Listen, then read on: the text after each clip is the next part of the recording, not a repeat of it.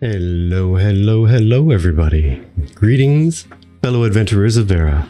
Welcome to the Golden Feather Tavern. We are Vertek and Chibi, keepers of this fine establishment. Today, the tavern has opened its doors and set its tables to welcome some fantastic and fun-loving members of the content creator community. Pull up a chair, grab a tankard of ale, mead, hot chocolate, or other delicious beverage, and join us for today's discussion. Today is the 20th of January, 2024, and this is the Unofficial Content Creator Summit number 001. That's right, the first of its kind, and certainly not the last. And Chibi, can you tell us what we have on tap today? Yes, so today we'll be hearing questions from 13 different unofficial content creators of Ashes of Creation, and some of which are representing a channel or a brand with multiple members, such as the Chaos and the Lore Forge. So, you know, keep that in mind. And some are individuals. So the day will be divided into two sections with a 30-minute intercession in the middle. During the first section, 13 questions will be asked, one by each content creator. Once they present their question, each of the other content creators will be taking a minute to answer. And, sorry, I lost my spot.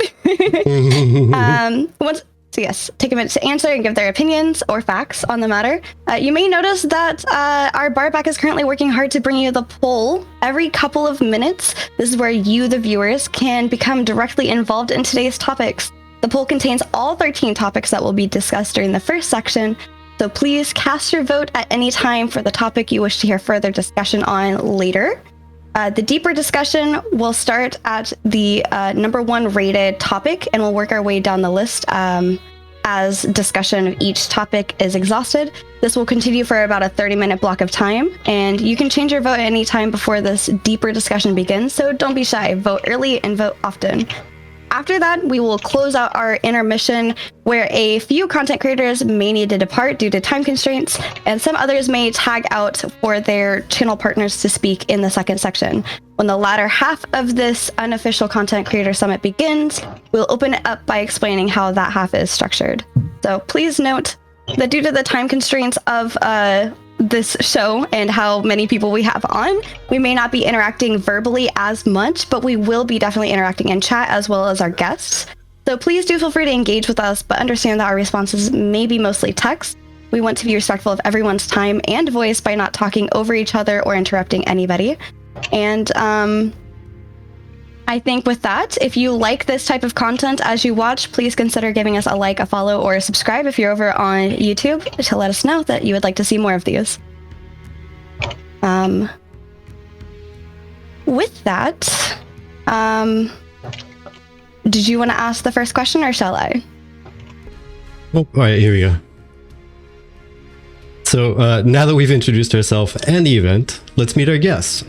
Please tell everyone joining us who you are, the main focus of your content, and your future main focus of Ashes of Creation, be it PvE, PvP, life skills, exploration, town mayorship, guild castle, naval combat, or just dominating the entire world with your massive, massive content creator guild. Annie, can you start us off, please? Oh God. All right. Well, hello everybody. I'm Annie, and I'm the fun half of the Tangents of Creation podcast. Usually I'm unleashing chaos with my husband and co-host Jamie, but today it's just me. Our podcast takes on more of a Renaissance approach, not just how we play Ashes of Creation, but in the content we create too. We like to mix it up, discussing game mechanics, sharing personal stories, and of course, a lot of speculation, laughter, and tangents. As for the focus in Ashes of Creation, we're bringing that same Renaissance spirit. We're not just sticking to one aspect of the game, whether it's strategizing our guild dynamics, exploring the depths of class abilities, or just enjoying the world of Verra. We're covering it all. And we're always keen to engage with our community, so expect some lively discussions and interactive sessions. And I'm thrilled to be part of this Ashes of Creation community and hear all of your insights today. Awesome. And in true alphabetical format, go ahead and move on to CatSnievans. Well, hello, I'm CatSnievans. I do the last week news today every week, even if there's only 3 topics, maybe less. Sometimes there's nothing. But we kind of want to just do I want to do guides and stuff. I'm always into that kind of thing. And What? Chibi? I sounds like a Pal World creature. What do you mean? Oh my gosh. Adorable and All right. collectible? But no, I want to do a lot of guides and news. I'm thinking about doing server news, finding out what's going on the server that we play on, and kind of bring the news to the YouTube and everyone that may not have the time to go to the library to find out what's going on the servers. And I would really, really, really want to play a summoner that does animal husbandry. Nice. Fantastic. Fantastic. Go next. And yeah, Easkeruth? We'll go ahead and skip us. So everybody, we already Okay. introduced ourselves. Gotcha. My name is Easkeruth. A lot of people just call me Eask. It kind of just makes it easier on the tongue. It's a little hard to try to roll that entire name out. But I am a host of Verra today. I cover a lot of in-game lore. So instead of the lore of the world itself, I instead take care of the lore that is congruent with the whole player populace. I already have a couple of videos from A1 that kind of show a little bit of the goofiness around A1 and the many different people that have come to me with their news stories. And I hope to continue that in A2 and see a lot more crazy things happen. Fantastic. And Falco Gamer 45. What's up, everyone? My name's Falco. I make astral creation content on my YouTube channel. I've been trying to bridge the gap between real world and video games. On my channel, I do videos similar to cooking, food that's inspired by races and ashes. The first video I did was inspired by the Vlhadus. So I cooked kibbeh. If anyone's Middle Eastern, I cooked kibbeh for the first time because I'm not Middle Eastern. And I did a hot wings challenge where my friend would tell me he would tell me archetypes, and then he would make me guess the class, and if I got it wrong I would have to eat something horrible. So Okay. just making just fun content, tying it into ashes, just that's the type of content you'll find from me. Good. I dig it. Kash. Greetings, adventurers. My name's Kash. I am 33.3% of the Lore Forge. 33.3 repeating, of course. The repeating, of course. That's right. But there's 3 of us. There's myself and Jibs and Sunny, and we're 3 longtime friends. We've been podcasting and making content together for 13 years now, just about 13 years now. And we met back right before the SWOTOR days, and we've constantly just been trying to push ourselves and create good content for whatever game we're covering. And we are now seated very securely here in the Ashes space and having a great time with content creators and meeting the community here. We have obviously just, if you look at our name, over the years, we have forged ourselves in lore. So lore is really our biggest focus. We love to cover every aspect we can when it comes to lore, a lot of speculation, a lot of trying to parallel the real world and some of the inspirations that these developers get for the lore from the real world. So if we ever have a chance to do that, then we really like to focus on that.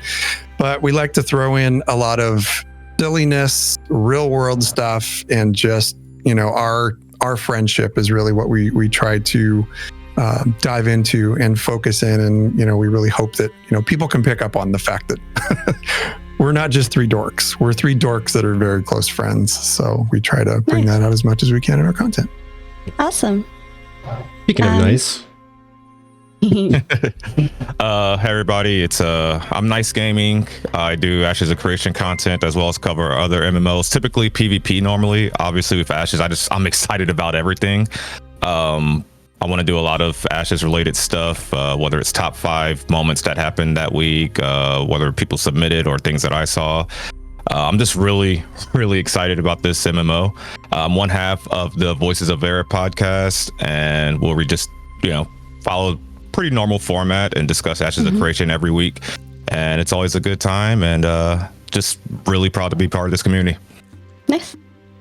All right, Pharazon.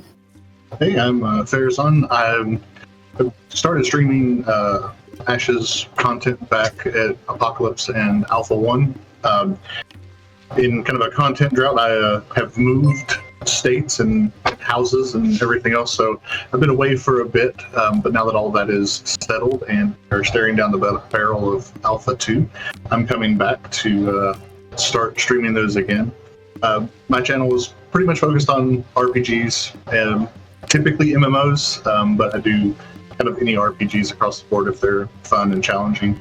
I do mostly PvE content with kind of a focus on like the actual gameplay mechanics and things of that nature, especially trying to find ways of doing things that aren't necessarily meta.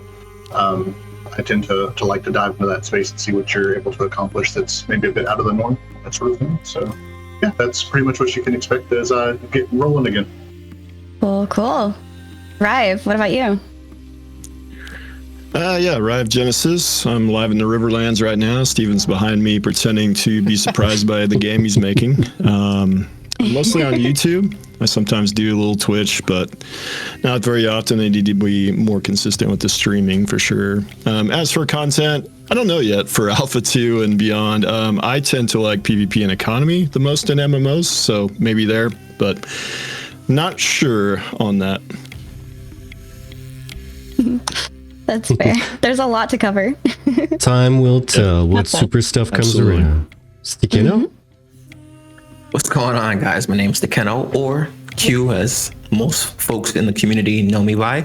I am a Ashes of Creation YouTuber and streamer, and I just plan on being the king of the MMOs. I'm newer to the MMOs, and Ashes of Creation is more so my playing ground of, going from that 0 to hero type of thing. I plan on doing everything and being the best bard in the land. So I'm gassed to be here, man, and let's lock it in. Yeah. Oh my gosh. Zara, thank you. Thank you so much, Vlhadus. It's raining. It is. It is. Hello. So I was like just looking at everybody and hearing their intros and stuff. I feel so privileged to be among many great AOC content creators today. It's your boy Vlhadus. I do YouTube content for Ashes of Creation, opinion pieces.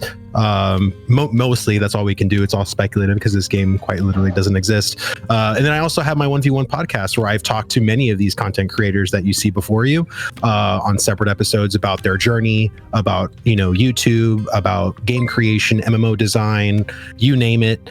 Again, I feel so stoked and privileged to be here. Thank you, Golden Feather, for inviting me. Of course. I'm so sorry. I promise I'm paying attention. I'm just shocked. Wondering. Oh my gosh. Yeah. Let's go. GG's. Things happening. My Such a wonderful community. Yes, seriously. Wondering, who are you? Welcome to the show. Hello, everybody. Arctic's a close buddy. He's awesome. You'll love him if you don't already. Yeah. Oh yeah. Arctic stopped by a couple times. Super awesome. And thank you. Yes. Thank you so much for stopping in and dropping that big old bomb. Holy mackerel. All right, continue on. Yeah. Hey everybody, I'm WanderingMist. I am the content creator that doesn't actually make content at the moment, but that will change in Alpha 2. I like to do opinion pieces and also focus very heavily on gameplay, mostly PvE. So yeah, I'm going to be looking at all of the classes. Hopefully I will get a chance to play all of the classes and to do deep dives into all of the mechanics and and just nerd out about all of the mechanics because I love the mechanics. Yes. Very excited to test out the mechanics in Alpha 2. And that takes us to Xillin, a returning face. Hey everyone, I'm Xillin. I am if saving the best for last was a person. Love it. I love it. I make YouTube content mostly focused around Ashes. I would say now it's exclusively focused around Ashes. Right now I just speculate about systems and how things are going to work out and clickbait the crap out of everybody in the community.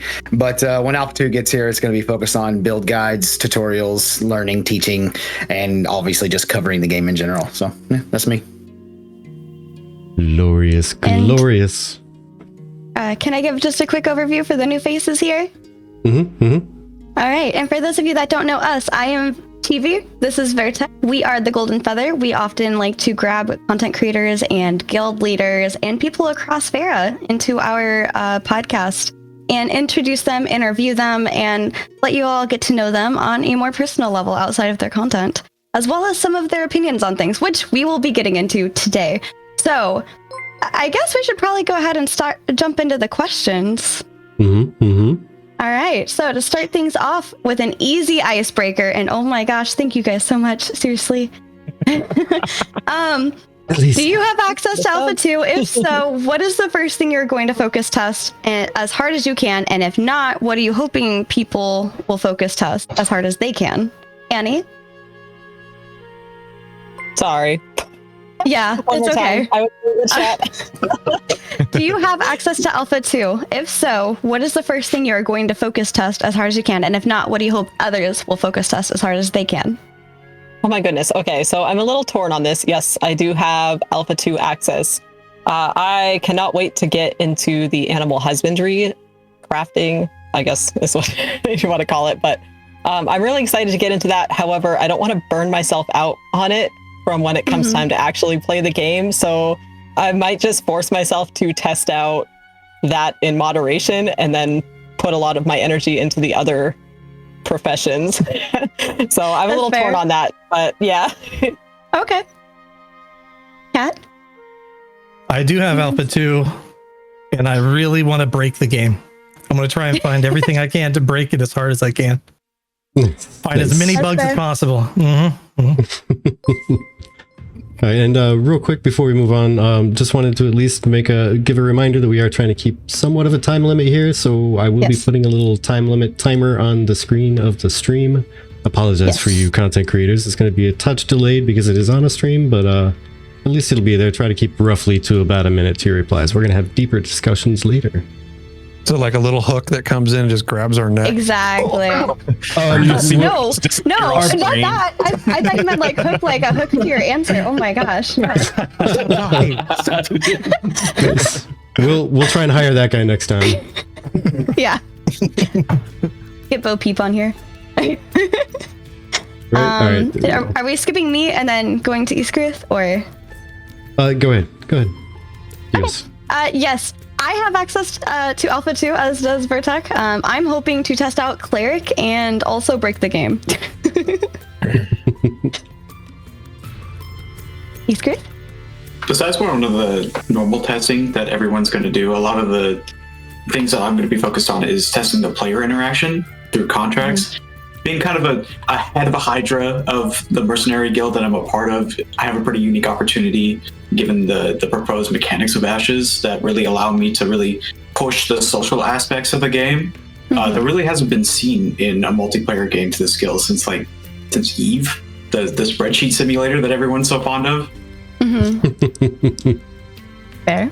So it's going to be a really interesting system. I hope that the mercenary system is in there, but take what you can get. All right, Falco.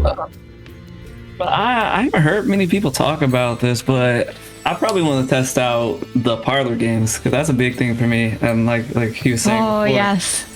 just being able to, the community and parlor games. If there are parlor games that people don't want, then I would love to be able to this parlor game is not to be used. No one really plays this,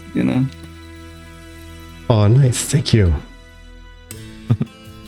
I see. I like it. I like what you did there. Kash? He forgot somebody. I had to get it for him. Aw.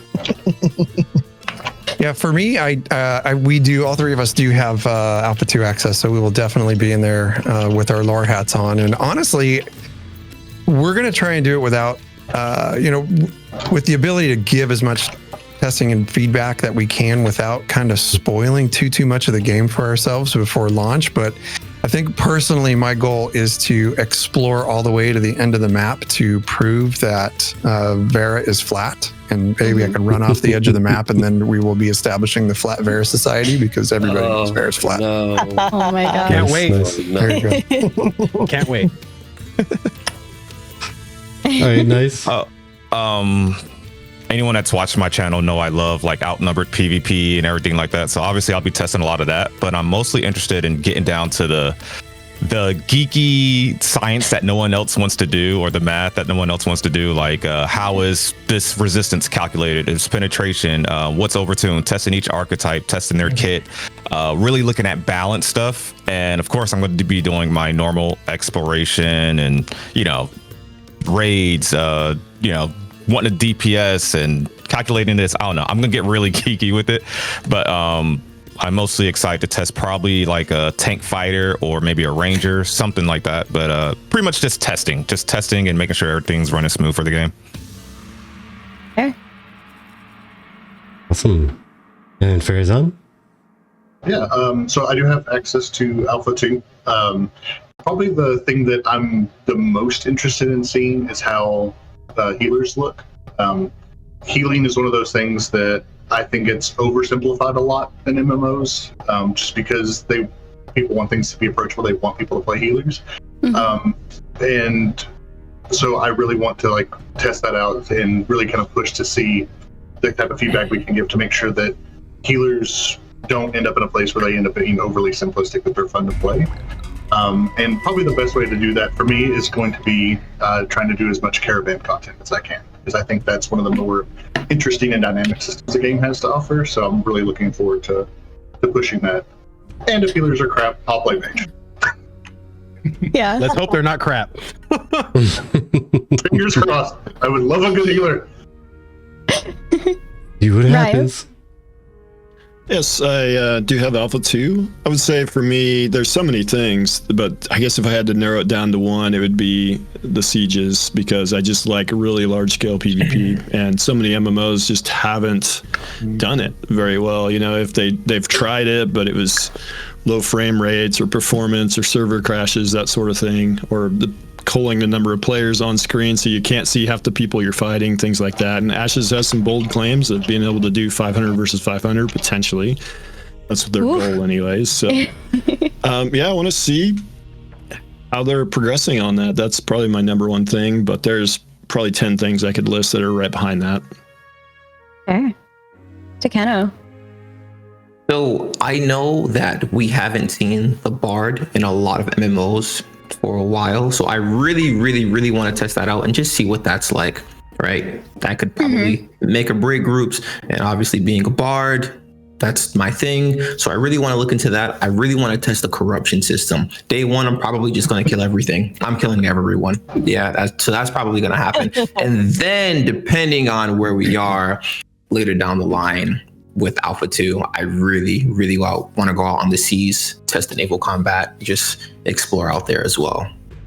So if you see a bunch of dead bodies, blame Q. What I'm hearing. Yeah. Yep. I'm pretty sure the dead bodies would be Q actually, but he'll try. He'll try. Shots fired. 54. You're like 54. Leave me alone, okay? Oh gosh. That's just experience, man. That's just experience.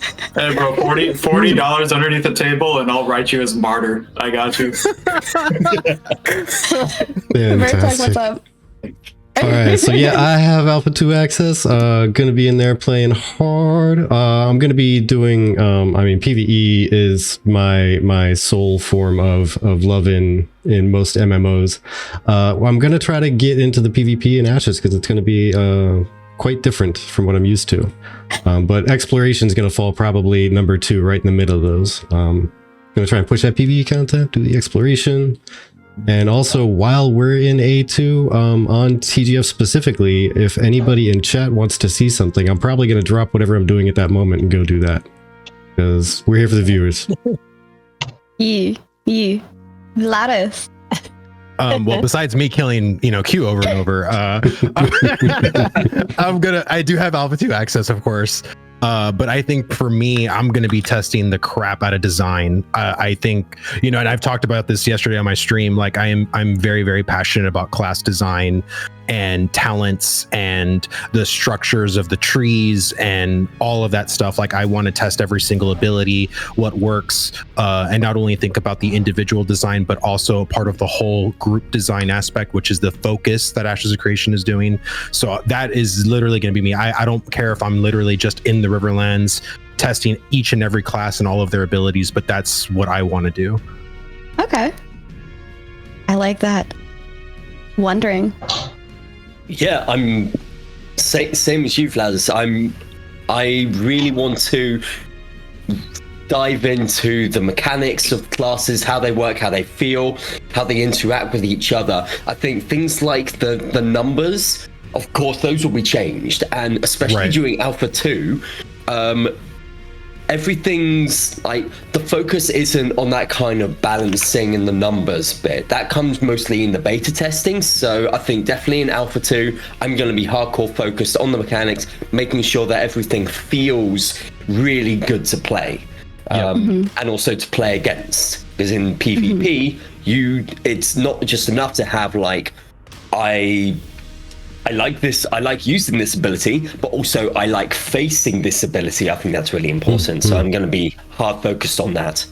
Nice. Xillin.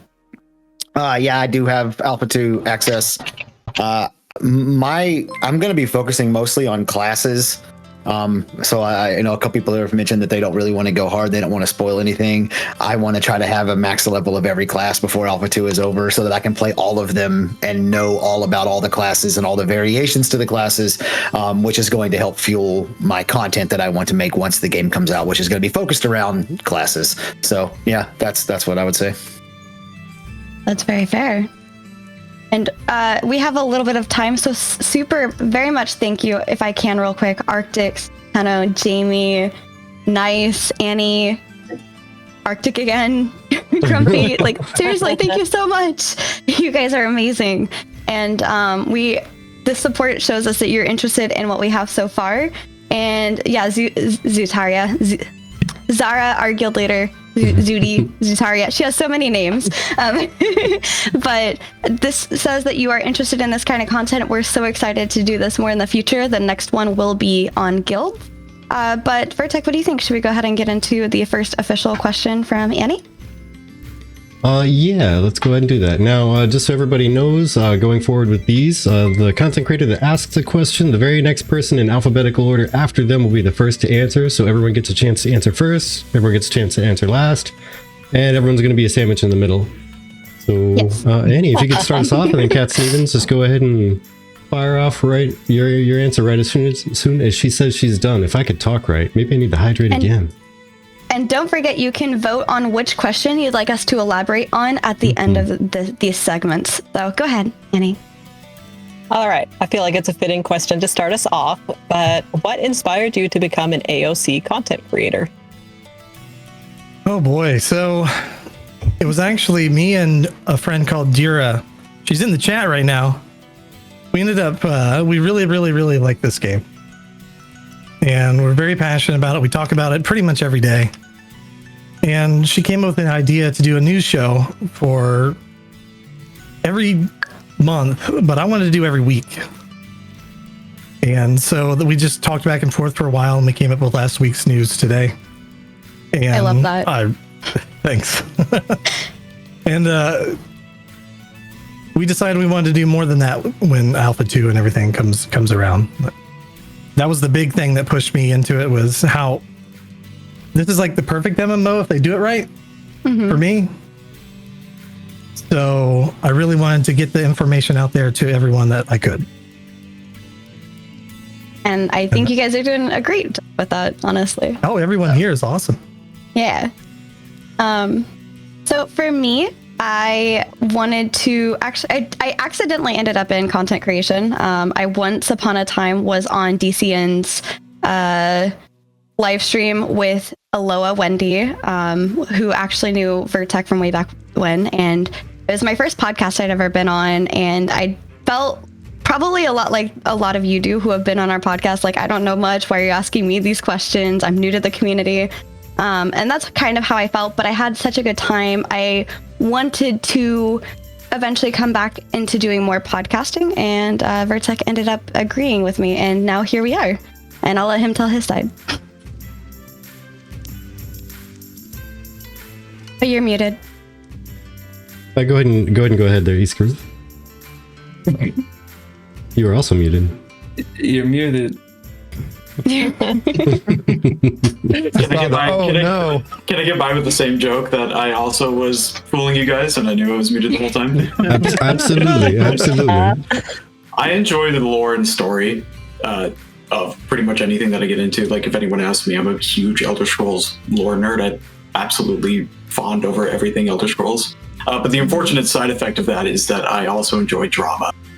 So I came up with this kind of idea where I was going to do new segments based on the current happenings during Alpha 1 and the different dramas regarding guild conflicts, or like even some of the silly stuff. Like I know a lot of people remember in Alpha 1 when the admins would come down and use their god powers and kind of mess everybody up or do something incredibly silly, like teleport everybody and have them fight each other. So it was just something that I was inspired to do. Because I used to work as an editor before this. Okay. Nice. What got me into Asher creation, I'm gonna just try to make this story as quick as possible, but I used to stream a lot of old school RuneScape back in my day, like years ago. And I had a friend who told me about a game called Asher Creation, and that was around 2020. And I was like, what's Asher Creation? I went to go look at it and I was like, oh, this game looks like tough. It looks great. And then as I went into like all of the like live streams, I was like, oh, and they listen to their community. And it reminded me a lot of old school RuneScape because they don't put a lot of content in their game unless it's voted on by like a majority of the community. And I was like, this could work in like a newer like setting. Like, so I was like, you know what? Let me go down the rabbit hole. And I went down the rabbit hole and I was like, oh, this sounds amazing. So now I'm here. Awesome. So much like East, we're very, very big into the lore, and a lot of the projects that we've done for other games in the past, we've really focused on that. And I think the one that comes to mind the most is Lore Seekers, our run in Lore Seekers for Elder Scrolls Online. We did that for a few years. And it was really a lot of fun, and we really feel like we're able to dip our toes into the art of story in games. Mm-hmm. And even though Ashes doesn't quite have yet the amount of lore content that's out there, it's available, we have a very sneaking suspicion that there is more lore there than we know. You can see a lot of times when the developers are talking about lore, they're going through some of the areas they want to just unleash, and Steven's just like, nope, like reel it back. Like they'll figure that stuff out later, but you know that lore is there, and it's behind the scenes, and we're all going to get to discover it. So that was a big push for us in coming together for doing this project. And Jibs and I had a run of about 10 or 15 shows back in about 2020ish. It was right around COVID, and for Ashes of Creation. And then unfortunately we had to kind of peel off, but being able to get us all back together just because of our excitement for the game. I'd be remiss if I did not mention Lazy Peon's video. And if he is not immortalized, like Q and I were talking about it the other night, he was on our show. And if Lazy Peon is not immortalized in this game for all the people that he brought here with that stinking video, then I think that's just nuts. So I'd be crazy if I didn't say that video was a big part of the reason that we're here. But in a nutshell, the lore is a big thing for us. The systems in this game alone have blown our minds, and then the fact that Intrepid has such transparent development going on, and they're allowing each of us to have a hand and a voice. It is so different from mainstream MMO development, and it really just sucked us in like a magnet. Mm-hmm. Nice.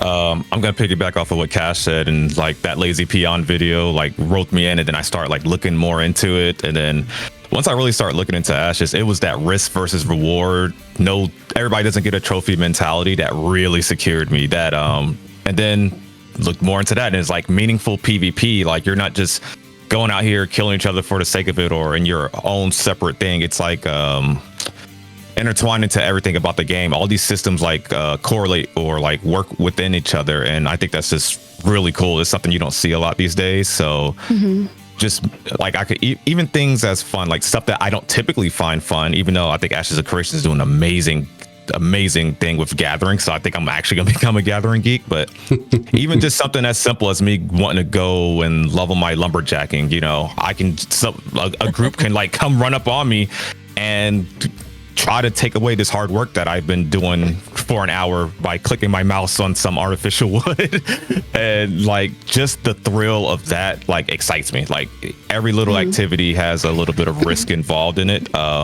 Even PvE, you know, you wipe in a trial and you get the death penalty, you know, just little stuff like that really excited me. And yeah, I'll keep it short there because I keep talking about it, but every system about this game, I really think this is the one. But yeah, and I have to mention the developers and the community team. We get better communication with this open development than we do with most active games that literally are a live product, which is baffling to me. And some people might look at it, well, it's easier because they don't have a live product, but I don't look at it that way. The way I'm sure everyone, content creator or someone somewhere in this chat has had some sort of interaction with a community manager. Steven himself, we was talking about earlier before the stream started, how he just popped in and Steven popped in Chaos and Lace's stream. It's like little stuff like that to me goes a long way and shows that they care. So yeah. All right, Pharazon. Yeah, so I'm gonna give a shout out to my wife for my content creation. She loves talking video games about as much as I do, but Ashes of Creation pushed her over the edge and she said, stop talking to me, go talk to people on the internet. So that was a big reason, because I imagine, like most people here, can talk about great video games 24/7, and so that's kind of what initially pushed me into it. And Ashes in particular, probably the reason why I ended up kind of annoying her as much as I did was that I always loved the idea of EVE Online and the kind of niche that it fills within the MMO space, that it's so much player-driven content and things. And there's just kind of all of these huge stories that like end up making the news and everything that you see about that game. I'm just not a big space-based game person, and even though I've played EVE a few times over the years, I just have always wanted that in the fantasy genre, and Ashes looks like it's going to scratch that itch for me. It has, at least on paper, all of the systems that are going to allow it to do that, and so yeah, just super excited to see that come to the front. And as Nyce said, I'm going to give a shout out to the Ashes team as well for also making me want to continue to talk about the game, because even from all of the negative that happened all the way back at Apocalypse to the good as they've gotten into Alpha 1 and moving into Alpha 2, just their ability to continue to engage and not pull back from the community, just makes you want to continue to engage and talk about the game and be positive about where it's going. So yeah, that's the biggest thing for me, is being able to have that kind of feedback and see them respond to the community in that way. Cool. Awesome. Right. For me, I would say it's just the potential of the game kind of hooked me. We had so many MMOs that were just carbon copy WoW clones, had many of the same systems, theme park, the same expansion, new grind for new gear and just gear treadmill forever, that sort of thing. And this one's taking a lot of the old school MMO mechanics that I really like, kind of putting it in a modern wrapper. So there's been attempts to do this in the past that didn't work, but this one, at least so far, looks on track to potentially have success. And I guess, shout out Lazy Peon as well. I think that's probably around the time I got interested as well. It was a fantastic intro for a lot of people into it. And I noticed on Twitter he was looking for a content creator to do a content creator boxing match, so I'll put my name in the hat. If he wants to punch me in the face, he can punch me in the face. He's pretty jacked, but I've been working out a little bit, so I might be able to hold in for like one round, I'm hoping. So yeah, my name's in there. Xillin, I think, was gonna go in too, he said. Yep, I'm in. Nice. Yeah. All right. SticQeno. So when I first started looking up Ashes of Creation, I came across Ryve, Vlhadus, Xillin, and I thought to myself, there's just a ton of old dudes here. So I was like, you know, I feel like this community needs something young. And I was like, all right, this is a game that excuse me, I'm talking. Excuse me. Sorry, please. Like your elder. Let's bring it back in. Oh my God. So, You're gonna get it, all boys. jokes, You're gonna get it. all jokes aside, I saw that the game just had a lot of potential. And again, not having like a past in MMOs, everyone here has a different MMO story with their old guild, with their old game. And that's something that I was looking for, and I am looking for, and I really want that to be my story in Ashes of Creation. Staying up all night and playing with the homies, and I mean the senior citizens, and doing all that stuff like that. It's gonna be really cool to me, you know? So I'm really looking forward to that. I'm just really excited for the game. I know a lot of people have their doubts with MMOs because of past MMOs and how they've scammed them, but I haven't experienced that. So like I do have that youthful like, it's gonna be great. So just really looking forward to it is all. It's all great and shiny. All right, so originally I got into content creation kind of accidentally. I was actually looking for an internship for my college degree, which was cybersecurity, and I bumped into a guy named Hammer in Guild Umbra, and I said, hey, you do a site, Tour Syndicate. Let me see if I can go ahead and jump in there. Because that was for the SOTOR, way back when that was still in like alpha beta phases.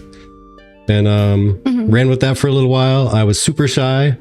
I think I may have been one of the first VTubers because I ended up using the little shark emote because I was really shy about talking, and that was the only way I could actually talk in front of so many people. But you know, that kind of got hooked into my blood at that point. Jumped into Ashes, Discord, started talking to people, met Chibi, and she goes, I want to do this thing. And I said, well, sounds like a great idea, because I think I like Ashes a whole lot. So let's do this. Let's do this. Nice. Wait, what thing did she DM you that she wanted to do? Ashes? Oh, okay. Ashes of Creation. Create content. Yeah, create content for Ashes of Creation. So I frequently watched, or I still watch Asmongold, and I didn't watch the Lazy Peon video first. I saw his reaction to the Lazy Peon video, and I think that in itself was a whole other experience than me just watching that video by myself.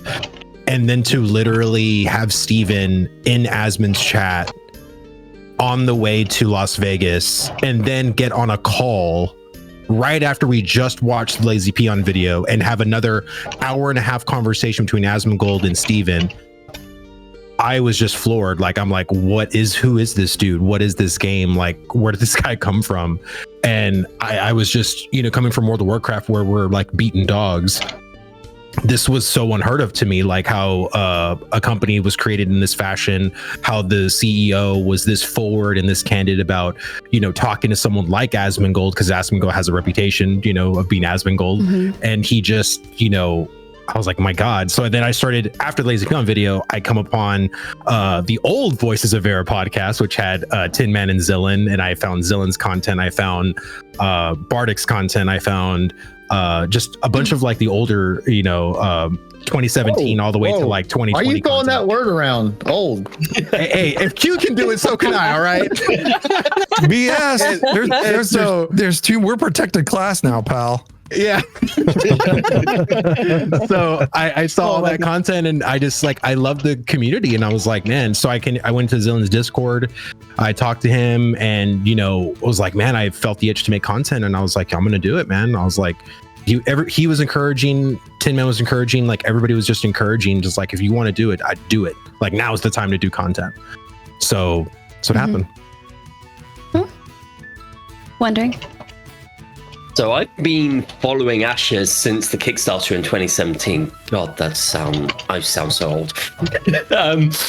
But yeah, and then when Alpha 1 came around, I saw an opportunity to not so much help bring people in. I think the Lazy Peon and people like Asmongold did that pretty well, but more to help people that are just coming in sort of integrate with the community. And that's where most of my video focus was at that time. So yeah, that was how I got into content creation. Thank you for the hydrate. And Xillin, now that you're hydrated. Yeah. So I like a lot of people when the Kickstarter video came out and this ridiculously ambitious project was shown to the world, I rolled my eyes in the back of my head like, yeah, right. That's never going to happen.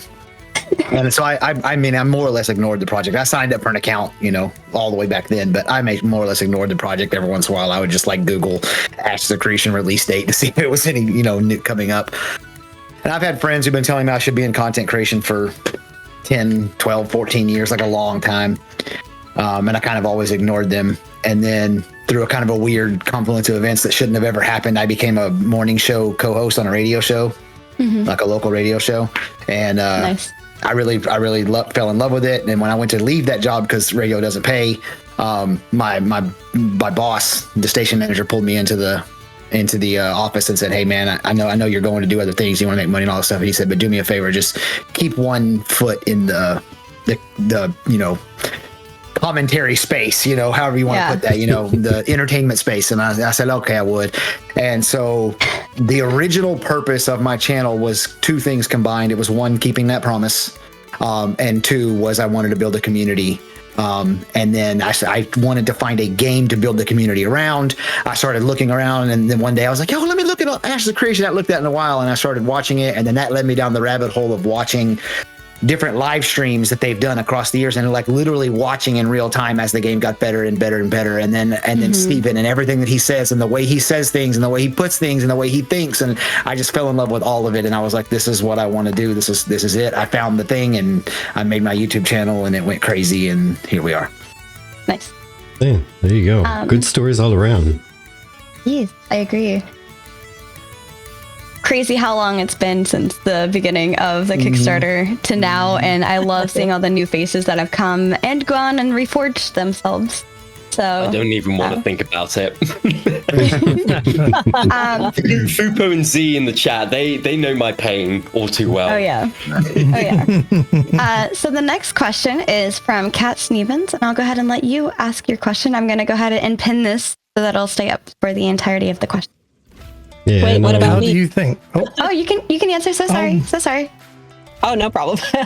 I was just gonna say, I was kind of gonna mirror what Pharazon said about the, having the conversations with your partner and stuff, then being like, you know what, let's get paid for, or not paid, but you know what I mean? Like, let's put it out there for the community. And so that was kind of where we were at, is Jamie and I were always talking about it. We had all these ideas and things, and we're like, let's take a shot, see what happens. And here we are, 16 months later, I think, which is crazy to me. But I think too, the biggest part that got us passionate about becoming content creators was just the people that make up Ashes of Creation and Intrepid Studios. Like, I can't say it loud enough that if Steven was just another soulless CEO of a company that just seemed like he was gonna pump out a game for profits, like, we wouldn't be here. Like, I think none of us would be here, that's just that passion that he has for the product he's creating. And it goes beyond being a product because of the amount of passion that's in it. And I think that's what's brought a lot of us to kind of just back it and give it all the support that we have, and more importantly, our time. So that's where we are with it, is there's just great leadership in the project, and it's exciting to rally behind it and be a part of it. Well spoken. I like that answer. And I feel like a lot of us agree. About time. Yeah, especially that part about time. Yes. Yeah. Oh, and of course, a nod to Lazy Peon. That's where we heard about it too. Yes. Welcome in, new people. Hello. All right. Hello. Steven, your question. All right. How do you think Bard will play differently than in other MMOs? And go ahead and give your answer to start off with, and we'll just move on to the TV. I'm really hoping that the Bard is like, I like more not really the music part of Bard, like the story and the lore. Like, maybe as they level up, I don't know. No, that's stupid. Yeah, well, I was gonna go on this long tangent, but it's more along the lines of the What if you find out lore in the world and it kind of buffs your spells or whatever? You know what I mean? Like, like as you're exploring and discovering things, the story arcs are finishing. Maybe the story part of your abilities get stronger, or maybe some kind of strange augment that way. Even the songs too. Like you visit a tavern, maybe there's a bunch of people there playing games. Maybe I don't know, you can stand around the tavern long enough, talking to people. Increase their luck. Yeah, increase their luck. Kind of like in Star Wars Galaxies, they had the dancers and musicians. I really like that, where people could come and you could buff them just hanging out, talking, chatting, dancing, playing parlor games like in this. And I know they didn't want the bard to just be the downtime class or whatever, but I still think that they could enhance it at the very least. For my answer, I have that Bard will play differently than other MMOs because, I mean, if you look at Final Fantasy XIV, they have, I think, honestly, the closest thing to actual Bard that they have is the Dancer, in my opinion. Because the Bard they have is more of an archer type, and then the Dancer is doing more of what I would expect a Bard to do, where you have like a dance partner and you buff people and you buff each other. And I really like that. I could see, as Chat said, proximity-based buffs and things like that, where if you're within a certain range, as long as you can hear this, you get X amount increase to whatever buff that you have. But I'm also very excited to see how this works as an augment. Hear me out. Okay. Customizable music for every spell. You're able to customize a certain piece that you want to play, something like a ditty or even just a little, like, tiny little ballad, depending upon the severity of the spell, something like that. I know it's hard to implement. Especially Final Fantasy has that separated from the actual abilities that a bard has. You have Vanguard Saga of Heroes already did this. I'm sorry. I'm sorry, Xillin. I'm not meaning badly. I'm saying like it's not that hard to implement. It's been done. It's awesome. Well, if it's already implemented in that case, I would really like to see that for Ashes of Creation because, I mean, you're going to get the meme songs, you're going to get the Undertale music, you're going to get like bass boosted. Someone's going to find a way to bass boost a song. But what I would like to see besides that is at the variety instruments. At that, you see what? A lute, a flute, that's it. What about some original instruments?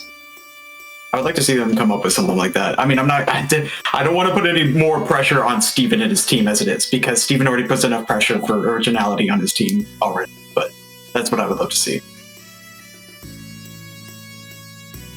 Cool. For me, I would probably say the thing that I would like to see done differently would be for them to incorporate some type of rhythm, like bass mechanic, into some of the dancing, like singing, instrument playing.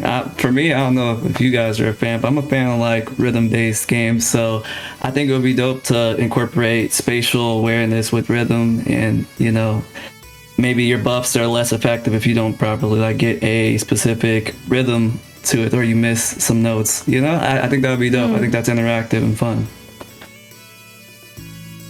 I dig it. I think for me, I'd like to see some type of a fresh new take, because aside from Baldur's Gate 3, we really haven't seen bards very often in, say, the last 10 years in MMOs. So some type of a fresh new take would be awesome. I love the Star Wars Galaxies reference. It is my favorite MMO of all time and will forever be, until Ashes of Creation comes out and just crushes it. But that one, I spent so many hours in cantinas. I was a master doctor, so I spent tons of time in med centers where you can provide, it's all non-combat stuff where you can provide buffs for your fellow players. And it was at no cost to them unless you wanted to charge for it. Say you had the best stim packs in the land, things that you could charge for, which I absolutely love that stuff about it. So some type of a system where, say, out of combat, if a bard is either playing in a tavern or, say, playing in the square, maybe players that are within a certain distance get some type of an inspiration buff for their adventures before they move out to go adventure. That would open up things for like literally hiring bards to play your tavern. That would be insane. It would be a great gold sink for them on the administrative side, of the mechanic side of the game. But at the same time, that allows once again some freedom for players to make choices and make their own content. Those cantinas in Star Wars Galaxies were absolutely amazing with people making their own content, and that's what I want to see in this. It's part of the draw for me with Ashes. Other than that, like maybe a variety in instruments, maybe the ability to make some funny comments or jokes and things that would be unique from other games and unique to bards as, say, entertainers and thespians. That's what I'd like to see. Yeah. I think with the Bard and Ashes of Creation, I think they'll pretty much just take what's been previously done right in MMOs. AoE buffs, debuffs, AoE cleanse, basic stuff like that. I'm not expecting too much innovation. It's kind of like if it ain't broke, don't fix it. They have said they're not going to do, make it just another healer. They're going to give it like that true support kind of identity, which I really like. But what I think is more of an interesting way to think about it is how it's going to apply as a secondary archetype, that those augments, like, I'm probably reaching admittingly, and I've talked about this before, but if the fighter has like this, whatever you want to call it, the spin to win, the cyclone, you take your greatsword and you just spin in a circle. Maybe a fighter bard, while you're doing that, you're dancing a little bit, and allies within 12 meters get a 5% damage buff. Another example would be, anyways,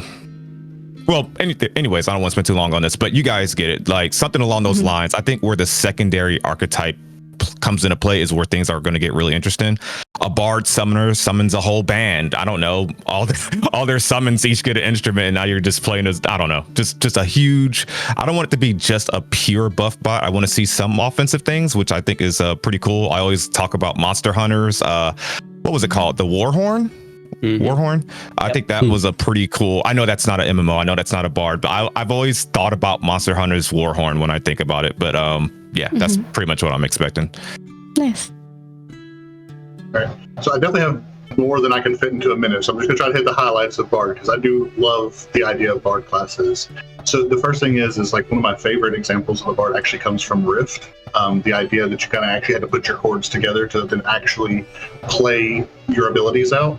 And then Falco just gave me like a crazy idea of, I had always pictured it as kind of a combination between what I saw in Rift and then like Augmentation Evoker from World of Warcraft. The idea of like having to maintain your buffs and like you kind of dictated where they go. But if you wanted to incorporate that rhythm aspect, like if you imagine putting out your AoE buff and then symbols start popping up on people's heads of like chords you need to hit for your progression, right? And then like those start bouncing around. There's your rhythm, you get your buff, you get your healing going in that way. Like there's a lot of space there, I think, that is not one overly complicated. There's a lot of really great examples that already exist in MMOs, and it's just like a really cool remix of that. So Falco, I think me and you, we get together, we put a proposal, we send that in, we fix bard. That's how we do this. Let's do it. I'm overly excited about bard all of a sudden, and I think that it could really create a really interesting space, and that rhythm nature could be that part that starts bouncing around to the augments of other classes. That kind of becomes their kind of unique flavor that they get to add. So I'd be all about it.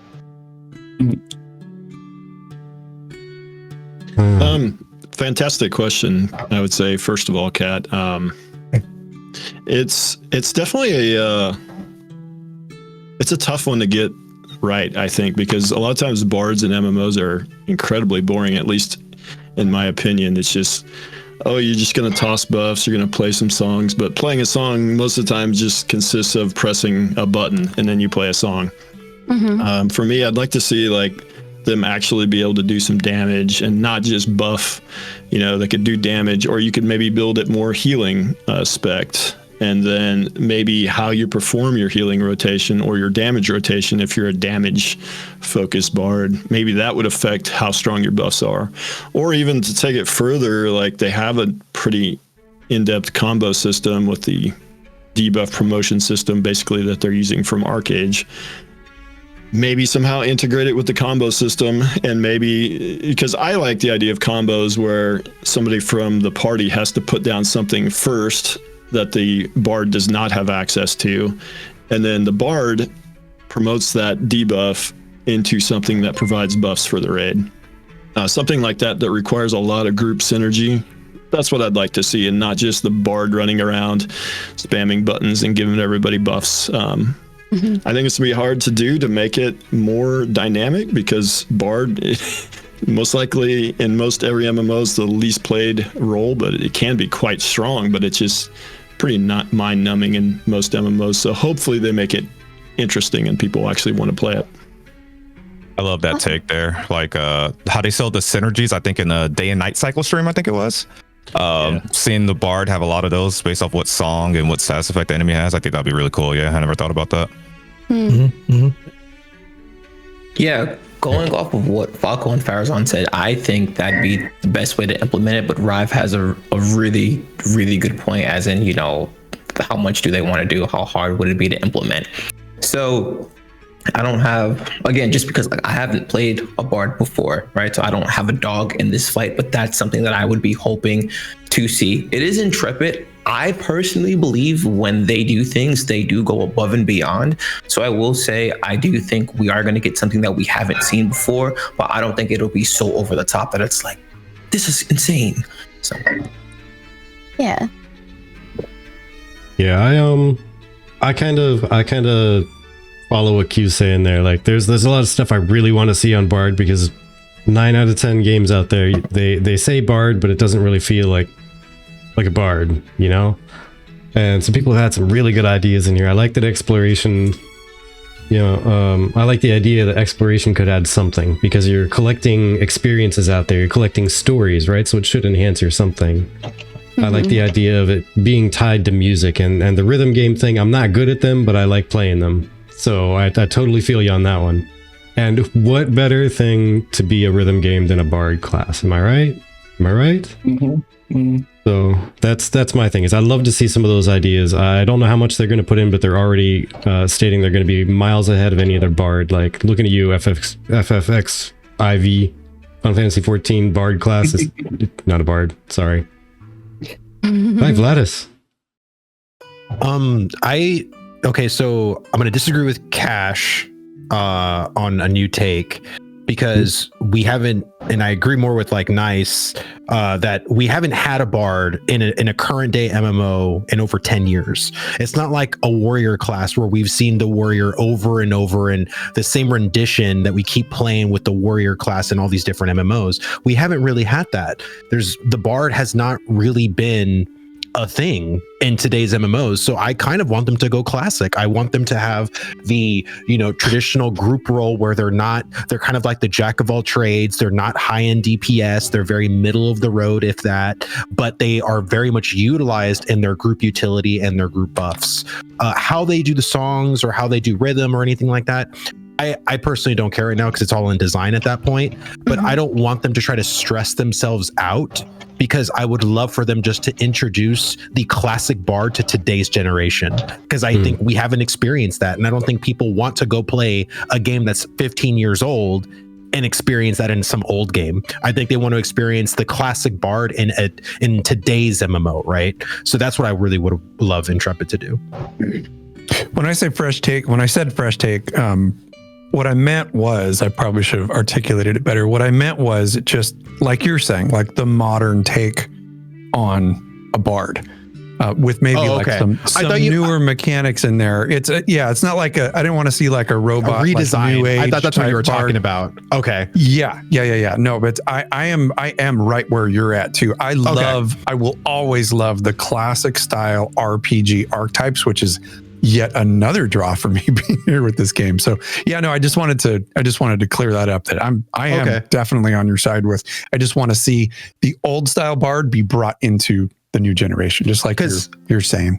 Because like for me, like I feel like when it comes to like any kind of design, like World of Warcraft priests have evolved 9 times over. Like the classic priest is not the same thing in retail priest. So like when we talking about design and stuff like that, about like making it like rhythm based or doing like these, you know, you hit a song and then now you have to play like a, you know, like a Morse code on your keyboard to like keep up with it or whatever. Like I don't really care about that at the beginning, because we can always do that in an expansion where they like, update the bard to like, okay, we already got the classic bard, we're going to do a little bit more different stuff with the songs or with the layout or stuff like that. You can always do that later. I just want them to not stress themselves out with the foundational design.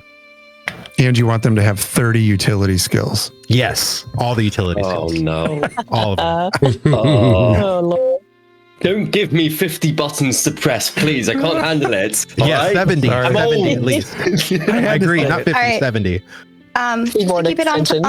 on track with the timing, if you don't mind wondering, please. Yeah. I mean, it seems like everyone's jumping on the Final Fantasy 14 Bard hate train, so I'm going to jump on that too.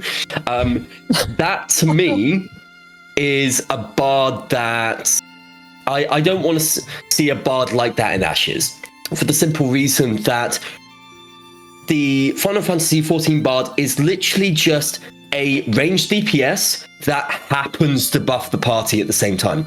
There's no different gameplay there. I want the bard to be a different play style than just a DPS. If it's just a DPS that passively buffs the party at the same time, I won't be interested. So I definitely think they should do something else, give it a different kind of gameplay loop. I don't really care what that is, but give it something different to just a DPS class. That's what I'm looking for with the bard. Yeah. I agree. Is it me? Mhm. So, Kat, I want to make sure that I got the question right. The question was how I think the Bard in Ashes of Creation will be different from other games. Yeah. Okay. Yeah, like Final Fantasy 14 or whatever. Okay. So I actually think it's gonna be a huge change in the type of player that ends up playing Bard.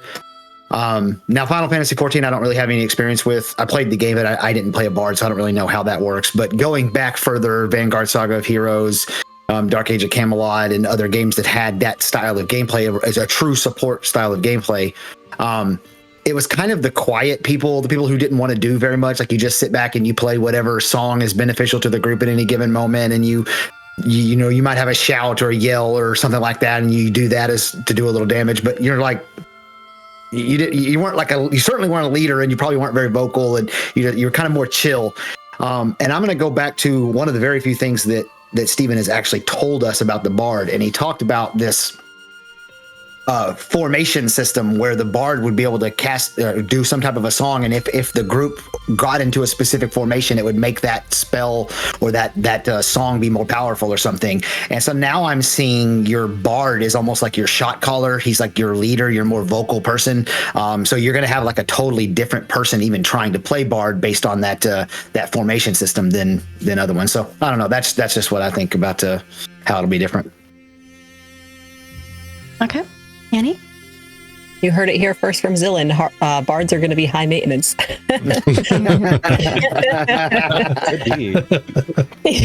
All right. So I haven't really done much other than just listening to what they've said that they want to make the Bards different, because that's not a class I've ever played, so I don't have much for input for it. The only thing I can think of, which I think all of you have very good ideas for the direction you'd like to see it take it, but I have to share it because I keep thinking of it, and maybe you guys don't know of this movie, but there's a movie called Kung Fu Hustle that I watched when I was much younger that has these duo antagonists, I think, that play a musical instrument, and it sends like musical notes out flying to attack and things. And I don't know, that'd be a cool way, I think, for the Bard to be, where they can do their buffs depending really important buffs depending which way you put your talents. But I'd also like to see them be lethal as far as damage goes as well, if that's the way you'd like to play them. Yeah. Cool. All right, so next we got Easkeruth. Or Eask. Go ahead and pin this. Yes, sir. Yes, sir. What widgets and in-game mechanics would everybody like to see for role players? This is not something that a lot of people really talk about, because role players are kind of the redheaded stepchilds that are pushed to the side and kind of like mildly taken care of somewhat. You know, here's a little bit of something for you. But now go play with your random names and stuff. But seeing as though this game is very, very socially aspect, everybody is doing roleplay in some capacity. Obviously, it's not going to be in the sense of like you're creating your own backstory, you're really like setting up this character as anything other than just yourself playing the video game. But for a lot of the people, they like to create characters. They like to set up that character as a living, breathing thing in the world. And so a lot of the things that I'd like to see that kind of help them with that in-game is integrated character sheets with backstories, customizability, of course, to show who's allowed to read them, because you're not going to just walk up to someone, look at them, and immediately know their whole backstory just by staring them in the eyes for like 10 seconds. I'd like to see faction lineage, if there is factions, to the extent that it is a major part of the story within Ashes. I like to see those loud and proud. If you're a part of a faction, you should show that you're a part of that faction. Also, and then just to kind of finish it off, I'd like to see the ability to change your character's name when engaging in roleplay. I mean, of course, there would be a clear indicator for the roleplay name, but this would kind of allow people to get the name that they want for the character without having to put we were talking about earlier, XX, like Smoke Bong 420 XX as your character name. You can actually have a character's name for it. Well, fair enough. Falco? I have a question for you actually about that. Do you mean like when you're saying widgets, do you mean like user interfaces, or could they be like things like that are cosmetically like different, like between like classes? Something client side and server side. It would just be dependent upon what would be discussed. I mean, for me, just talking about another game I used to play called Dungeon Fighter Online. I loved in that game where they would have, for each class, they would have like a different cosmetic like appearance to like a ranger and a launcher. Those are like different classes in there. One will have a launcher is like one that uses like a big like bazooka, so they would have like some type of bazooka on their back. But like a ranger uses like dual guns, so it'd probably have like revolvers around it. I would love to see something like that, like to differentiate a class between each class. Like let's say like a Scion, I think that's like a ranger and mage or something like that. I would like to see how they differentiate it visually and not just from like an icon. I would love to see that. I agree with East when he's saying that everybody kind of role plays your character in some respect. Like I absolutely agree with that. People make characters that look like them, and if they don't make characters that look like them, they make characters that look like something that is interesting to them, and that is a form of role play. And so you have everything from that, where you're not really getting into your character too much, but the way that you make your character is a form of role play because you're making it how you like it. All the way to people who are organizing events and they're like in character all the freaking time, which is super cool. I love that stuff. So absolutely agree. There's some form of role playing with everybody.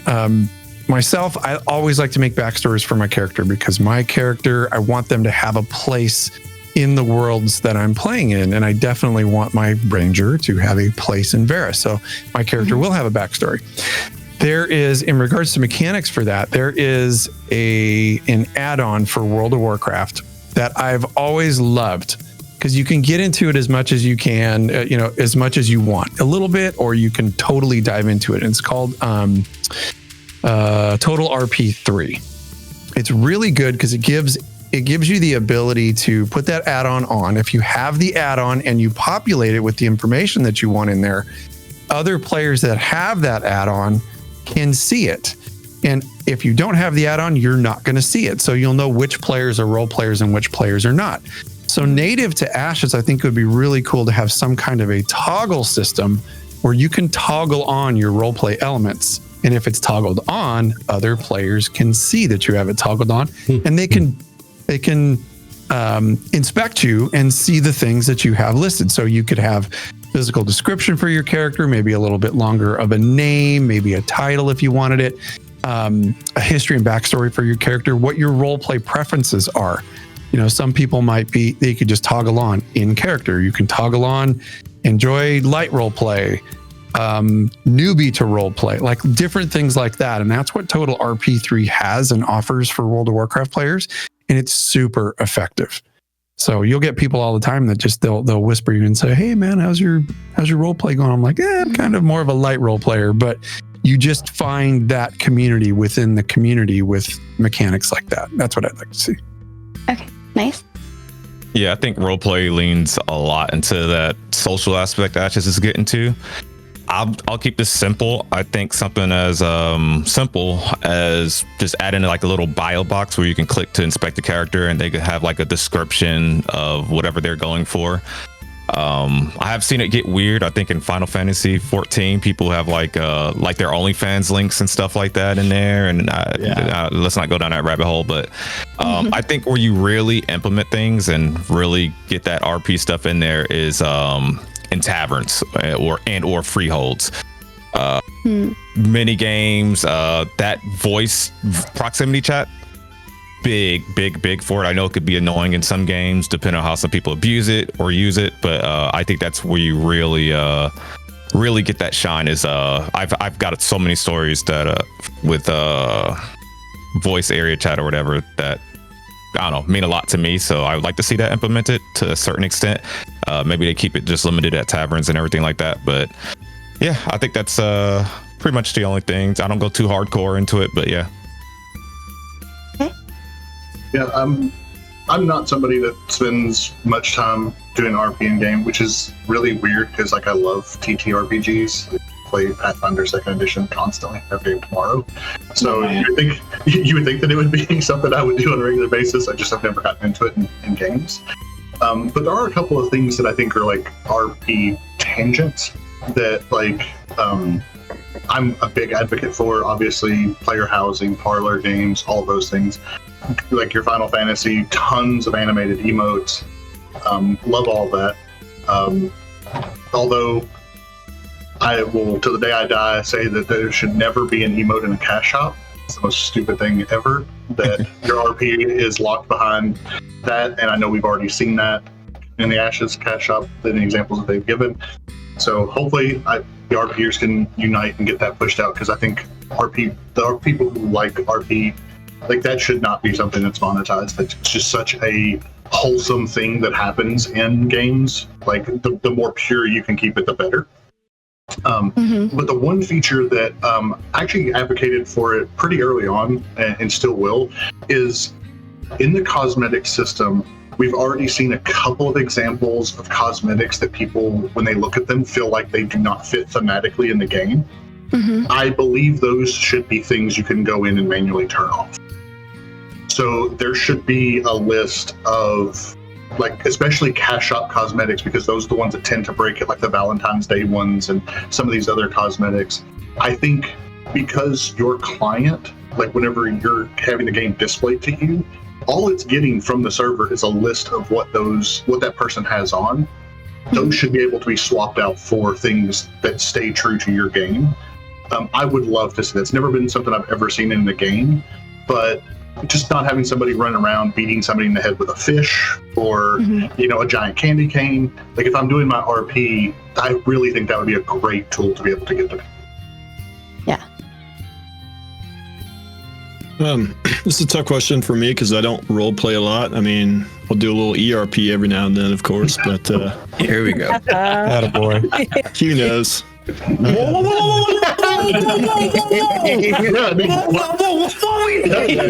what he was saying earlier, right? That's why he got into MMOs. That's why he was saying he's so young, because he just got into them because of that. Okay. Oh my god. You were there, buddy. You can't deny it. There's video evidence. You're saying this way too serious. Stop. No, yeah, I don't role play a lot in MMOs. So what I would like to see maybe would be some way to bring the non-role players in. So for people like me that are a little bit on the min-max side, I would say, maybe like, I don't know, you have some sort of statue and maybe tie in like make it complex to where it's not min-maxed in the first week. Maybe like if you kneel at the statue when it's sunny and during the summer, maybe you get the buff. But maybe in the winter, you've got to pray at the statue, and maybe something like that to get your buff. I don't know, something like that to make it to where us non-role players might want to to do it. But I don't know that that's even role play, but that's just a very basic example, I guess. It's like a Winter Sun mod for Skyrim. Mm-hmm. Yeah. You? Something really basic that I think could be really cool or really beneficial, and I don't know if this has been done before, maybe it has, but I think just emoting and having different animations for each race, right? So dwarves would act differently than the Valoon. I think that could add a lot to the world, and it could help people playing their character be immersed even more. Mm-hmm. They're kind of like how each dance is different in a lot of games. You slash dance with a different race, and you get a different dance. Yeah, salute, like especially things like salute and stuff. Yeah, I can see that. Yeah. Vertec? Yeah, for me, I'm kind of one of those people that Kash was referring to, that everybody role plays at least to some degree. I'm that to some degree person. All my characters end up just being me with a different twist, and that's about it. But it's always a very light twist, and I never really quote unquote stay in character. If I try to create an actual personality that's separate from me, it just doesn't really happen. So as far as roleplay things, I can say that I like the ideas that have been presented by everyone here. I especially really like that the RP tools that you were talking about, Kash, specifically, because that seems very much like something that's great for a community of role players who are trying to stay in character and whatnot, to be able to notice, like, this person is an in-character acting person, like they are that character today or at this time or whatnot, but tomorrow they might just be trying to keep to themselves or whatever. So, you don't walk up to them and do whatever, but at least you have a little bit of knowledge ahead of time, because the add-on's going, and that I think is a great idea. So yeah, Vlhadus? Sorry. Yeah, just echoing what Kash said, I think having something like of an add-on like that built into Ashes, like a bio boxes, crazy enough, City of Heroes and Villains has literally came out recently and sanctioned by NCSoft, which is kind of crazy. So you can actually play City of Heroes for free. And when I played that game, there was an origin box that you can, you make your hero or your villain, and you can type in your own origin for your hero. And the way I would kind of envision it for Ashes is, like, if you're not friended with someone, you can look at like a basic bio, but then when you become friends with someone, there's like an extended bio now that you're friends with them. And having just options that, like, like, I'm in character right now, I am not in character, just like anything that helps RP players, and the RP community, I think the better. That's it. Wondering. Yeah, I agree with you guys, Vlhadus and Kash. I think definitely having some kind of visual indicator that says to other people, I am in character versus I am not in character. I think that's so important, especially because in Ashes there won't be dedicated RP worlds like there are in World of Warcraft. So having that indicator of, like, so you know how to address somebody, whether to go into RP or not, I think would make a huge difference for the RP community. Yeah. I'm with Rive that I'm just not a role player. I'm like you said, a little more on the min-max end. The only thing I have to add to this conversation, Dark Age of Camelot had role play servers, and I always played on the role play servers, even though I didn't role play, because the one thing they do on that one that they don't do on any other role play game that I've ever seen is name enforcement. You can't be what you say, Bong Smoker 69 or whatever. I remember there was a character named Super Sandwiches, and I'm like, that doesn't fit with the game. And 6,000 different variations of Legolas and Aragorn and stuff like that. So I would love to see some type of name enforcement, but I understand that that's not really realistic. But that's what I have to add. Yeah. Annie? All right. So I think I'm in agreement with what Kash had said and everybody else had also added in. With having some way to identify yourself to let people know that you are down to RP. But other than that, I mean, I haven't really dabbled in RP or anything. Jamie and I always say that we're more of light RPers. Like, we like to have things make sense and kind of in the background develop a story for our characters. So maybe if they were to implement some kind of thing, similar to how they do it in Dungeons and Dragons, where you can add like a character backstory that people can choose to see while you're creating your character. Maybe you can edit it or add to it as you're progressing through the world. But yeah, other than that, I don't have much to offer, I guess, as far as suggestions go. And of course, I think we should add a mature thing for people who are down to adult RP. Yeah. CatSnievans? Well, I don't have a whole lot to add either. Everybody else has kind of covered everything, and I agree with a lot of it, especially the RP mod. That's pretty cool. But I'd say maybe it'd be a way to change like your stance. I don't know, like your idle stance. So maybe like leaning against a wall, or just whatever, you know. Maybe your guy's tired, so you make him look tired, or just something just idle that doesn't affect combat too very much. So they don't need too many different animations. Right. So what widgets and in-game mechanics would I like to see for role players? I think it would be really awesome to have the /E for emote, where they can choose to type in character if they would like. That was always fun to do as a healer. Add a little bit of a role play touch with like macros and stuff. I know that they're not going to have macros, but it would be nice to be able to have like the ability to create custom buttons with the emote. So if you want to res somebody, it says like TV Bree revives Falco with like XP or X amount of, not XP, X amount of healing, and using the skill, you know, like I think that'd be really cool. Add some flair. Add some flair, absolutely. Yeah. Heck yeah. I dig it. Real quick before we move on to Falco's question, just a quick reminder, trying to keep the time down. If anybody does have a hard cutoff later, we did give you all CCs here the intended schedule. Just in case you actually have a hard cutoff to keep to that schedule, please just post it up in the group chat so we all know and can make sure we adhere closely to the 1 minute per answer. And also as a reminder to the viewers, if you like the content or the topic that we're talking about, please go vote on it, because we are just getting our brief answer for us to elaborate on later. Yeah, the top voted answers will be covered in much more detail later. Yes. Moving Falco. on to Falco.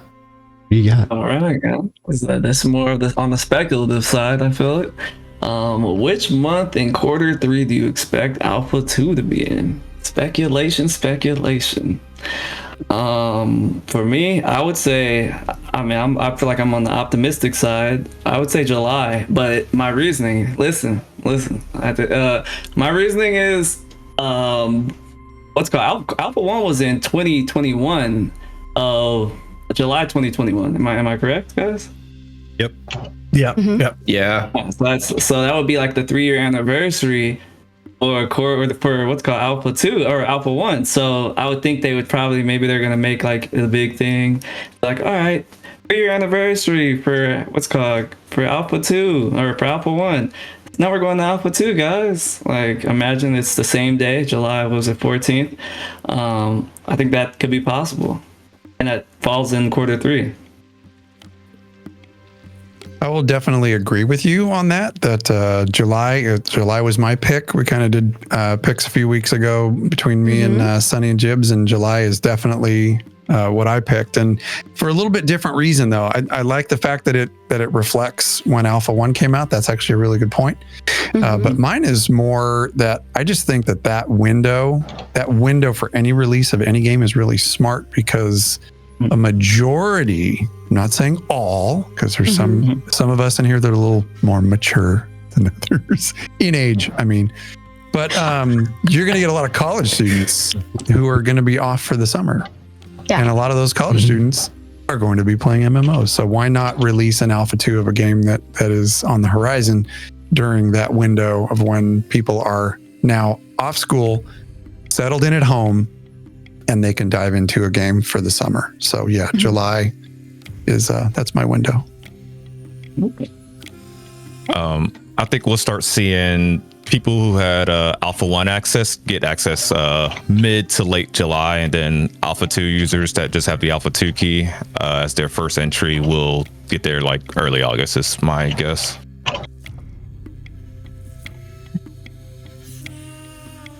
Oh, sorry. Yeah, Sorry, I was sitting here typing in chat.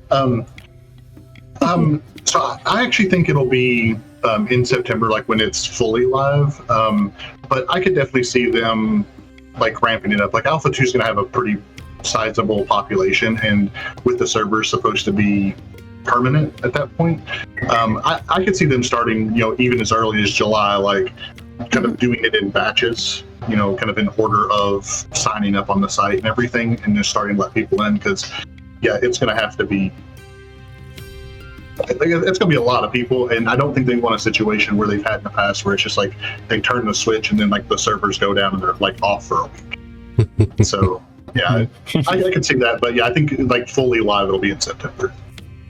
All right, right? I'm on Team July. No real reasoning other than July sounds all right. So Fair. You? The optimist in me wants to say July, 3-year anniversary, it'd be lit, start of summer, you know what I'm saying? Let's get it cracking. The more realistic side of me wants to say September, because we all know how Steven is and he wants to take his time, right? And I think Alpha 2 I was saying this to Kash the other day, you gotta nail that first impression, right? Mm-hmm. All of us here, we've been following the project for a while. We know that we're going to be playing an alpha, but how many people are going to hop in and be like, this game is trash. It's completely garbage, right? Even though it's an alpha. So, I mean, I don't know how much 2 extra months would give you, taking out July and August, which is why I am leaning toward more September, but having that summer to play makes a lot of sense. But I'm going to finalize on September. Okay. First time. All right, so I'm stuck between July and August, to be honest. Reason I say that is because in my mind they need a good bit of time to test intensely before, say, the charity live stream, which very well could then include some actual gameplay of Ashes during their charity stream, alongside all the Minecraft and the maybe even in place of some of the Pathfinder stuff. But who knows? But I think July or August, I'm probably sticking to the July, just so they can get the most people in there to really break stuff. So I guess I just want to mention Alpha 2 could still be Q4. If they announced Q2 or Q1, let's just say that was realistically what happened. People would then say, oh, well, it still could be delayed till Q2. And I think a lot of people are just banking on, oh, they said Q3, that's what it's going to be. Well, is the live stream this Friday, guys? No, it's not. It's delayed till the 31st. And so for me, I would love optimistically I'm 100% with Q. I would love July for it to be in July. Absolutely love it. But more realistically, in what in line goes for Intrepid to delay things to the last possible minute, I think September 31st. But I also could think if spot testing goes bad and PI is encountering some severe issues in their spot testing. Now, crunch, if they do allow crunch to happen, at the end of Q2 or even in Q3, and they're still not ready and there's still like some major bugs that they haven't fleshed out yet, do you honestly think that they're going to release Alpha 2 with major bugs? Like, they're not. Again, like you said, first impression. So October is still on the table. November is still on the table. So I want to be very clear. A lot of you guys that are in chat right now are very hard set on Q3, but you never know in game development. And I don't want people to be disappointed if something does occur and now people are so hard set on July and they encountered something and now they have to delay it till Q4. It could happen, guys. I just want to be very clear on that. Wondering? Yeah, I agree with Vlhadus. Like, if it is actually going to come down in Q3, I would expect it to be September. But nothing's a guarantee. So yeah, I think definitely tempering our expectations just a little bit. As amazing as it would be to have it for the entire summer holidays, that would be amazing. I won't hold my breath on that. We'll have to see what happens. Okay, Xillin? I mean, just to start off with here, let's just be real clear. I stay wrong about the Alpha 2 release date. I've been wrong about the Alpha 2 release date over and over and over again since like 20 seconds after Alpha 1 ended. So take all this with a grain of salt. To me, I go back to Steven's his whole spiel about not wanting to miss dates, not wanting to be wrong. Every time he announces a date and he's wrong, he's a liar and the game's a scam again. Every time. Exactly. So he absolutely does not want that to happen. So if that's the case, if you're telling people Q3, you cannot be expecting September. That's the end of Q3. It takes one thing going wrong, and now you're in Q4, and you're a liar, and your game's a scam again. So to me, they've got to be earlier than that. My prediction, as soon as they announced that it was going to be in 2024, my very first prediction was July 9th, which is 3 years to the day of the Alpha 1 preview weekend. So there you go, July 9th, 2024. That's my wrong prediction. Okay. Annie? Yeah, I think I agree with what Xillin just said. And I also think that Steven wouldn't have felt comfortable announcing Q3 if they didn't already have it ready by Q2. And then they're just adding all the polish and things to lead up to Q3. So, I mean, I would agree that it's probably going to be released around the time that Alpha 1 was initially released as a nod to that. And I mean, of course, delays happen, so it could be past that, but you just don't know till you know. But I think it will be Q3 for sure, because I don't think he would have announced that if there was any chance they wouldn't hit that short of the apocalypse happening. Yep. Which it might. Yes. You never know. You never know. You never know. The apocalypse is always an option. Well, I'm thinking August, honestly. I like middle of the road. I don't really have anything to base my opinion on other than it's a nice middle target. Like, it's not too late. People won't be like the end of August calling out, "Oh, Intrepid, they don't know what they're doing. They can't even pick the right quarter." Or anything of that nature. So I'm going to say August just because it's right there in the middle. And if things go great, they can push it into July. So that's what I'm thinking. Can I say one thing real quick? I talked to 2 game developers that are not from Intrepid. They're from other game studios, smaller game studios. And usually whenever there's like a quarter, like they have an internal quarter, they usually always try to go for the first month in that quarter. If things arise, then they either decide to go into crunch, because you don't want to be in crunch the entire year. That's insane. You're working 18-hour days. It's madness. But if they're gunning for a certain quarter, they usually want to release in that first month of that quarter. If things go wrong, they enter into crunch and they see if they can fix those issues. That's why there's 3 months in a quarter. So it could be delayed as late as possible to September if things are going wrong. If things aren't going wrong, then everything could be all systems go July. You know, but again, if things are going wrong and even September and they're in crunch from July, August, and September and things aren't still fixed, they can either choose to make that system just go offline for Alpha 2 and still release it, or delay another month.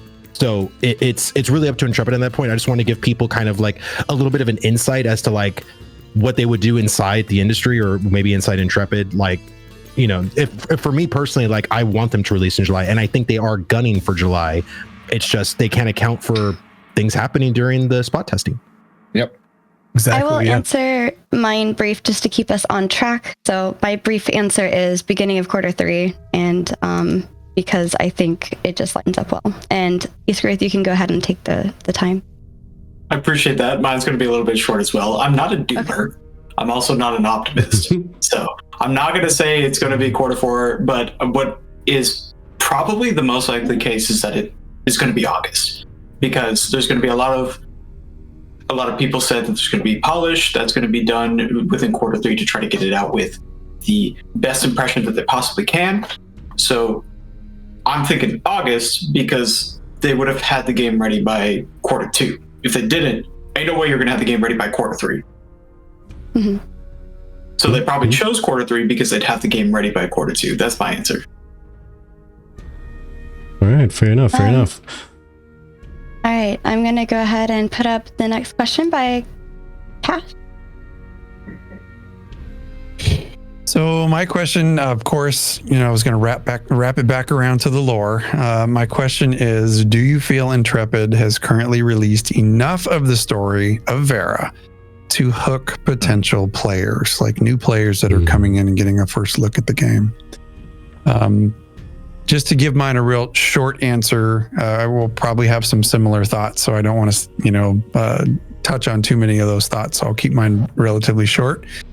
My answer is, even though there is some lore out there for them to establish the history of Verra and how we ended up there, how your character ends up taking its first steps into Verra on launch day, I do not think that there is enough there to hook potential players. And I feel that they should be trickling out in like a little trickle charge, should be giving us some tidbits here from here to there, especially since those pre-order packs are now over and we won't be getting those little lore tidbits from the pre-order packs anymore. So interested to hear what everybody else has to say. I'm going to say they don't need too much lore to be exposed right now. I want to see a lot of that be discovered by the players in Alpha 2 personally. I think once we get our hands on Alpha 2, we'll start getting more of that lore, but I do understand how important it is to rope players in for sure. I will also say that I think towards the actual launch is when we really will start seeing that marketing from Intrepid, those lore drops, those details.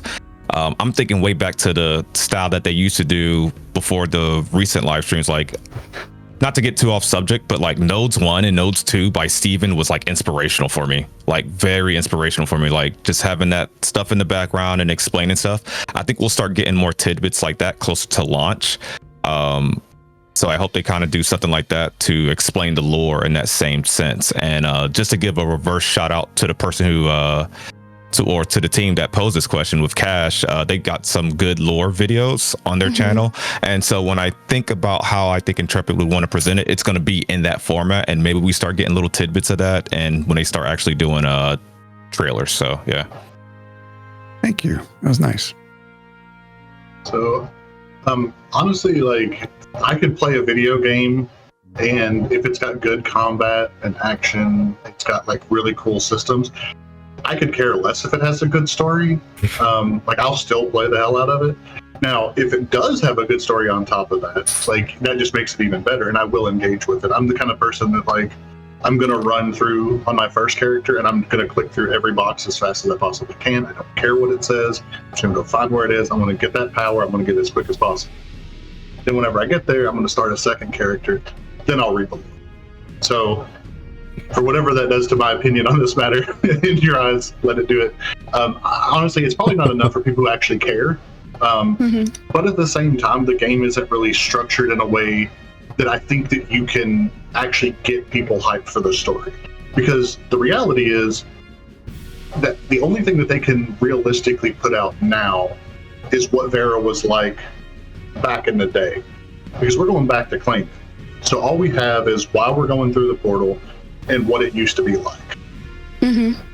Well, that's not going to get me excited to explore the world, at least not me. Like, the cool things I'm going to find along the way, the things that are going to make me want to go over that next hill or dive down into that cave, those are going to be things I'm going to have to find when I start playing the game. I'm not really sure that they can talk too much about those things up front, because otherwise you start kind of taking fun away from people by, I mean, honestly, like, even just like teasing things, I think, as opposed to letting it be an entire surprise could be a problem. So yeah, it's probably not enough, but I'm not really sure how you could drip feed it out in a better way than what they currently are. So that's just kind of where I'm at with it. I would say that yes, they need to release more lore, because I think they need to develop the IP as much as possible, because I think like a low-key thing that has caused quite a few MMOs to fail, or at least was a percentage of the reason why they failed, would be that they're a brand new IP. Look at games like WildStar, Rift, what else? Well, Ashes, which hasn't released yet. But compare that to like SWTOR or ESO. Why are those games still around? I think part of the reason those games are still around is IP, because I mean, WildStar had a giant publisher behind it. They had a ton of money. So I think at least a percentage of the reason that WildStar failed was it's a brand new IP. So I think develop the lore more, give a few teasers to try to develop the IP as much as possible. That would be my take. And you know, the story is fairly simple, but it's interesting. We all left and we're coming back. There's these weird mutant things living underground. Let's know more about how all that happened. Yeah, I agree. I think more story for sure. Just gonna reiterate the question. Do I feel Intrepid has currently released enough of the story of Verra to hook potential players? I don't think they've released enough because I don't believe they need to. Each and every one of us are here right now. Please correct me if I'm wrong. At least most of us are here because we want a great MMO. So I think to hook players, it's because they're making a great MMO. I know for a fact Steven has lore set up because he's keeping everything so close to the chest right now. So I think they're going to release it when they need to. But in terms of hooking players, I think they're just going about it in a way where it's like, look, we're going to make MMOs what do you want them to be, or how Steven envisions them to be. And I think the lore will come on later and it'll pick up the people that haven't already been picked up.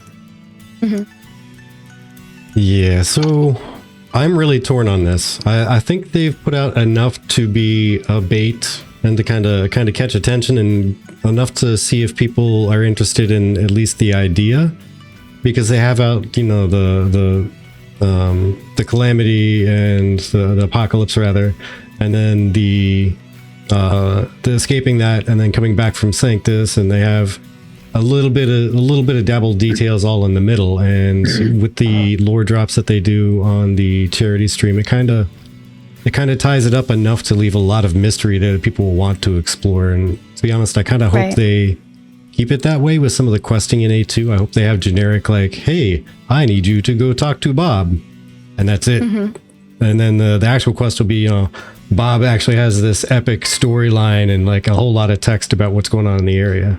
But for A2, it's just Bob says, yeah, go kill some things, please. Okay, bye. Bob has a rat in his basement. Yeah. You're up, Vlhadus. I'm almost right there with Pharazon and Q. Like, I am a systems guy. I look at systems first. I look at gameplay first. When Lost Ark was coming out, I don't think anybody of my friends was saying, well, what's the story about? You know, like, I don't think anyone cared, you know, like people played Lost Ark because it was just an MMO to play. People wanted to play Wayfinder because it was an MMO to play.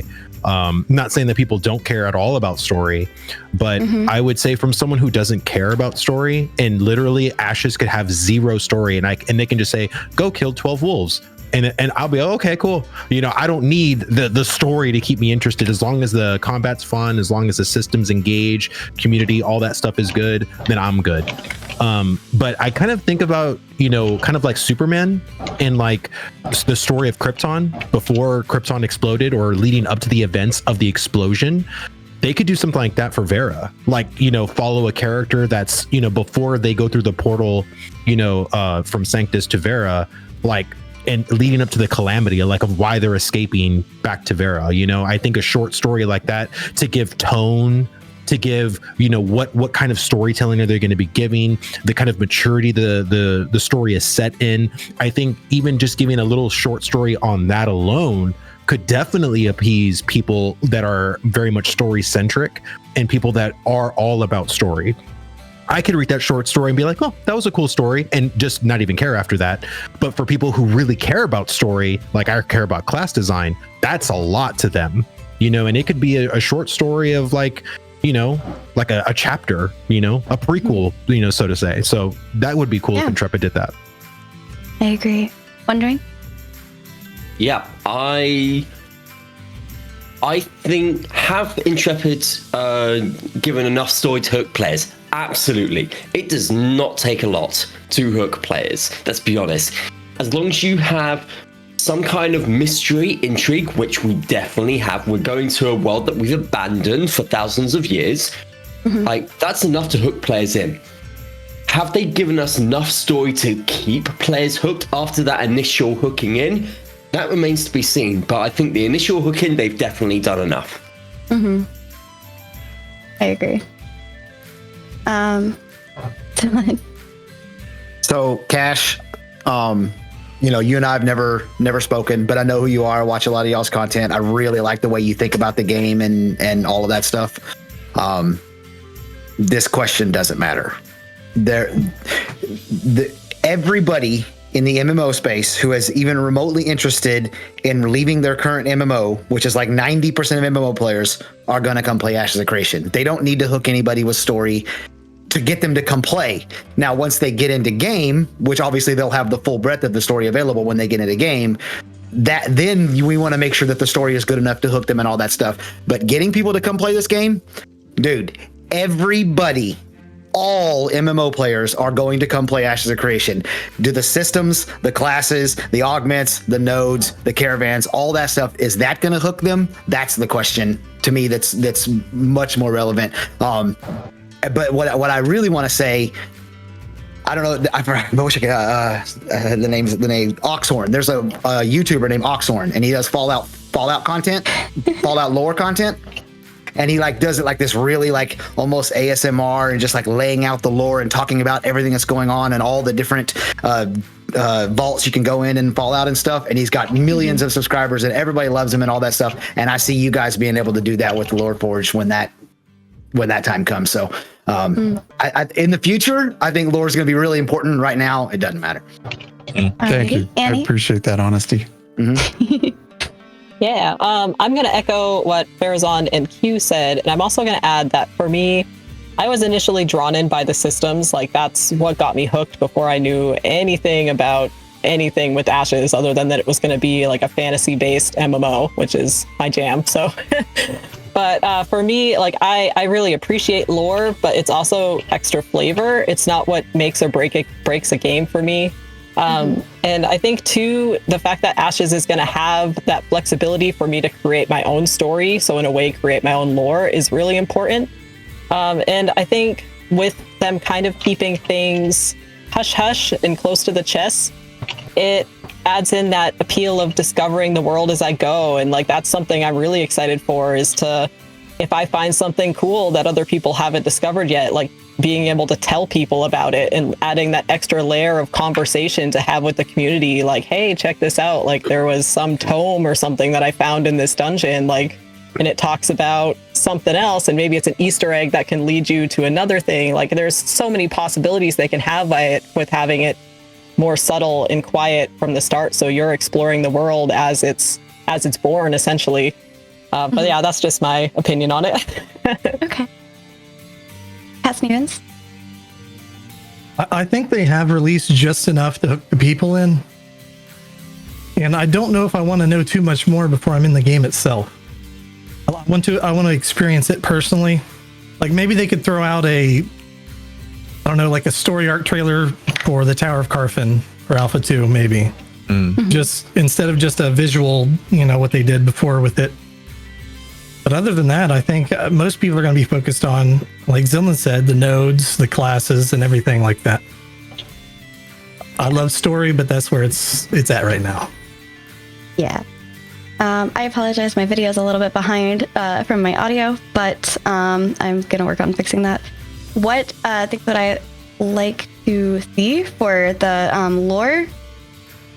I would like to see it not be until after the launch kind of thing, because again, I know Steven has that really close to his heart, and he doesn't want us to see too much of it before then. I think that they have been giving us a little bit of lore here and there, definitely during the charity stream, but I think those are enough for potential players at the moment. I think the mystery, there's something to be said about mystery and not knowing everything yet, and having this world to delve into and find out on your own, versus having a lot more relinquished. We know enough about the story. We know that the gateways are where we're coming back in, and that there's this big situation that made us leave with the calamity. And I think that's enough to kind of intrigue people and to try to figure out what's going on when we get back in. I'm a super huge lore guy, but we're a little bit short on time, so I'll keep it to about 2 points. One is the Augur of Dunlane. It is a Skyrim character that is never really talked about. There's a YouTube video on it, 3 hours long, discussing who the Augur of Dunlane is. In game, you have no idea who this character is. I would like to see simplicity in the lore that can be further dug into by a player digging into the lore of the universe. So I feel like they have enough in terms of what has already happened, and all they need to do is just keep people there by slowly detailing more and more about everything that is happening. Second point that I'd like to make, they need to have more media on their side. They have snippets and bits everywhere, but they don't have a centralized lore video like Loreforged, which I really enjoy the video watching that. Right. But they don't. But Ashes doesn't have their own, and they're the creators of the lore. And I would just like to see more media on their end. That's Baka. You're on mute. Yeah. Muted, brother. Muted. It's a great point. Loved everything. Thanks. I forgot I was muted still, but I would say that's probably the second thing people look at towards when they're looking to play a new MMO, especially considering the fact that at least in Ashes, the story arcs are going to be a big thing for the game. So first they want to see if they actually enjoy the game, like as a whole, like playing it, like, you know, combat wise. And then that's probably the biggest reason why Steven hasn't told us so much about the story, because he wants people to actually experience and have to read it. And like, as at least the younger generation of MMO players, I feel like no one cares about reading stories anymore. They just click. Like, but if you make them have to and be like, all right, if you click the wrong thing, you might not get that spell or that weapon that you want. That's a big thing. So Steven understands that. But yeah, I feel like once they actually enjoy the game, then they're like, all right, I want to learn more about this. Like, where does the rabbit hole go? Like, that's the secondary thing. But I'm a big lore person, and I love your videos, by the way, Kash. Thank you. Right. The next question is by Nyce. Oh yeah. So this one was, how big of an issue, especially at release, do you foresee world zerging of content being, even with the known deterrents in place? And pretty much where I was going with this one is not necessarily issue, but do you foresee it being a thing? Do you foresee zerging world bosses existing? Like we saw how the Tumok fight went in that world showcase, and you know, it took what I would say the right amount of time for a world boss. But what happens on release, or just when guilds or whoever bring 40 people there, like, is that fight still as fun? Do you still get to see each phase, certain mechanics? Is it as enjoyable? Is it as challenging? And the other side of this question is like, death penalties in Ashes is something that people aren't going to be used to. So, you know, with the XP debt and everything like that. So do you foresee that leading into world zerging with this MMO? And I guess am I supposed to answer my portion? Yeah, first? you can answer your own. Really short thing. I think it will be a thing. How big of an issue it is, I don't think it's something to be too stressed about right now, but it's something I'm curious on. But if I had to take a shot in the dark, I will say this will be probably, as far as everything being open world and everything like that, I will just as a prediction say that this will be a very Zerg heavy game, like large group, large scale, which doesn't mean that that's a bad thing, except for specific content. But yeah. Yeah, so I definitely think, like touching on one of the things you said there about like world bosses and stuff like that, you can definitely do, you know, like area-based health scaling. So based on the number of players that are in the area, that sort of thing. So I think they have tools to make it so that zerging is less effective. It's still going to exist. Right. You know, with having to, you know, with fast travel not really being as big of an issue, having the PvP balance geared more towards small group content, which means higher time to kills. Like, you're not just going to have a bunch of people like turn and focus fire somebody and blow them up. It's easy. So I think they've got tools to make zerging like less not fun. because zerging typically is not a very engaging piece of content, like regardless of what you're doing. So I think they have the tools to help bring that back the other direction a bit. But I think it's always going to exist in the game. Like, especially, siege content by default is kind of zerg content, but using the objectives and having that event take place over a larger area and have those points more spread out, they do have the tools to, again, make it so that it feels less punishing. You feel like you can engage with it in a more active way. Right. Where that ends up in terms of how fun it ends up being, I think will depend. I think the worst of it will be around like world bosses in terms of like just how many people you see, because it's such a concentrated spot. I think most of the other content won't be quite as bad. But that's just kind of my initial take on it. We'll see. Definitely, obviously, in Alpha 2. So, right. I think Ash's open world is based most on Lineage 2 and Arcade, and that's what the developers themselves have said. And in those games, the Zerg did do very well, typically. However, those games also had fast travel, and they had smaller maps. And Ashes has a much bigger map and much less fast travel. You can look at like Throne and Liberty. I know a lot of Ashes people don't like Throne and Liberty, but Throne and Liberty is also based on Lineage 2, just like Ashes is to some extent. And in Throne and Liberty, Korea, Kanan's alliance is just dominating everything just because they have the most numbers. And because it has fast travel, you can go, and it's a small map, and you can go anywhere quickly. And the bosses also are on timers, and there's a UI that tells you exactly when they spawn. So all that empowers the Zerg. Whereas in Ashes, you have a huge map, you have lack of fast travel, and we're not necessarily going to have a timer on the screen tell us when the boss spawns and exactly where he spawns. Because like the Riverlands boss, for instance, Tumok travels all around Riverlands. We may not know the timer. It might be a random timer.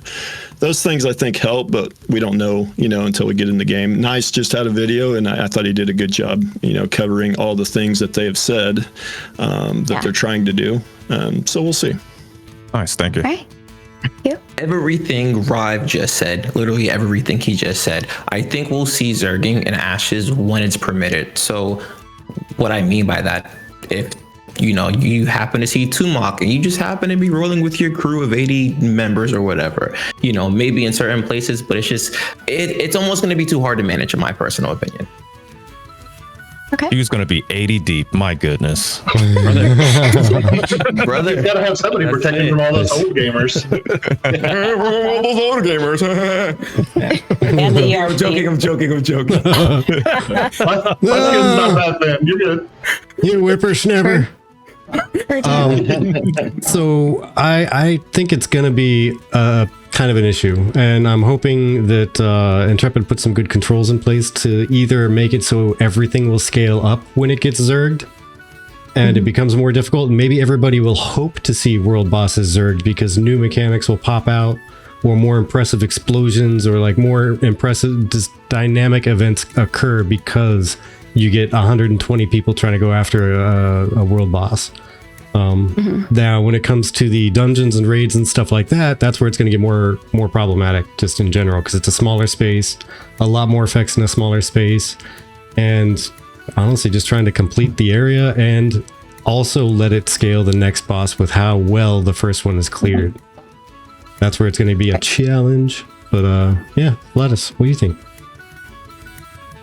It's kind of hard to tell, right? I mean, I think Ryve made some really excellent points.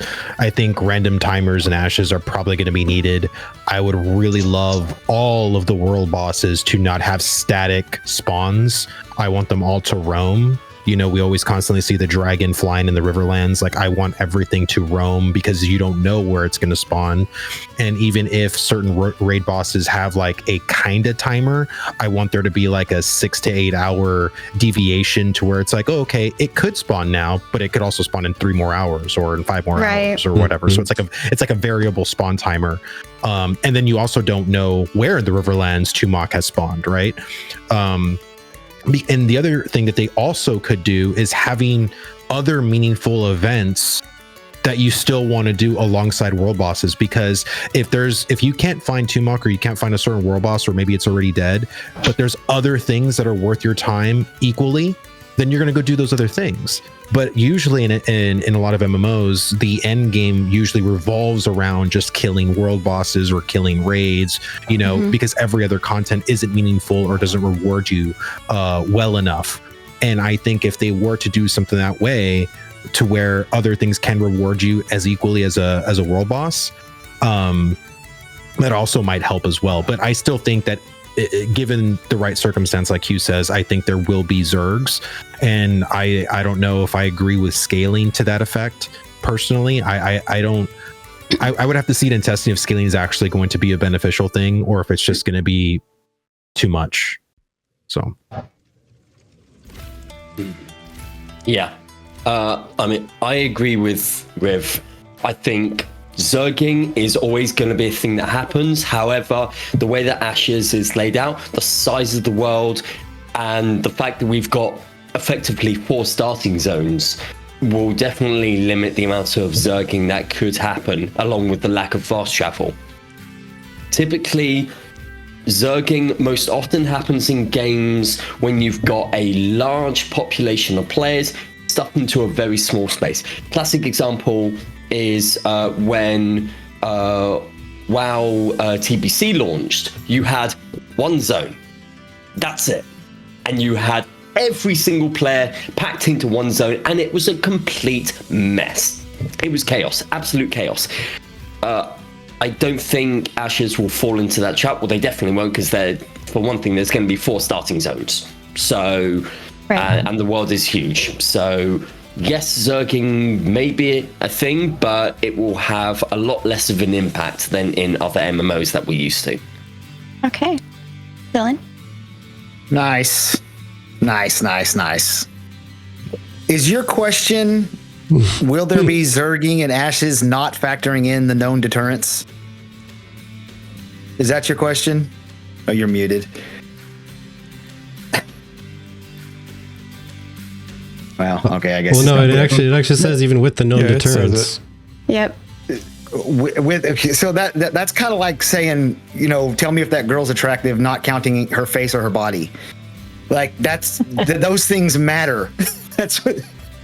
And Ryve is 100% accurate. Q is 100% accurate. The lack of fast travel, the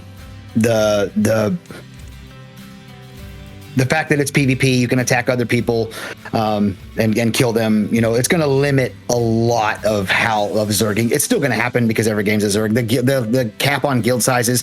You're not going to have a guild that has 14,000 members that just runs the map because 300 is the cap.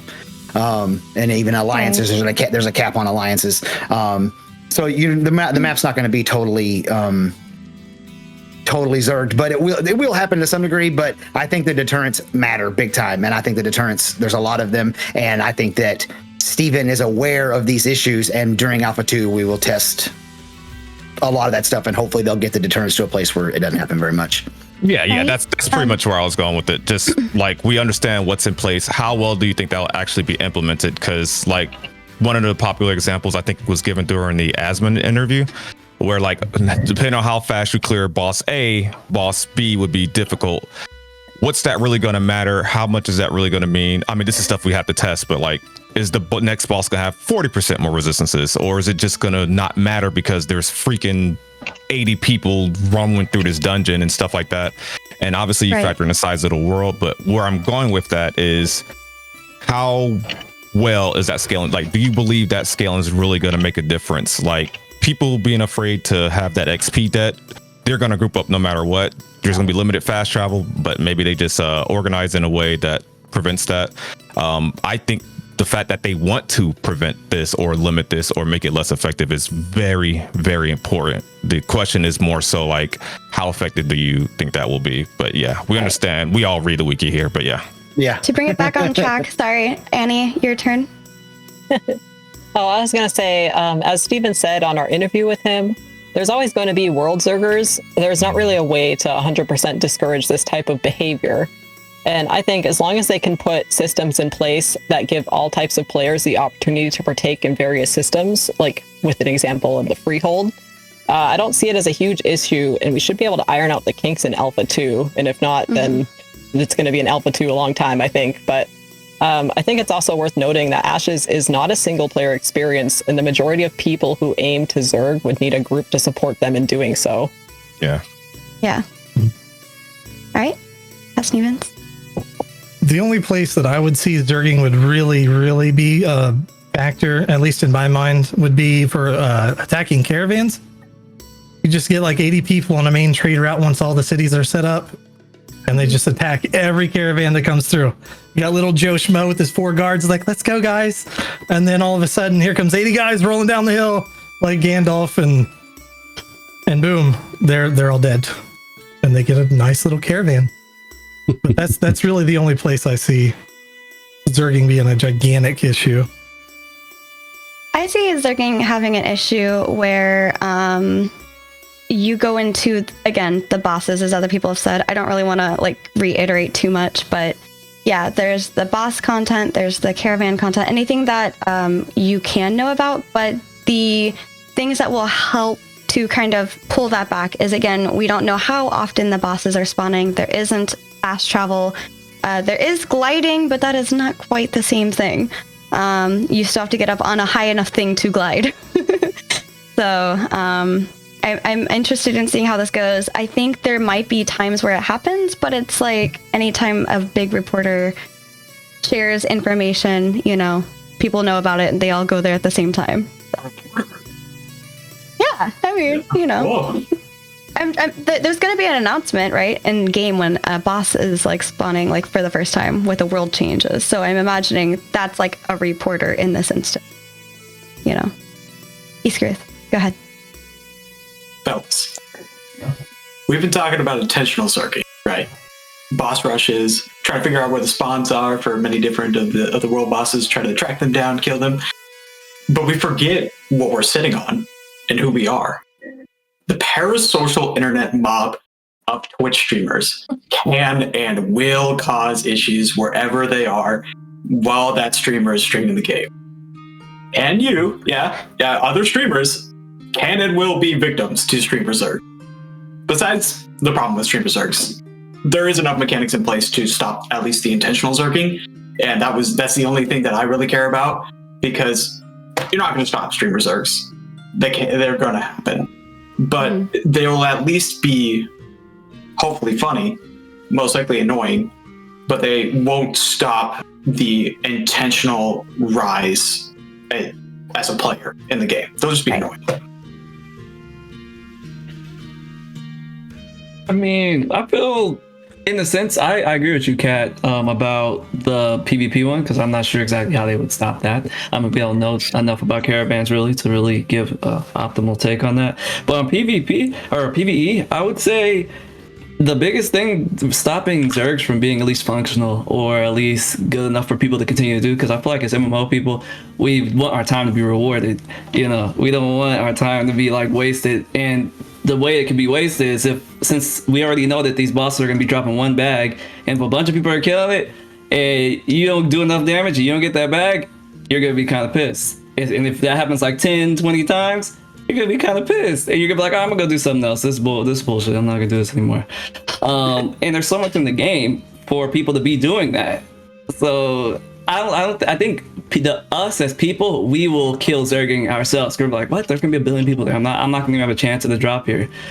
Why would I go there? Like, I'm gonna just go to so and so place and do something else. But that's my take on it, at least. Yeah.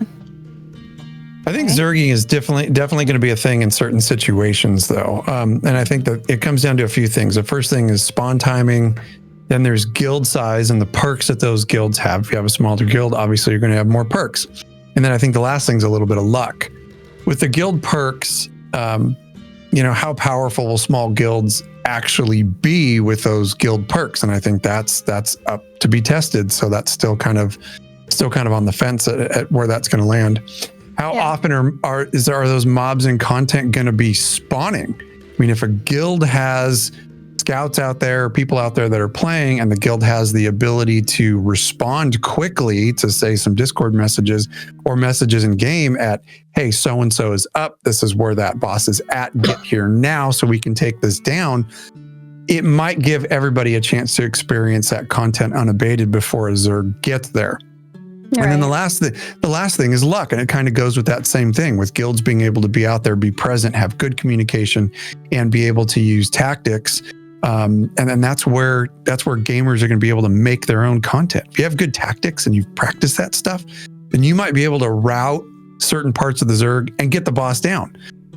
So I think a lot of this stuff is just so fluid, and a balance between all these items is going to be key.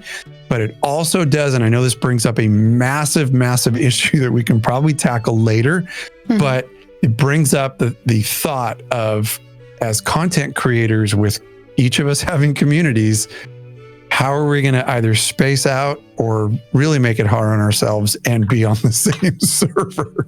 I mean, I love all you people. I do not want to hate you people by the end of this experience with Ashes of Creation.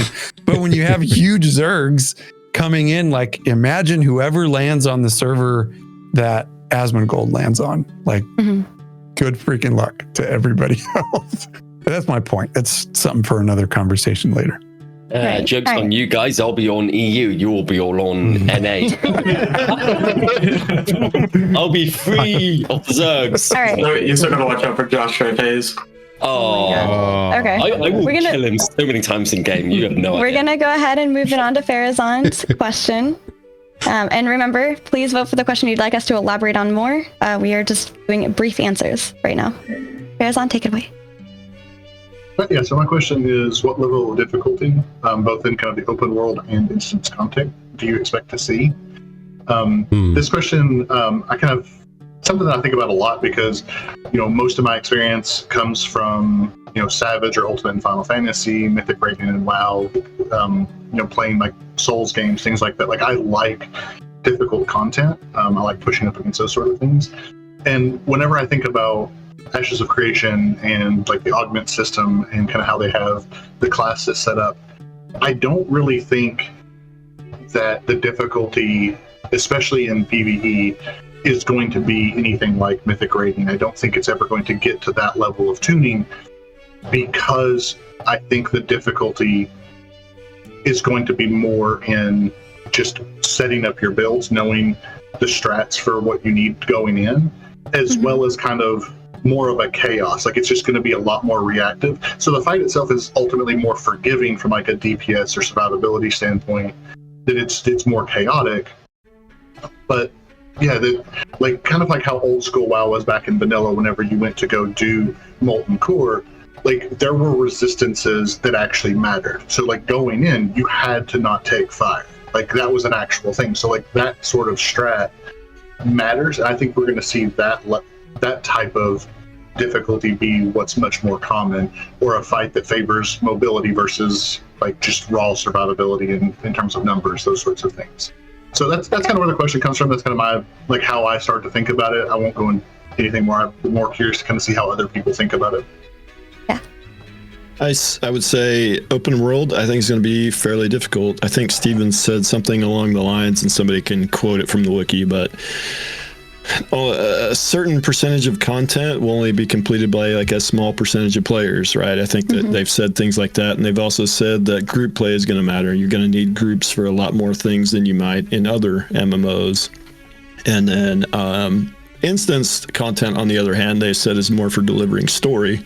So I suspect that won't be as difficult as the open world in most cases. But I think the open world will be pretty difficult. Yeah. I definitely think there's going to be a challenge. I agree with Ryve there, but I think the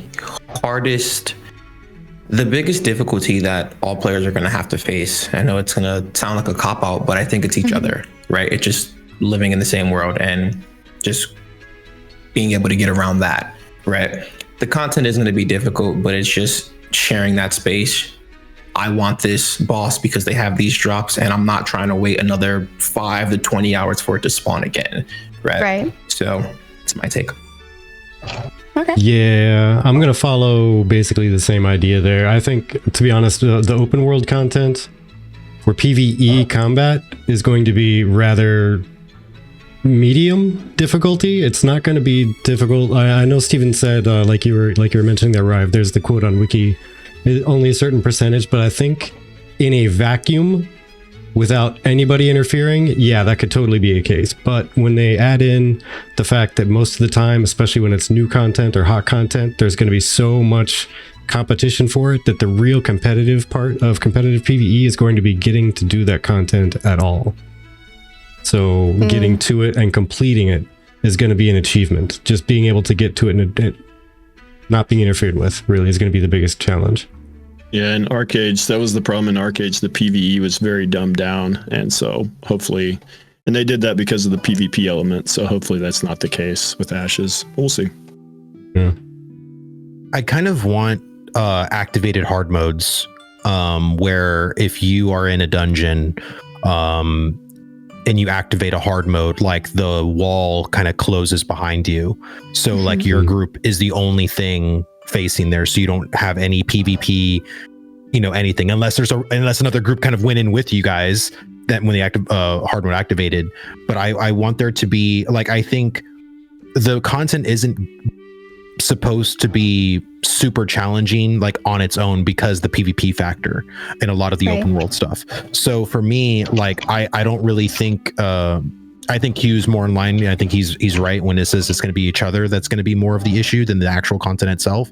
And I'm fine with that. I really want instance raids. Like I would love instance raids. Now I don't want gear from instance raids. I'd be totally happy with a Final Fantasy 14 approach of ultimates where, if Intrepid does like a 5-boss raid and all it does is give you cosmetic items, there's not actual like statted items, but you just get rewarded for cosmetics because these bosses are really hard and you and your guild, did that stuff. And I know they want to limit that kind of content, but coming from WoW, it's just something I would love. Yeah. Wondering? Yeah. I do not anticipate, in terms of mechanics, the open world content to be very hard or complex. Again, going off what the others have said, the difficulty in doing that content will be that you have to contend with doing PvP at the same time. Right. That's going to happen. For instance content, though, I'm hoping they will step the difficulty level up a little bit. And make it so that you really have to coordinate well. I'm not anticipating it to be like WoW mythic level raiding, because that's just not going to happen, because that's all based on add-ons, which Ashes isn't going to have. But I would like to see a step up in difficulty for the instance content, where it's just you and the boss. I think that's definitely what I'll be looking for. All right, Xillin. For the most part, I'll echo other people that the other people attacking you is going to be where the real difficulty comes from. I will point out, if you go back and you watch the video of the Tumok fight, there's this one time where Steve, it's Steven is in control because they bounced around to different people during that video, and Tumok turns towards him and takes off running with that big old tree branch like a lance and just runs right over Steven. And it took like 70% of Steven's health. And that is the kind of thing that in an instanced fight, that would kill you. The choices would be binary: get out of the way or die. That's it. That's the only two choices. And in a game like this, where you can't have it that tightly tuned, because now you could be dealing with somebody coming to attack you while you're fighting, so they have to make it where it only takes a certain percentage of your life, and then you get healed back up and all that stuff. So that that really tight tuning that you see in like you guys mentioned, Final Fantasy 14 and World of Warcraft and stuff, it's just not going to exist in Ashes, I don't think, in any way. Maybe in the instant stuff, but even then, probably not. And then I asked Steven the question specifically, the only one I've ever gotten answered on live stream about this, and he said that the gear, it will be difficult, but the gear won't be the best gear in the game. So you're still not going to get the best gear by doing instanced raiding. Right. So there you go. Right. Annie? I think the biggest challenge for a lot of people would be the unlearning the do your everything myself mentality and learning to interact and form relationships with other players to thrive. So many MMOs have been handled like a single player game with living scenery, and I think it'll be an adjustment for many people. I also think the player friction will also add an extra layer of difficulty for people who aren't used to playing PvP type games, where that's kind of the goal of the game, is to make people bump shoulders and get, at each other's throats a bit. Yeah. CatSnievans? I don't think it's going to be that difficult, just because, like everyone says, PvP, there's going to be people attacking you all the time. Mm-hmm. And it's just... Oh, did he just... And to take the boss. You froze, sorry. Could you repeat that, please? I would like to see, bring another group of players to defend the bosses that I'm fighting, against from other players. But I really don't see the difficulty being super high on open world. Yeah. At all. I agree with what you guys have said as well. I do see the majority of the intense combat being in the instanced area. After all, that's also going to be the storyline stuff. That's why only 20% is instant, whereas the rest of the 80% is not. And they always have to consider, the fact that people can be attacked by other PvPers. And there's another thing that came up to mind with the difficulty of this is, well, what if you're the one that finished the raid boss and you got the loot, but then somebody who's there to PvP and try to get the loot too gets mad at you for having gotten that? I know you can't drop items per se, but the gear that you got, but you can drop materials. And if you got any materials from the boss, they could just get you right there and then take that, right? But I think that would make it the hardest part. So I agree with what everybody else is saying. I don't really envy Intrepid's position with trying to balance the open world with the PvE and PvP sides always clashing with each other. But what I would like to see is, in a similar vein to how open world RPGs run their open worlds, is you have the center hub of civilization, and then you have some of the easier stuff on the outside of that civilization to get someone used to trying to fight. And then you have little snippets of extremely hard areas that are a little bit out of reach because not a lot of people are going to travel over there, but you get better rewards for being able to complete those, whether on your own or with a group of people. Mm-hmm. A lot of people like the instance content because it's very isolated. You can get a group together, do that isolated content without having to have any worry. But I feel like the world will lose a bit of life if people are only ever going to look towards the instanced content to do any hard stuff. We have the world bosses, but I would like to see, how RPGs handle it, I would like to see locations with groups of enemies that are just as difficult as instance content. Yeah, exactly. Okay. I agree with you, Easkeruth. I feel like deaths, just to mobs, may be a big thing in this game, especially because you lose materials, but you also lose XP. And if I wasn't mistaken, I think you lose battle efficacy if you die too many times. So that may be a big thing. Maybe you're dying at a dungeon too much, and you just aren't doing enough damage, and your armor's broken, and I'm not sure if you can repair your armor at that dungeon. You may have to go back to town, and maybe town is pretty far from actually that place that you're trying to kill, and then someone else just swoops in and finishes off the boss. I think there's probably a lot more mechanics other than just PvP that they may make the boss difficult. And I think they're gonna probably most likely play around with how difficult it is based on the reception from all of us playing the actual game. So it could go either way, honestly. I'm neither here nor there. It could go either way.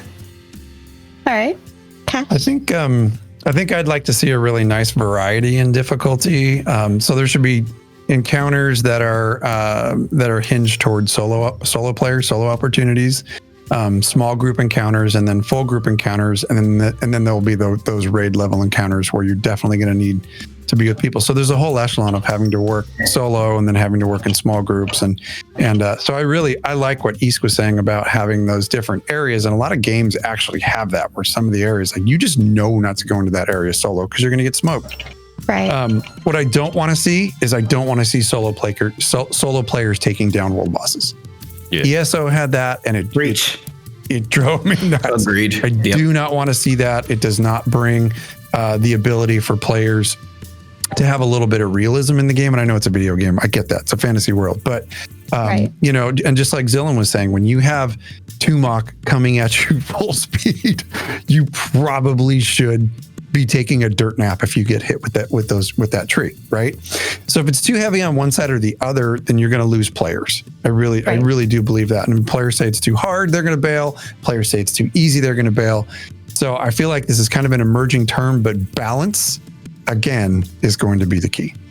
Yeah. Yeah. Nice. As a former or current ESO main myself, I'm gonna back him up on that. That is the most. Or you don't know which one you are. That too. Like that game is so solo friendly. It's might as well not even be an MMO at this point. But anyways, I'm all for difficult content. I love it. The Elden Ring enjoyer in me wants that. I know a lot of people don't want that, but I love difficulty, especially open world.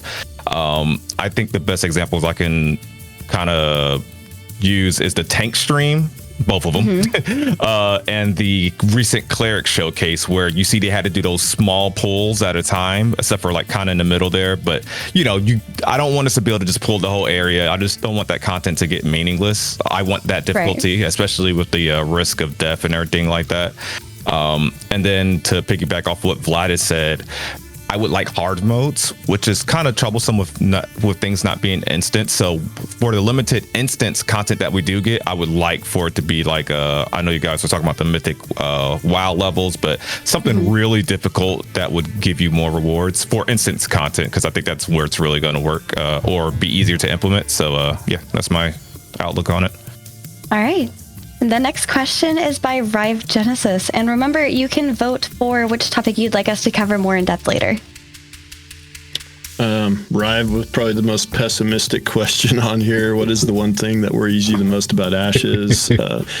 For me, it's the scope. They want to have the best character creator, whether in season systems, it's the best we've ever seen, at least on paper. Node system, which is kind of revolutionary, although I'd argue some MMOs had somewhat similar systems. But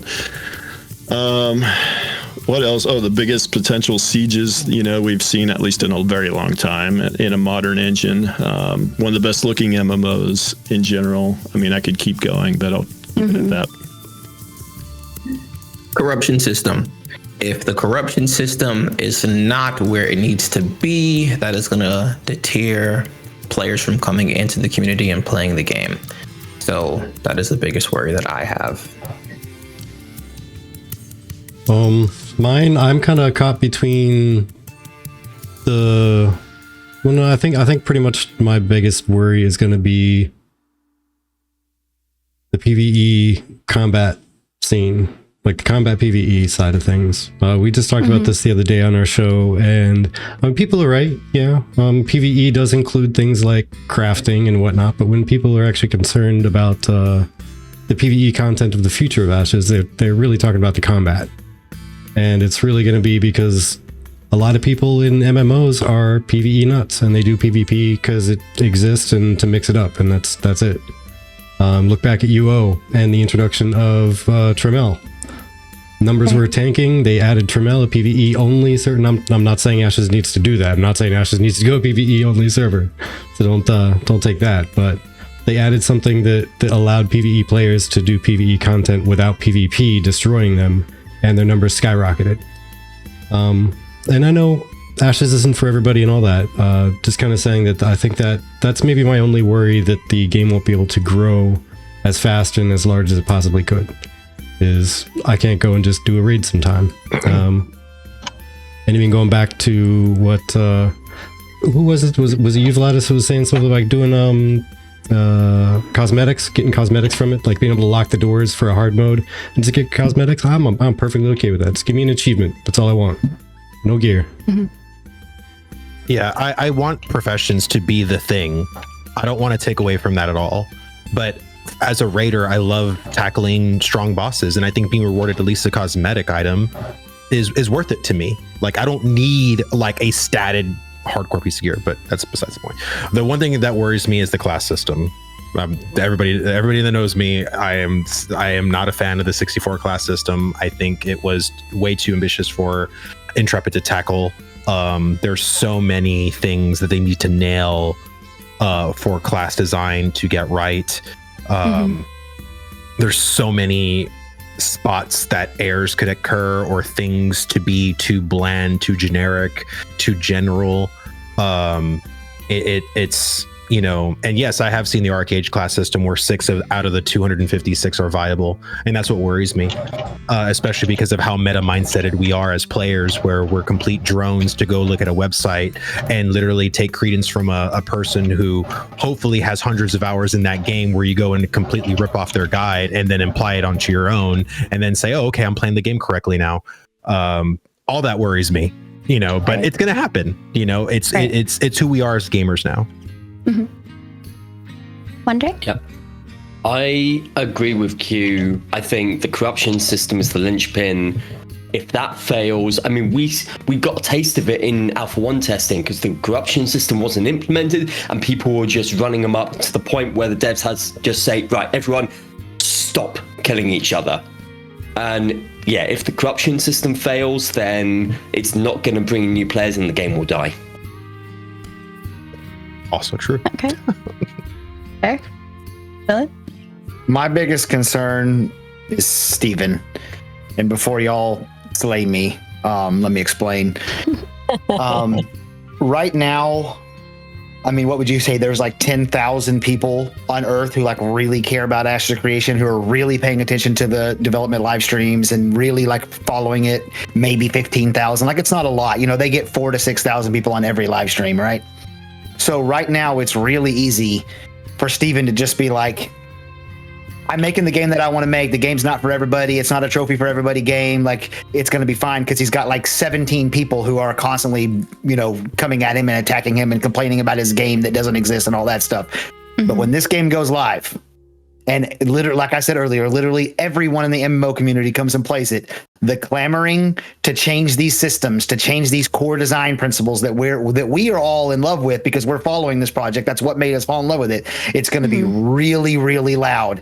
And is Steven going to be able to sit there just like he has been doing for the last 7 years and saying, nope, this is my game. I'm making the way I want, and it's not for you. And you can go on else. So how Steven's going to handle that from 0 to 100 on being attacked, that's my biggest concern. Yeah. I'm sorry, people are joking about picking up their pitchforks. Annie? I think I'm going to echo a lot of what everybody else has said, that I'm concerned about PvP griefers finding loopholes in the corruption system. And I think also the seeming inability to label players as enemies of the state if they are sabotaging your node. Which I'm not going to go into too much detail, but that's my short and sweet answer to the question. I like it. I'm going to have to say corruption as well. Oh, go ahead. Oh, no. We have an order. No, it's the corruption and if it doesn't work, it all falls apart, kind of. Mm-hmm. As well as the map design. Like, I'm really big on not looking at a mini map. I want to be able to find my way around by looking for points of interest just on the horizon or wherever, so I can just, there's that volcano, I'm going to go that way. I know where that is. And find my way back just because I can turn around and go the other way. I get lost real easy, so I really need POIs. Sorry, was responding real quick. I would agree in general. I am worried about PvP affecting PvE in general. Yeah, I don't know. I'm just interested in seeing how everything works out because I'm sure they have a way of balancing it that I haven't thought of. And I don't know. I want to see how Intrepid handles this, and I want to see what and initially I imagine the PvP in zerging is going to be more of a problem than later down the road. At least that's my hope. So, Easkeruth?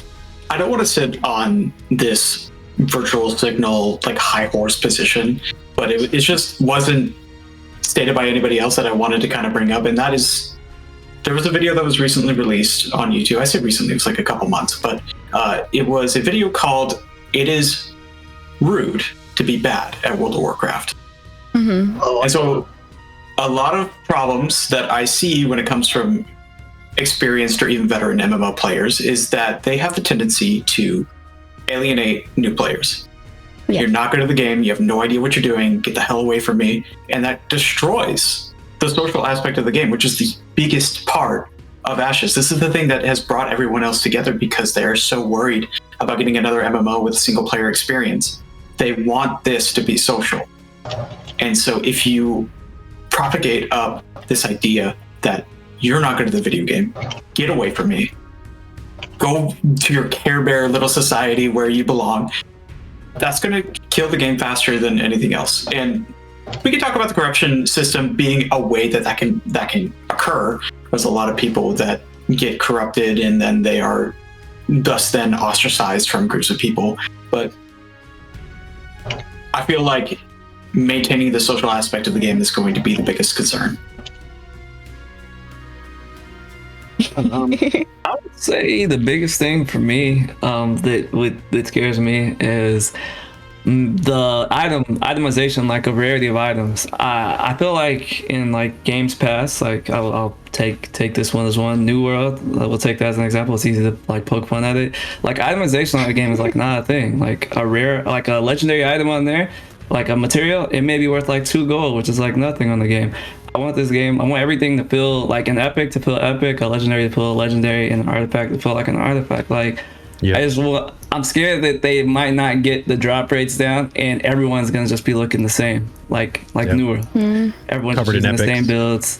Nothing's really different. If you're not using that build, like you're ostracized, and just everything's just kind of like everyone's a carbon copy of each other. That's my biggest thing.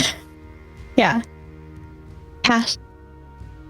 Real quick point. I want to hit on something that Xillin said real quick. Sticking to the plan is incredibly important with those core systems, and that the overall vision of the game is super important to stick to. So I think you hit that one on the head.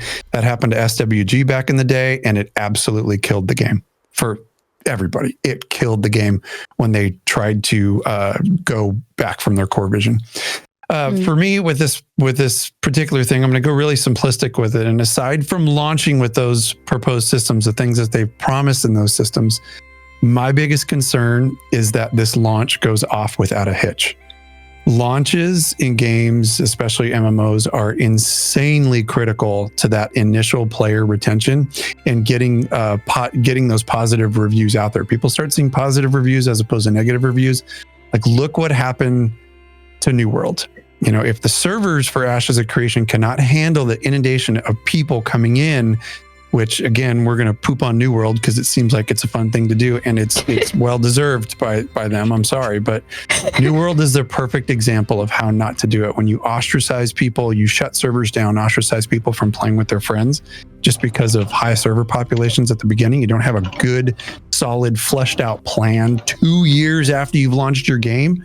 If you don't have those systems in place and you keep people from playing with their friends, that's not the way to do it. So I think a successful, smooth launch is critical. Yeah. I think the corruption arguments brought up were very important. I was going to lean more towards the augments or 64 class system, maybe like Vlhadus. I'm going to go out there. I'm going to say my biggest concern will be content creators and reputation, but let me elaborate on that.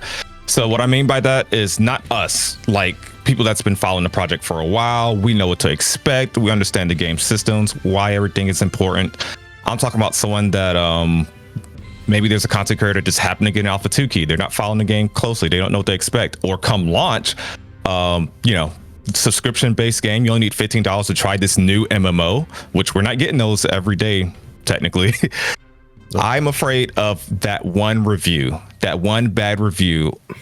Put it this way, when Asmon logs into Ashes of Creation, and I think he follows the project closely enough to know what to expect, but let's just use this as an example. There's people that's going to want to stream snipe, make him have a bad time. I want to be there to protect him.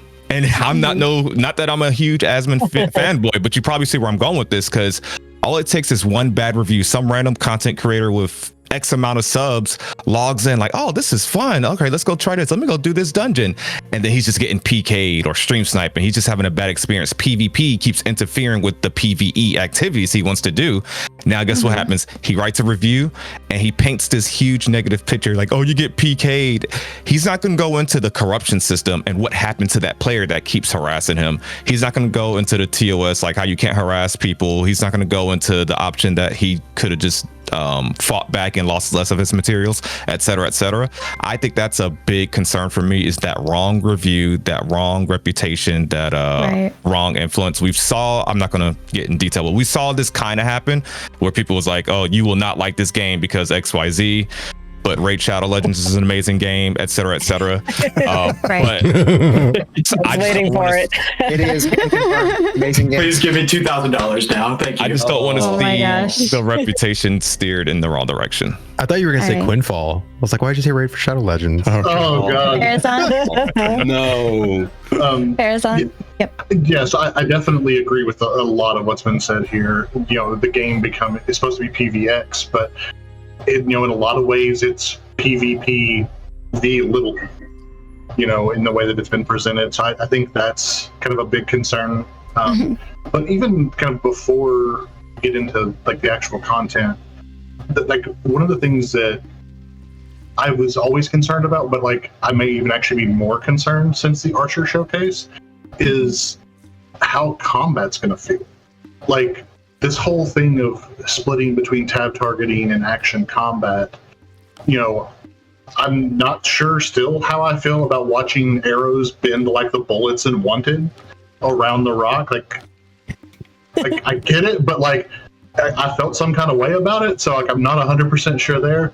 But like actually the core of the issue is really, it did not feel fluid at all.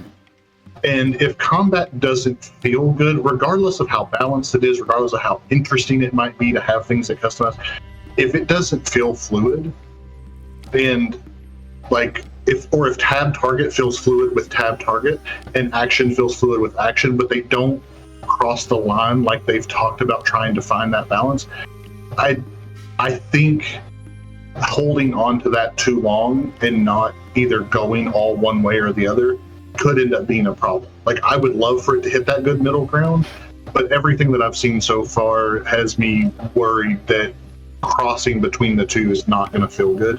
You're going to notice it every time. So that to me is the biggest thing, and it underpins like all of the other systems. If combat's not good, then you're not going to enjoy the game. Yeah. To quickly move on to the next one and to reiterate, we are not sponsored by Raid Shadow Legends, and kind of you're up. All right, let's get it. Just my box is sponsored by Raid Shadow Legends. Just that one box in the middle. When Ashes of Creation is a success, what do you think it'll do to gaming? Now, I'm sure everyone here has played Baldur's Gate 3. What happened when Baldur's Gate 3 came out? You had these people from other companies. They were sending freaking hitmen after the people who created Baldur's Gate 3 because the game was so good, right? So I think, and I've been saying this literally since I came into the community, I really do think Ashes of Creation, if it's everything that we believe it's going to be, is going to have a similar effect times 10 that Baldur's Gate did. Honestly, I think you're going to see people investing more in themselves, right? Trusting their projects, and we may actually see people leaving the Blizzards and these other companies that people have been kind of shackled to for the past few years. It's my opinion. All right, so I think that there is going to be a shakeup in the industry when Ashes is successful and is amazing and does crazy stuff, because there's going to be a lot more thinking outside the box, more so outside of just changing the setting like some games did. It's the same old game, but it's a different setting. They just put a different skin on it and they add maybe one little system. Like Ashes is adding so many different systems and so many different things that they may have the same name, like nodes. It's not the same as nodes in other games. It's not. It is a totally separate system. And I think it's going to cause other studios to really pay attention and go, okay, so people like things that are unique. Oh, I get it. Okay. People also like things to, be community based in an MMO. Imagine that. It's crazy. But it's going to cause studios to pay attention. Yeah, no pay to win. Exactly. That's one of the biggest. Vlhadus? I think it could have a similar effect to like how Mario 64 kind of changed the landscape of gaming. I mean, the N64 in general, right? With like 3D gaming, right? You had Legend of Zelda Ocarina of Time. You had the ability to actually like freely move across an area, not just across a 2D plane. If Ashes, I say if because I still think that there's plenty of things that could go wrong, in any gaming, and even the studios with the best of intentions, stuff can go wrong. Negative sentiment can go viral. Like there's a lot that can, that could hinder the success of Ashes. But I think if it is successful, I think, man, it could be a whole plane shift in the MMO community at large. You'll have, these large AAA studios wanting to implement node systems. I guarantee you the node system is what they're going to try to replicate. You're going to have Ashes clones. The Quinfall 2 is going to have a node system. Like it's going to get ridiculous with like how many of these AAA studios are going to try to come out with like Ashes like systems, because if Ashes is doing it well and they have a very solidified base, that's going to be attractive to them to want to monopolize, right? But the thing that draws me into Ashes isn't really like the node system, isn't really anything other than one statement that Steven has said, which is my game is not going to pay to win, which is something that is utterly rampant in the AAA industry right now. So even if there was another AAA studio that did Ashes even better than Ashes, I probably won't play it because I guarantee you that game will have pay to win. Wondering. Yeah.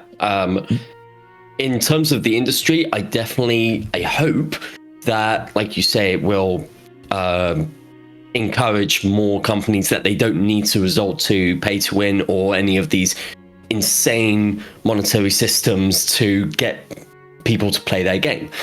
In terms of the community, what I'm really hoping for is that your fellow players will actually be regarded as people, because I feel like right now in the other popular MMOs, the other people around you, they're just a number. And that number is just a gear level, a item level, or a stat like a DPS stat, but they're not actually people. Whereas I hope in Ashes, the community will be able to step back and say, actually, these are people that we are playing with. I'm playing with another person, and that is good. And I think that if we can snowball that, and then transfer that into other MMORPGs, that would be absolutely fantastic.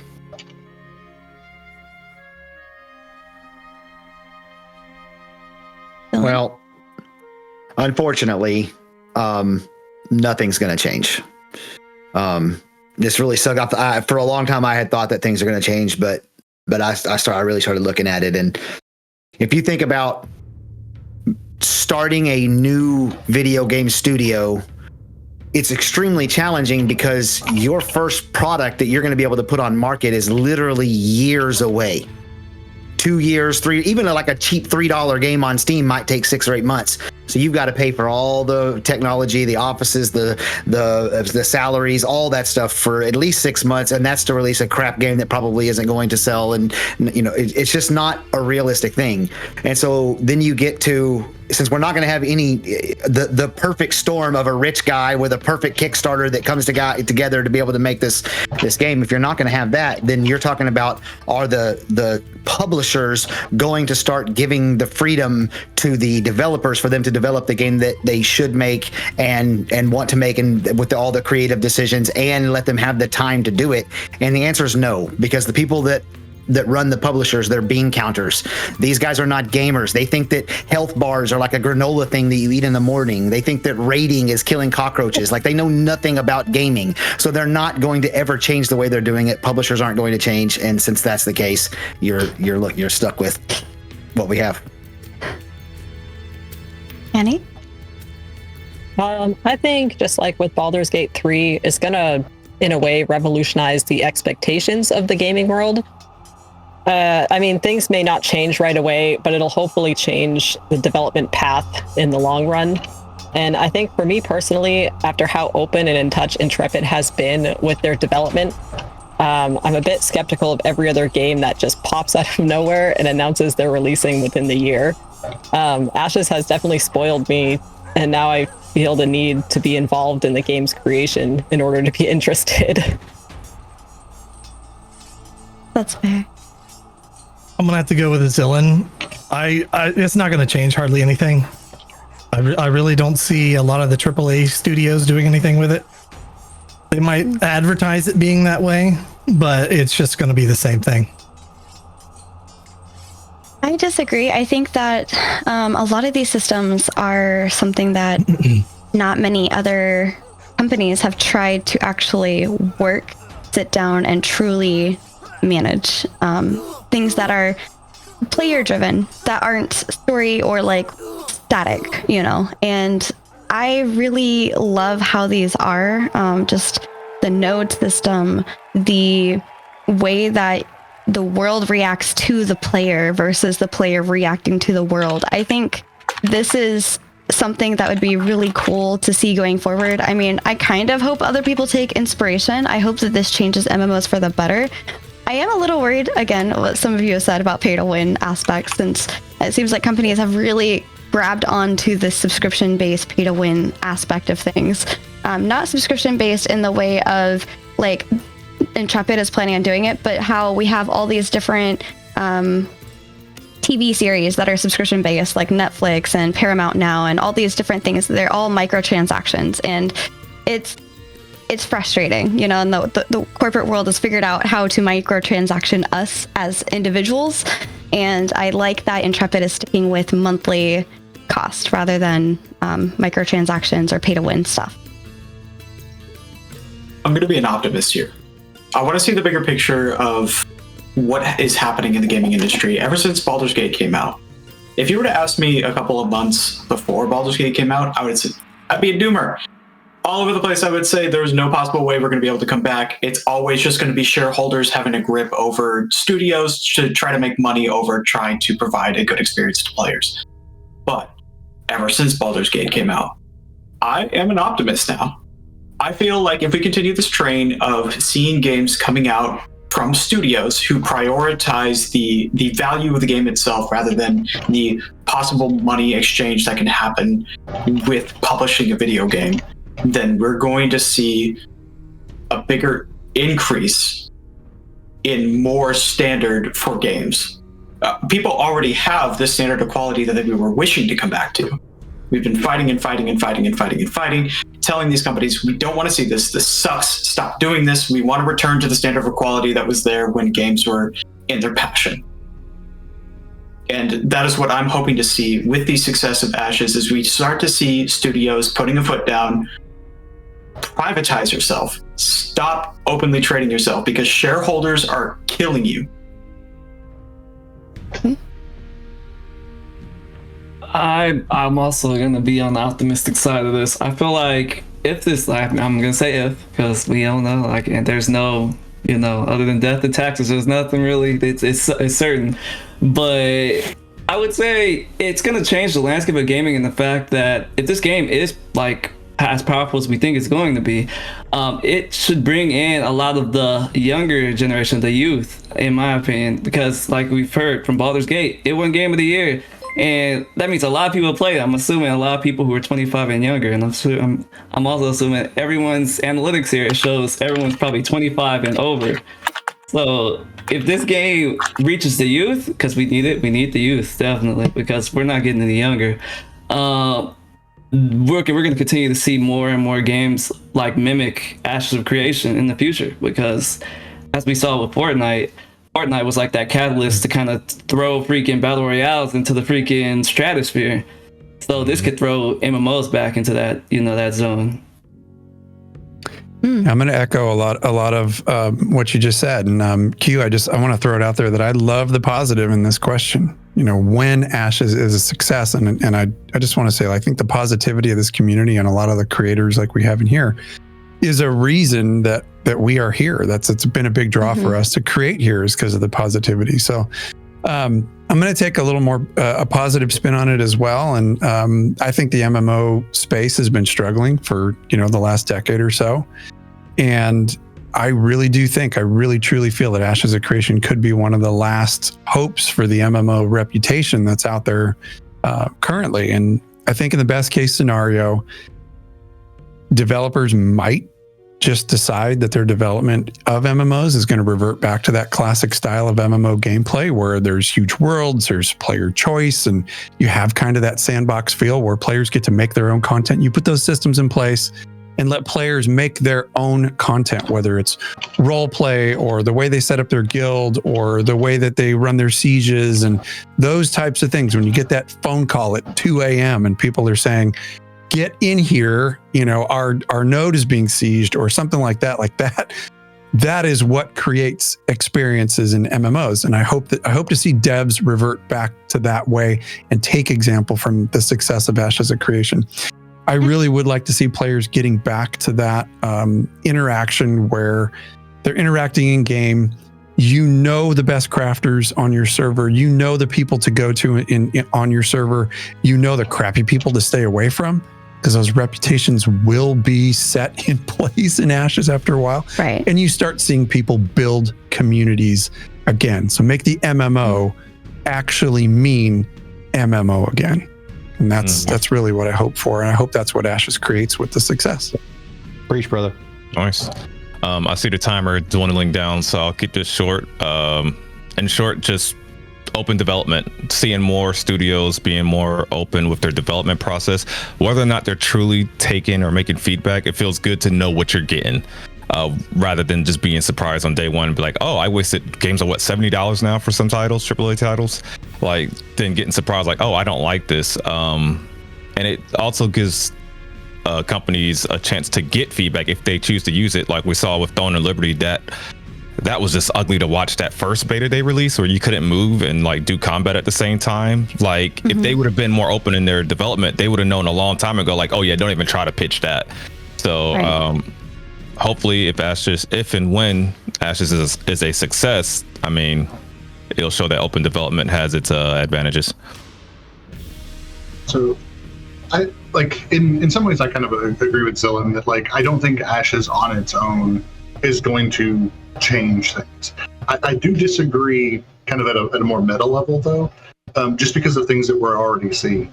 You're seeing World of Warcraft have a resurgence because they have an expansion out where the devs have had more control over it. Went away from the type of leaders that were more of the bean counters or just the money makers. You had Larian who had strength of vision and was able to do what they wanted to with the game as opposed to with the publisher. You've got China outright banning loot boxes and all kinds of really weird monetization things, which are going to have ripples over in the US on how you can monetize games. So like, I think there's a lot of things moving in the industry that are showing that if you have good strength of vision, if you treat your community and your audience with some level of respect and have some level of engagement, because even World of Warcraft having more engagement with their community than they've had in years have seen success. Final Fantasy with more of a focus on story becoming more part of it. Like, all of these things I think point to the devs and even to some extent publishers kind of understanding like we can't keep making games in the exact same way because the communities are going to rally around these other projects. I think Ashes is just one more kind of strong case in that, with not having pay to win, having strong strength of vision, and potentially just allowing itself to end up in a place where it's not the size of a Final Fantasy or a WoW, that it holds a niche, it holds a very dedicated community base like an EVE Online. So I think it's going to change things in that way of just being another good strong use case of how things should be going in a much more customer driven focus. So. Right. I'm on the if it succeeds side, but if it succeeds, and I guess success for me, it's hard to define success with MMOs, but for me it would be, has nothing to do with the launch, but like 90 days to 365 days post-launch, that would be That would be the time period. Like if you're going to have that drop off after launch, and then after that, if we're actually starting to trend upwards in terms of player numbers, it's actually growing. Very few MMOs have done that in the last 20 years. There's been a few, but if we can actually do that, I would definitely call that a success, and probably a lot of other things less than that I would call success as well. But let's say we're that successful, that would be like top of the line success. Then I would say you're going to bring a lot of people in that have never played MMOs, so the gamers themselves will get to experience something new. Because the MMO genre isn't on a lot of people's radar, and so it'll put it on a lot more people's radar. And then outside of that, I do think, you know, when it comes to MMOs, and when we had one big successful MMOs in the past, there was a lot of copycats. Obviously, we saw that with WoW. So you'll see the copycats, and you'll see more MMOs developed. And we haven't had very many MMOs released in the last 10 years. Compared to the previous 10 years before that, there's a ton of MMOs that launched. So I think you'll see more MMOs developed. Sure, a lot of them will be pay to win. A lot of them will be, you know, made by big corporate studios and will not necessarily be great, but there might be a few that work out. And I think as an Ashes fan, I want to see a lot of competition, a lot of good, healthy competition in the space that's good for the entire space. So I'm hopeful that there's more than just Ashes that succeed in the future. Right. All right, we have 3 more questions to get through, and then our bonus, like, extra time to chat before we hit our break. So, Vlhadus, go ahead and take it away. All right. How will rewarding abilities, passives, and utility work in AOC while offering true choice that matters? Again, for people that know me, I'm very much all about class design. I am very passionate about it. I want classes to be very flexible and meaningful and impactful. And, you know, and in seeing, you know, like the cleric, I'm very worried about 2 classes particularly, and that's the cleric and the tank class, because I think they need to offer a lot of versatility within their ability kits. And I am just unaware because, you know, we haven't seen the augment system yet. We haven't seen like how you can manipulate things with your second augment. I don't know if there's going to be enough flexibility to allow a non-shield tank, to allow a blood tank, to allow a, you know, shield mitigation tank, like basically just different ways to tank, different ways to heal that are completely different from one another. And then also just like with utilities and passives, like how all that's going to work in a meaningful talent system. It's, you know, and even seeing their, you know, their ranger talent tree, it doesn't impress me, but neither did the A1 character creator, which was very much placeholder. This is placeholder. So I'm just really curious on you guys and how you guys feel about all of that. Okay. It's a valid concern. I definitely believe that if they are going to put in talents, that there should be not like, I feel like in a lot of games you have, even though you've got all these different talents, you have one set of talents that will be the best for every situation.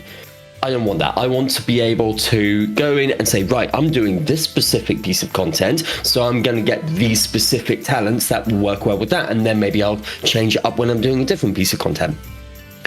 In terms of utilities and abilities, I don't believe that certain content should be hard locked behind the use of a certain ability or utility. I don't like it when games say, if you want to kill this boss, you have to bring this specific class, otherwise you physically cannot do it. I think utility should give you different options, or maybe increase the speed or the ease of doing a piece of content, but not outright limit you from doing it entirely. That's my take on it. So yeah, Xillin. Oh, you're muted, I think. Is he muted? My bad. Great take. Great take. You are bad. This is not a 1-minute question. I know. This might not even be a 20-minute question.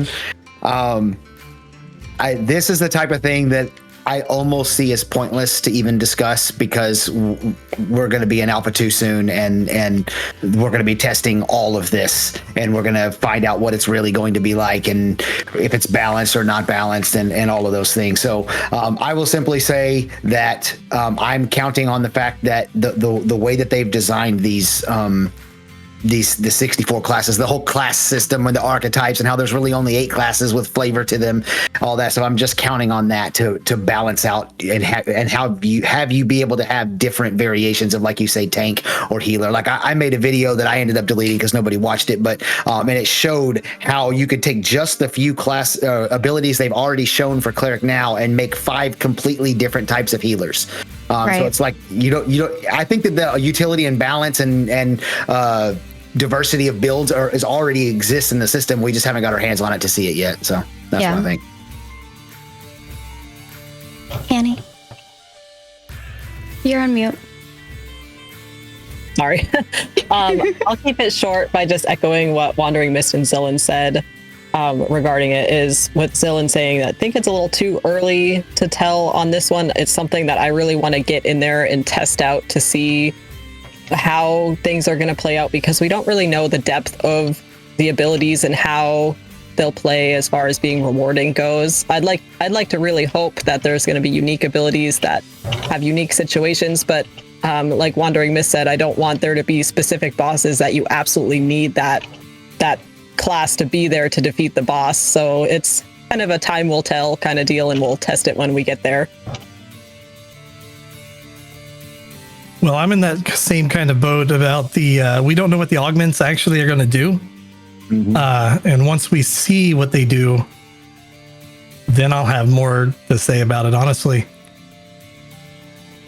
It's augments all the way. Yep. I think that I have a little bit of a different answer for this. So I think that we would have a lot more of our choice mattering in terms of we get to choose the secondary archetype. We get to choose, I think, which skills we want that to augment. If I understood correctly what Steven mentioned, there's a lot of player choice in this. There's a lot of, you get to customize this as much as you'd like, depending on the gear that you wear, depending on the weapons that you use. All of this is customizing and giving you player choice rather than being like, this is how the skill will work and that is all you get. And I think that's how Intrepid and Ashes of Creation will reward the player choice. I'm going to get a lot of flack for this, especially from WanderingMist, but I think that ability bloat is a buzzword.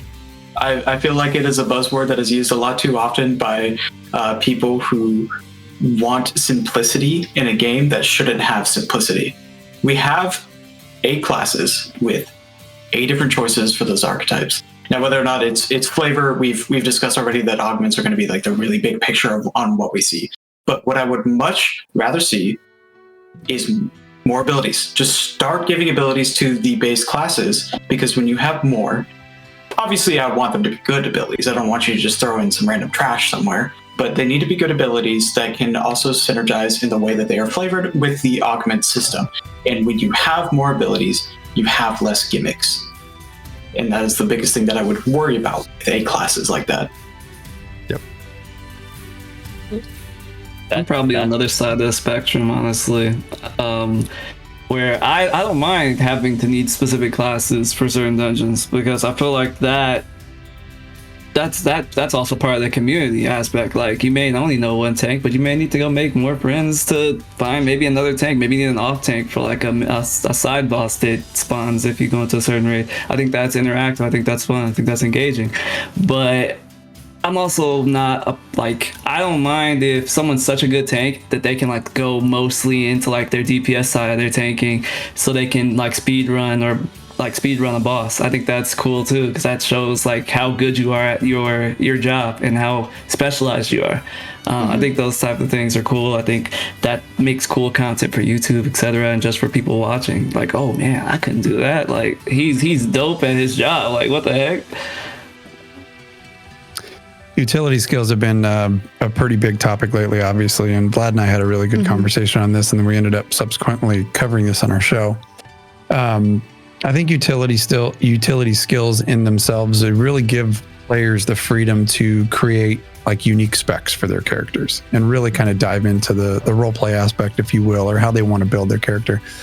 But what I don't want to see is just like World of Warcraft is currently, what retail is currently, is every class just be given this sea of utilities that kind of wash out the identity of your character or allow your character to get out of every single situation. And I think this one was a big one with how Vlad felt about it, is every character should not have a counter for everything that your opponent does. What I do want to see is that if there's some type of a give and take with utility skills, where like if you choose something that's particularly valuable and you got to give something else up, you got to give one of your other skills up in order to get that particular skill. And then also kind of just to close off the thought, I do like to see support classes, the people who take the plunge and dive into that shallow pool of playing a support class as opposed to, what the Trinity is, which would be DPS, tank, or heals. I want to see support classes have a little bit more choice in the utility that they get to choose. So maybe they get a couple more than everybody else does because they've chosen to be a support class. Amazing answer, Kash. Seriously. Amazing answer. In terms of true choice, I hope we don't get the illusion of choice, which is what the work in progress Ranger skill tree kind of projected to me, where everything's just going in a straight line. I want to see sacrifice. I want to see opportunity costs. I want you to like be really mindful of where you spend those limited skill points. If you go too far into the imbue ammo, you can't really stretch over in your skill tree to have traps as well. You got to like try to find balance. You can't have every mark. You can't have every hunt. The weapon tree looked even more linear in its current state, which once again, work in progress. But I want to see choices. I want to see build diversity. That is really big. Something I do a lot on my channel is just theory crafting, trying to find something off meta, trying to find something fun. And when a skill tree looks like that, it's just like, oh, well, obviously you do this. Vlhadus was on our podcast the other day, and something we talked about was, and we don't want this, the Path of Exile skill tree. Super intricate. We don't want that, but just as an example, how builds can be separate from each other and like have their own look. So yeah, I hope the augment system lets that be a thing, and that we don't only run into 25 out of 64 classes ever. Yeah, the Path of Exile tree is an interesting analog too, because even though that tree is as big as it is, there's still top meta builds for all content. It's not like you picked a build because you wanted to necessarily be good at one thing, or that was exactly what you wanted to play.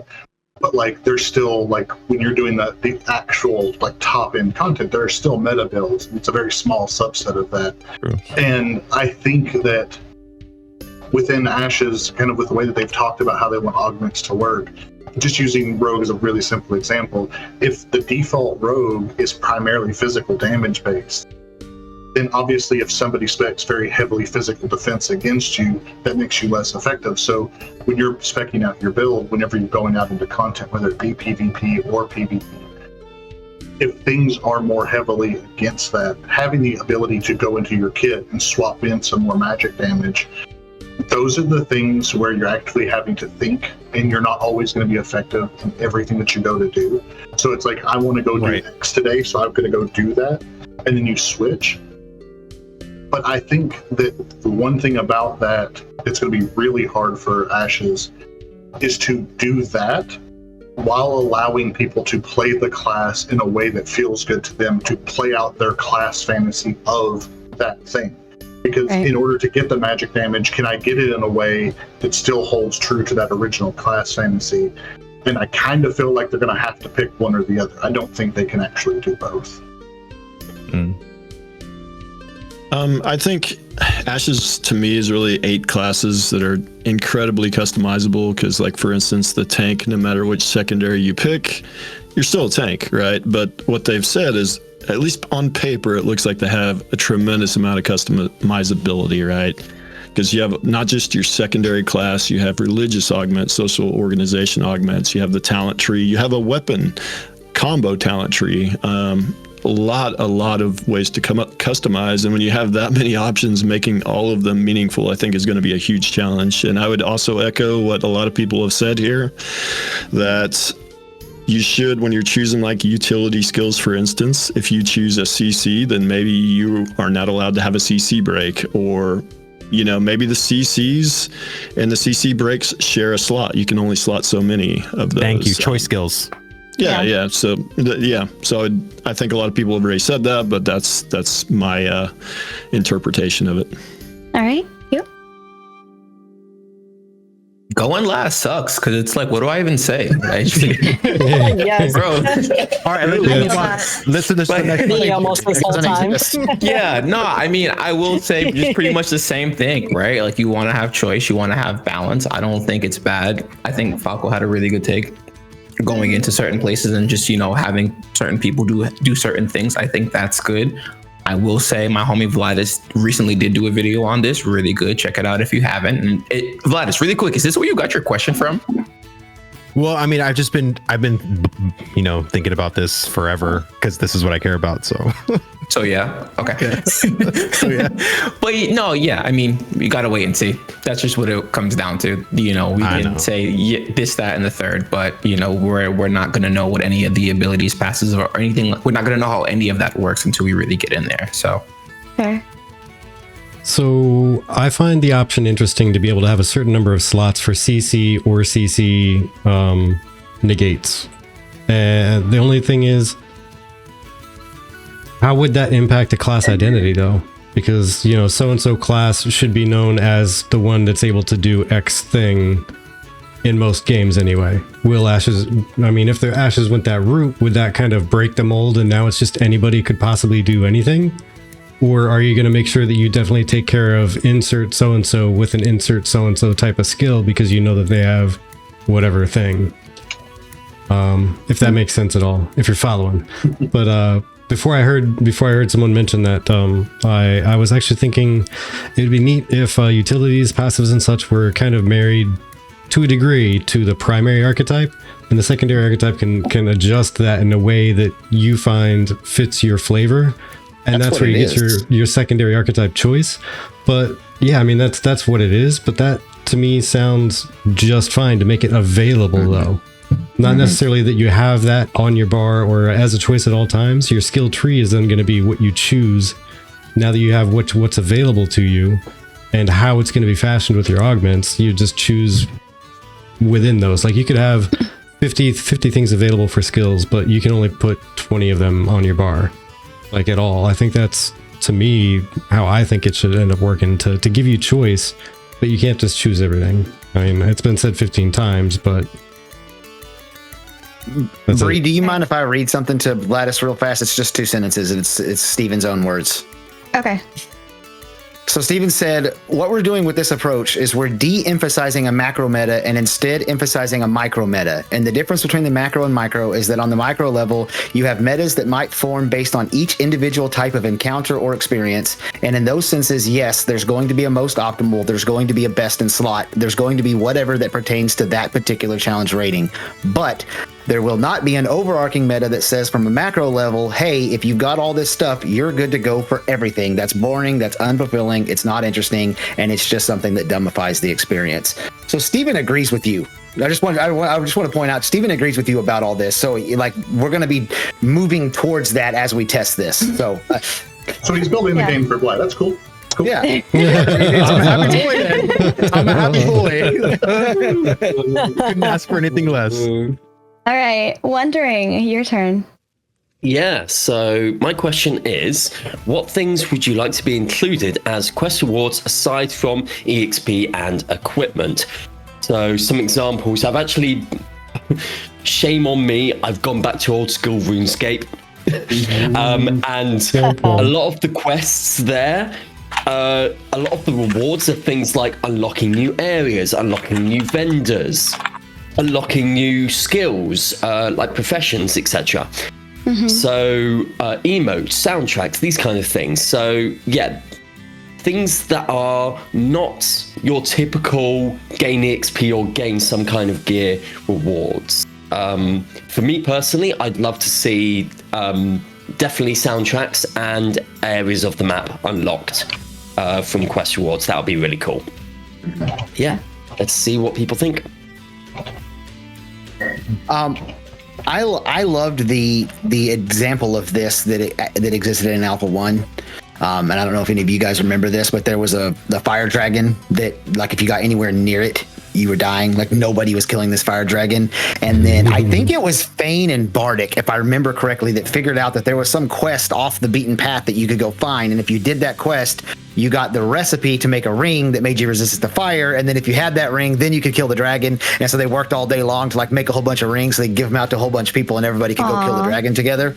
So I like that stuff where it's in the story. Like, here's what's happening. There's a dragon attacking. No one can get near the dragon. So do this quest for me, and I will give you. I'll be able to, work up a prototype of a ring that'll make you resistant to the dragon, and then you have the gear to go do that. So something like that is really good. And I also really like when emotes or cosmetics are involved in quests, because that's always fun. All right. I'm all for achievements and titles, so I'm definitely a lot more fascinated with achievements that have some sort of physical representation. Like, for example, the head of a rare dragon you can mount on your wall that you bested in combat, or unlocking unique crafted recipes from a profession achievement. That would make me super excited if they included things like that. I would really like augments to, like, your abilities, like I was saying about the bard, where you could have different flavors to all your spells. What if you go do a quest for some guy and you get, well, now your fireball's purple, or anything of that kind of nature? I would just love it, especially emotes, dances. Just I don't need gear from quests, just give me all that little things. Oh yeah, the little things, I love that.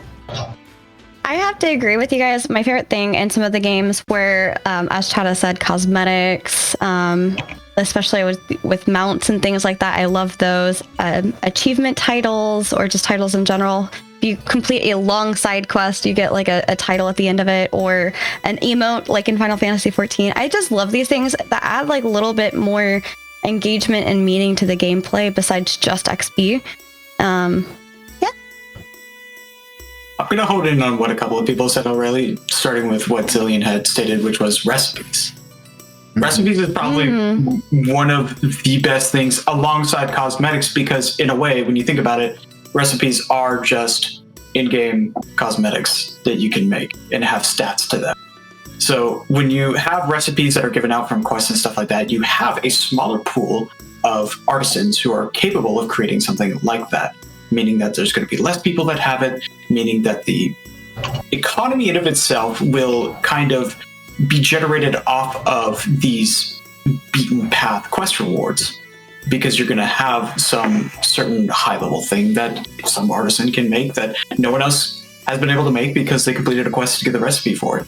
So I would like to see the reward to actually mean something instead of just being a small upgrade to your stats.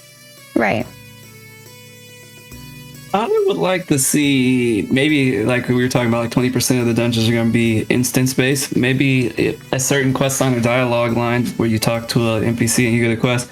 Once you're done with that quest, it unlocks you like a dungeon to kill like a certain boss, but no one else knows about that because they didn't talk to that specific NPC in that certain way and you didn't get that quest. I think that would be super dope. And maybe that NPC drops, like he was saying, a recipe to craft something, and someone's like, "Oh, where'd you get that sword? Oh, I had to do this. You had to be there basically because it was a long like quest line." I think some people might have a little heartburn over this one, but I think it would be really cool. I absolutely love what Falco just said. So I'm going to add on a little bit to my answer to this, but I think it would be really cool if your character has talked to certain NPCs in the area before taking that quest and has a little bit more knowledge about the things that are going on. Yes, lore, you know a little bit more about the lore, maybe you get a different option. Maybe you get an option to get different items when you complete said quest. I think that's a fantastic idea. One thing I do not like to see is I want to see these items that come as quest rewards be dropped or given to you by the quest giver. And when I say that, I like a little bit of realism in my game. I don't want to see swords and bows drop off of the stomach of a wolf you just killed. That is like, I love the fact that we get resources out of that instead of, you know, a dagger that supposedly this wolf keistered for 6 years or whatever. You know, as for some of the rewards I would like to see, I love the ideas of rare items, deeds, cosmetics. But I also do like to see that choice. Like if you finish a quest, if there's 4 choices of items that you can get, you can't choose everything. You just choose the one thing you like the best. Yes. Well said. Yeah, literally everything that everyone already said. Personalities, titles, emotes, especially personalities, especially if you go really deep into a certain quest line or story arc. Like I know ESL has certain personalities. Like you can have a drunk personality. Maybe if you hang out at a tavern, if I go hang out at the TGF Tavern for a total of 16 hours, I unlock a drunk personality. You know, little stuff like that. And with I love the idea Kat said earlier. Like you go down this certain quest line, or just do this certain quest, and you get a purple fireball or a certain, and I'm going to say this specifically, visual augment. I think that would be super rewarding, super cool.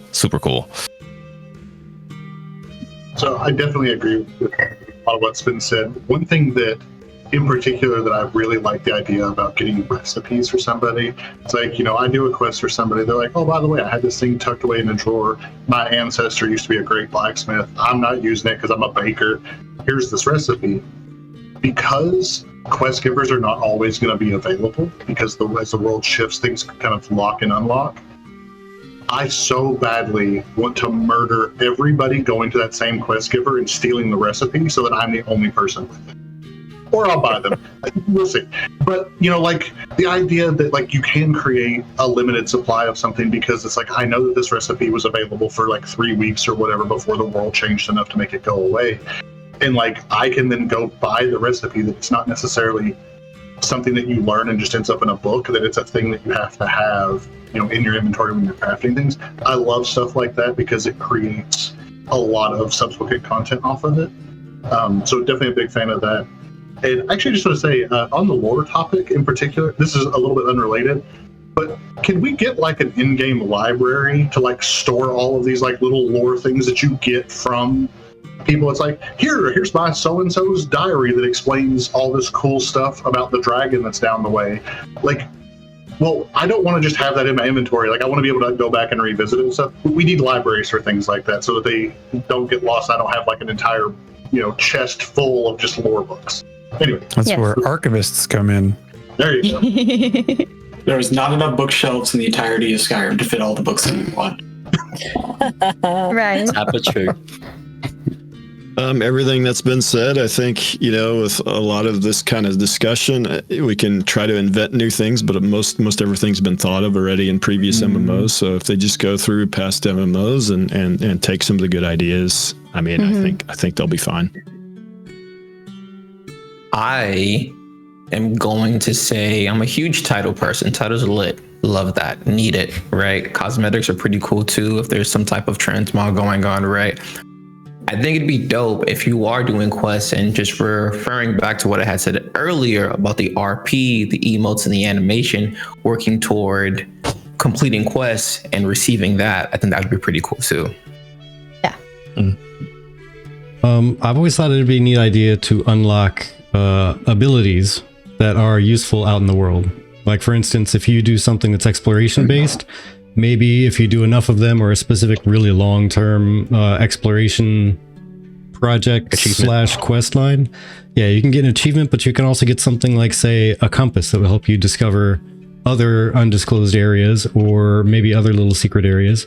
Maybe you can eventually unlock something that is similar to like the rogue thing of finding, you know, secret doors, but only in the open world, like finding cool little side areas. not really dungeon based, you know, like kind of if they were to be able to classify them differently. Like that would be neat. Like get skills that affect the open world. I honestly thought because I was going last that people were going to be saying my ideas and no one said anything. I was like, what? Okay, that's crazy. So for me, you know, our boy Concordian Slurp, he's been in many streams. Corey Rice, he's awesome.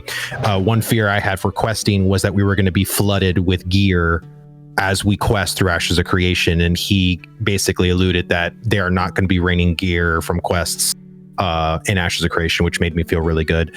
The rewards I would love personally is materials, components, crazy wacky buffs that last temporarily, because when you're thinking about it, you're doing a one-time quest. Once you complete that quest, you're never going to do it again. So why not reward like crazy 3-minute, 5-minute buffs? Like if you got a 3-minute buff where you're running at like 100% speed for 3 minutes, you're never going to complete that quest again.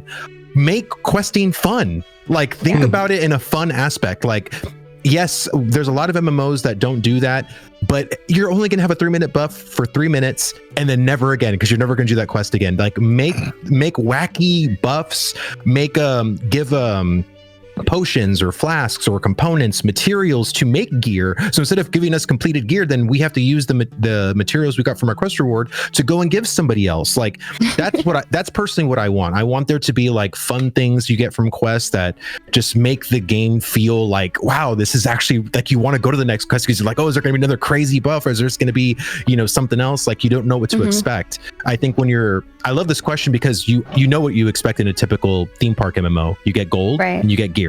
And that's it. It's boring.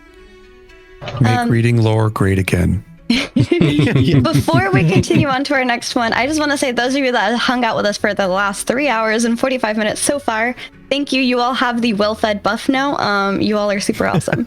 And as we enter into our final question, I'd like to remind you, please go vote in the poll.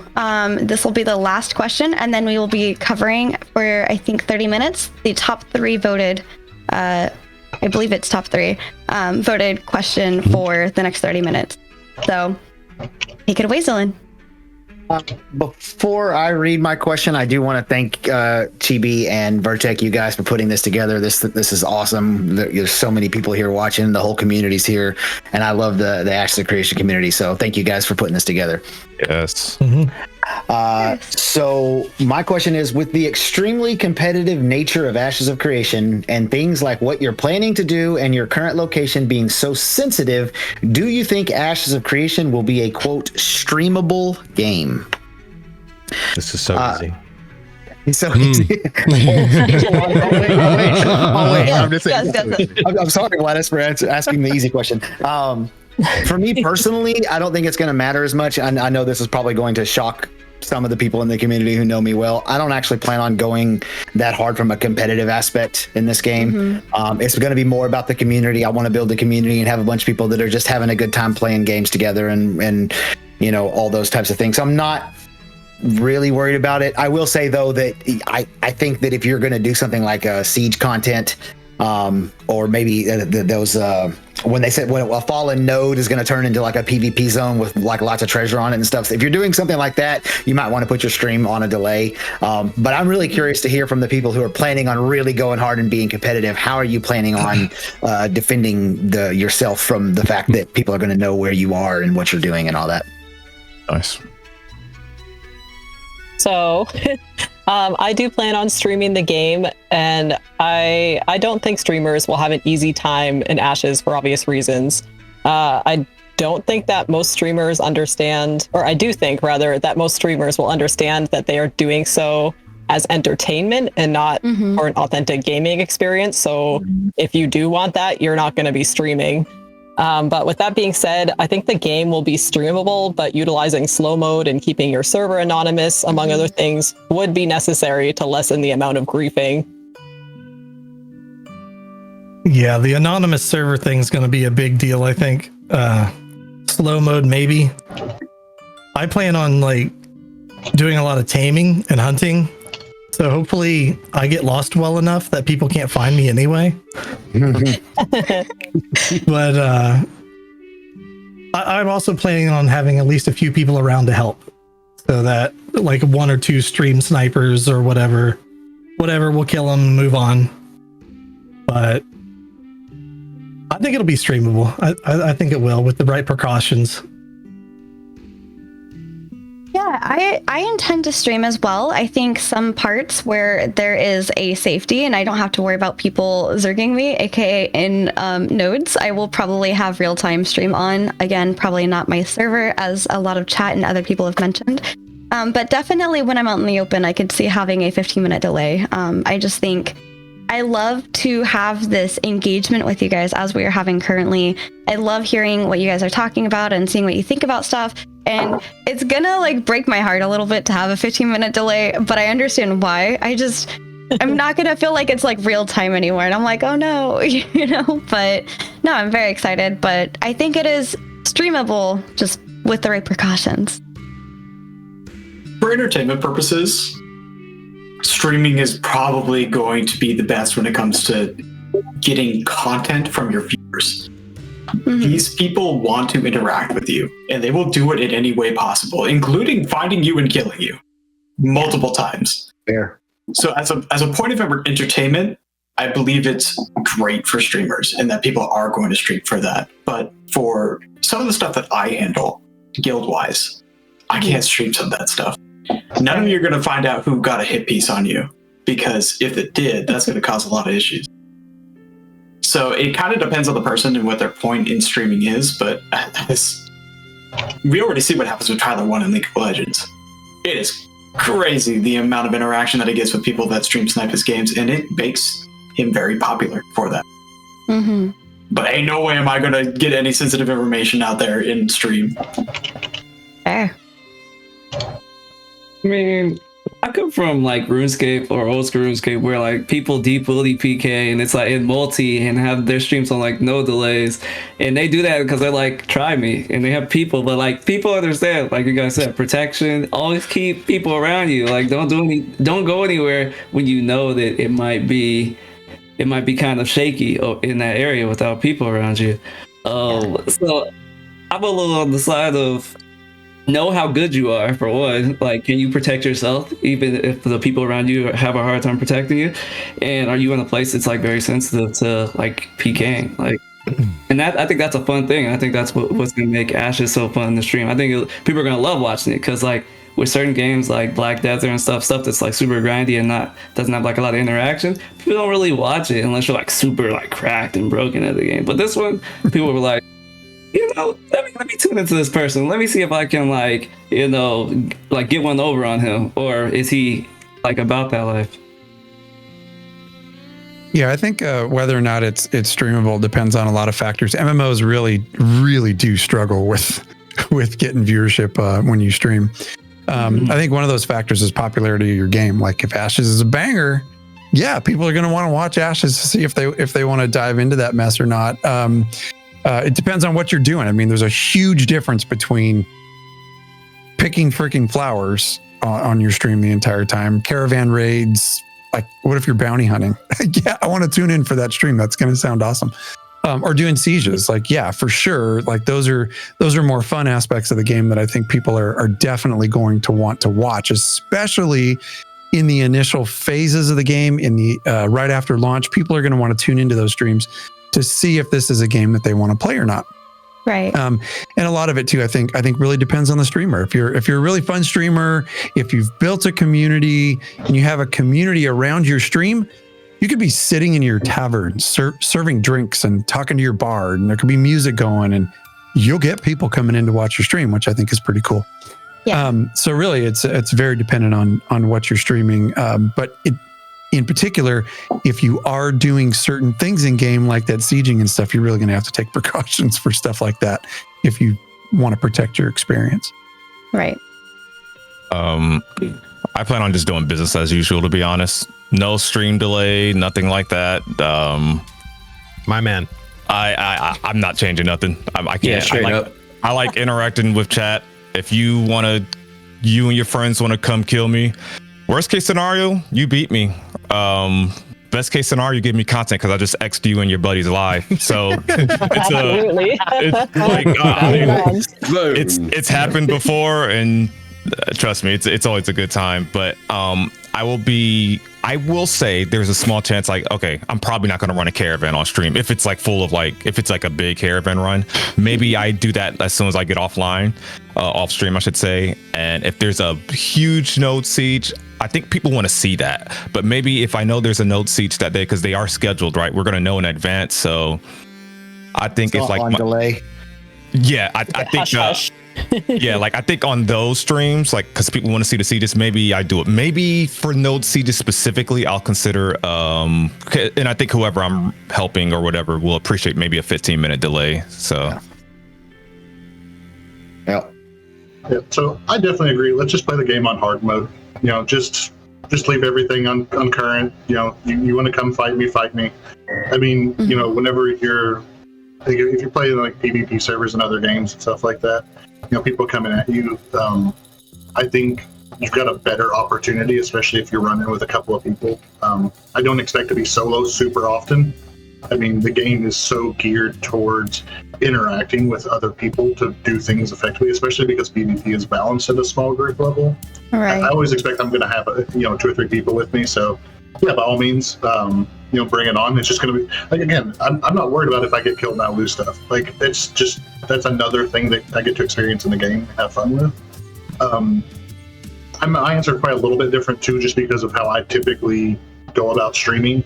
So like, I don't stream the MMO when I'm doing the boring things. So like, if I got to go farm a piece of gear, like for crafting or whatever, I'm not streaming, you know, picking silver leaf, you know, or whatever it is that I'm doing. Same thing with like any planning going into caravans and stuff like that. That's not going to be streamed anyway. But like, I might start my stream in the middle of a caravan already in the move, right? Mm-hmm. Like, because like if it's time for me to stream and that's what's going on, I may do that out of respect. Like if there's something a little bit sensitive, I might throw an initial delay on it just out of respect if I'm helping somebody else. But if it's my stuff, I don't care. Like, come get my caravan. It's fine. You know, it's just like you said, content's content. Yeah. I think obviously streaming a caravan run, streaming during the sieges will put you at a disadvantage, but it's fantastic content and people watch it. So I intend for the most part to stream that kind of stuff, and I am a guild leader and we do intend to be at least somewhat competitive. So it could be a little bit of a challenge in that regard. I might not stream our initial like battle plans before the siege, but there might be some cases where I don't stream, and it, to some extent, I think it's going to depend on how I'm feeling that day. You know, I have, just like with everything else, I have good days and bad days, and there's days on any sort of competitive game where I'm feeling it, you know, and I'm sure I'll stream it because I'm dominating today, you know, so I'll definitely stream on those days. But, you know, if I didn't get enough sleep or whatever, and I don't need any more disadvantages, maybe I won't stream a caravan run that day. Your age is showing. Yeah, exactly. Oh, no. I didn't get my old man Look at that. Wow. So, Chibi, what is this 15-minute delay? I'm supposed to be the soft one here. I don't play MMOs. It's hard all the time. All the time. All the time. I'm joking. I blame Zara. I'm giving Zara, what's going on? No. 15-minute notice. All the time. Nah, I do think there are a lot of good takes here. Man, I'm no delay here. No delay here. But I do think, just as content creators, there are better things to stream for Ashes. I do think caravan runs probably would be good content, but the people that you're running with probably will be annoyed if you guys are getting ganked, right? Castle Siege is phenomenal content, I believe, right? Especially, you know, just because they don't happen all the time.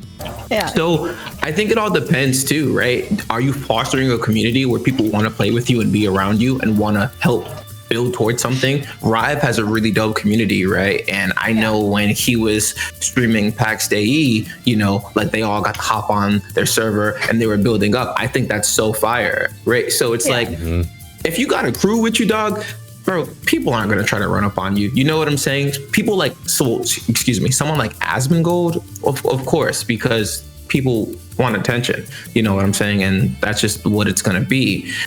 But I think, you know, for your average streamer who's not trying to focus on like PKing people and ganking everybody else, I really don't think it's going to be that bad. Again, like corruption system. But Yeah, that's it. And yeah, no delay. Go hard. That's it. All right. I have kind of a mixed opinion. Streamable, absolutely. There's gonna be so much stuff to stream, so much stuff that people are gonna want to see. They'll love to see. They'll need to see. It'll be almost like tapping a vein. Like I need it. I need it. It's amazing. Like the sieges just in general are such a great concept. But the problem is, are they appropriate to stream without a stream delay? And that's the part where it's going to be tricky, because in a normal game where you go into say a battleground and whatever, the only thing you're going to lose is maybe the round, the battleground itself. You're going to lose a point, you're going to lose whatever. But in Ashes, you're going to lose your node. Let that sink in for a moment. Yeah. Everything about your character, your freehold, your housing, your guild, your religion stuff, your everything that node is based, you're going to lose your node. Yeah, we're all talking tough right now, but when it comes to that, we might not be talking so tough. Hey guys, Node Siege is about to start. There's going to be a 15-minute delay because this thing usually runs 20 minutes, and I don't care if you see the beginning when it's about to wrap up. I'll see you after. Yeah. Yep. I was just going to basically echo literally what Vertec just said. I mean, I think this game is going to be some of the best streamable content as a viewer, like as someone who loves watching content on Twitch or on YouTube. This is going to be one of the best games to watch your favorite content creators go through the gullet, or to be killed. Like you're going to watch Q, you're going to go see Q and be like, how did that guy kill me again? Like, what's going on, chat? Like, you know, it's going to be so much fun as a viewer. Like, and I think it's going to be like such a great thing. Now, as a streamer, there's going to be probably certain responsibilities, especially if you want to be in a semi-organized or even a very organized guild, where your guild leader is going to be like, hey, I know you're a streamer. We need you in this, caravan run. We need you in this thing. It coincides with your stream time. I can't have you right. I can't have you stream this like for the goodness of the guild. Like there's going to be things I might have to run into with that, even for my guild, so I'm willing to take a back seat because, hey, there's always YouTube, right? I can still record it and put it on YouTube later, if anything fun or anything crazy happens. So it's still streamable for people. It's just not going to be on Twitch. It'll be on YouTube, it'll be as like YouTube content. So for me, I think this is going to be such a streamable game. I can't wait just to see even you guys, like I'm just to see certain people go through certain experiences and just like laugh, cry, be in shock. Like it's gonna be so much fun. You want to watch me read lore, bro? Yeah, yeah, dude. Where does that go? It's gonna be great. Sitting in the library. As long as you have costumes. That's not streamable. This segment is brought to you by the Library of Xillin. I thought you were going to go somewhere else with that joke, but you didn't, and I'm so glad. We were all thinking it. Yeah. I hope not. Yeah, I think this game, absolutely. Stream it. Yeah, there's going to be so much different content that you can stream, so much variety. Whether you should stream it or not, that is the moral decision to make. And I think it's not just a matter of you making a choice for yourself, but you have to make it, what you choose to do on stream affects everybody else around you. And the caravans are the classic example, yeah? So you may be fine with being ganked by 50 people all at once while you're doing a caravan. What about the other people who are doing the caravan along with you? Do they want to be unnecessarily ganked just because you're streaming? That's true. Maybe not. That's something definitely to consider. So I think there needs to be that understanding that your streaming doesn't just affect you, it affects everybody else around you. So, and we see this with games all the time. I mean, League of Legends streamers, if you are streaming a high level gameplay and you are not taking precautions like stream delay or hiding the minimap, then you're ruining the game for everybody else in that match. Because if there's even one stream sniper in that match, then they have such a huge advantage and it can potentially ruin the game. Yeah. So I think definitely if you're doing content like that affects a large portion of players, like a caravan, like a siege, definitely I would take precautions on that. If I could just add one tiny more thing to this. Taking the necessary precautions, whatever that might be, you are in the position to actually show history. Metropolis has been built up for months and months and months. You are showing the history of that fall. And that is, as a content brain myself, that's huge. Yeah. All right, so we've gone through all of the questions and the poll answers are in. The first one, the one that has the most votes, is the first deep dive conversation we're going to have, which is from RyveGenesis. Chat has spoken and they would like to know, what is the one thing that worries you the most about Ashes? And since it's your question, Ryve, I'll let you pick whoever you would like to hear more from on your question. Run this like it's your show. Yep. Man, I don't remember all the answers. You're in the... You weren't writing them down, bro? Oh my gosh. Do you even create content? Well, if you don't... No, kidding. We could always go through and do a quick like speed round. Right Go through and do a quick speed round, like one sentence or less. What was your stance? Yeah, that'll work. All right. Corruption. PvE combat and not being able to do as much of it as you'd like because of PvP. Corruption. I remember corruption being a common response. So let's just start with that. Do you want to just start there? And I don't know how to elaborate on it. Does anyone have any ideas how to? Whoever was saying corruption, why? I got you. Okay. So what is the one thing that worries us? Worries the most about Ashes? I think again. So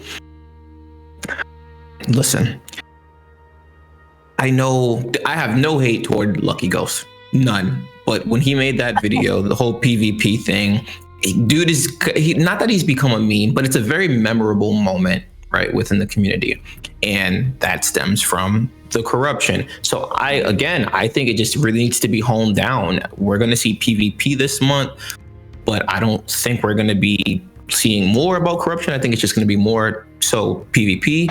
So yeah, that's just, like I said, like my stance on it, dude. We have so many people in today's society where people encourage pay to win.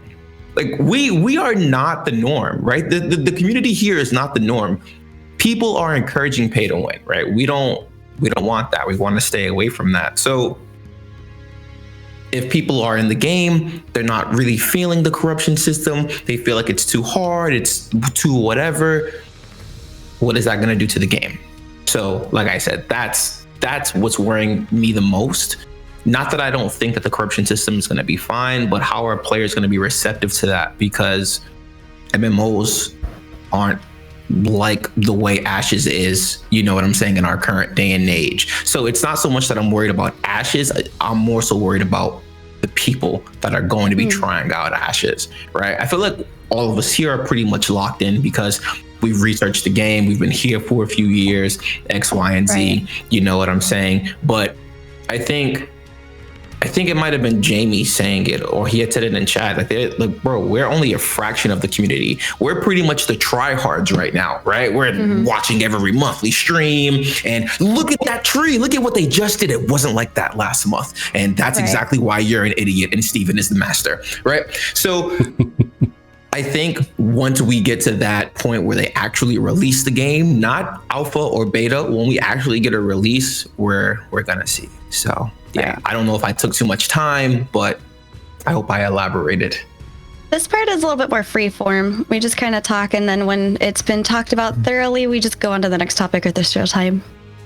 I think it's pretty incumbent on. Sorry, Ryve. Go ahead. Go ahead. Oh no, I feel like corruption is just one of those things that's just so hard to tell right now until we get in there, and I just wonder if it's, you know, it's one of those things. They took it from Lineage 2, but they've made a lot of changes to it. So on paper, it looks like it'll work. And for me as a PvPer, I almost feel like just reading through it that it might be overtuned and that there won't be a lot of people, you know, pushing the boundaries because of how punishing it is, and maybe that'll cut down on the amount of PvP we get. But you know, there is the incentive to fight back because you drop less materials if you do fight back. So maybe there will be PvP, but it's just so hard to tell because it's all on paper and we just have not seen it yet. And there's only one other game or a few other games that had a karma system that we can look at, and most of them had issues, but on paper they've addressed that. It's one of those things. Is it something that can't ever be tuned correctly? We don't know until we get in there. Right. Yeah. Testing and balance is really going to be the litmus test of what happens. And I think a lot of that is absolutely going to come out in Alpha 2.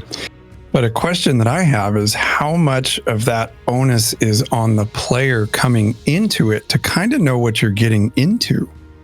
Ashes is a very unique space. It's going to be a very unique game that is going to have very unique consequences if you don't know what you're getting into. So if you don't want experience loss, if you don't want to lose some of your stuff, if you don't want the very teeth of that system biting into you, then you're going to come into the game and realize that if you PK somebody over and over and over again, as gamers do, it's going to hurt. And then are those people going to peel off because it's too restrictive? Right. Or, and then is it going to become maybe a little bit more of a PvE game? I mean, it's such a sliding scale on where it could end up, which is why speculation and creating content around something that you really don't know how is going to work, it's so volatile. It's very, very difficult to do. So, I think we can all have our opinions on it and really express how we want things to work, but how the dice actually end up landing, I think that's what the real question is here. And, whether or not it lands on one side and more people enjoy a more PvP heavy, or, other people enjoy something that is a corruption system that is a little more restrictive and it ends up being a little more PvE heavy. That's a big question. Kind of. Go ahead. You go first. Appreciate it. I was going to piggyback off this because it is a really interesting thought that there is no tuning corruption system correctly because there is no correct, right? Like every one of us would draw the line on the corruption system in a unique place based on our preference. And the reality is that Intrepid is going to have to probably come up with something like an 80-20 rule. I'm going to piss off 20% of people no matter what. They're going to hate this. That's probably the right place to draw the line, is when 20% of people are not happy and 10% of them are like it's too hard and some people are like, oh no, it's not restrictive enough. When you get to that balance, then you're probably right. And I think that what's so critical about that is actually something, I think it was Xillin that mentioned it earlier about the strength of vision for a game, like holding true to it, because that is going to be one of the hardest tests of that vision. Is when Steven looks at the game, he sees corruption and he sees how much ganking is going on outside of all of the consensual PvP, sieges and caravans and all of that. Right. What does that look like to him? And can he then hold that line in the face of all of that feedback, which is inevitably going to come from that really vocal 20% or whatever it ends up being? But yeah, you're right. It is probably one of the biggest questions because it does also touch on that strength of vision question.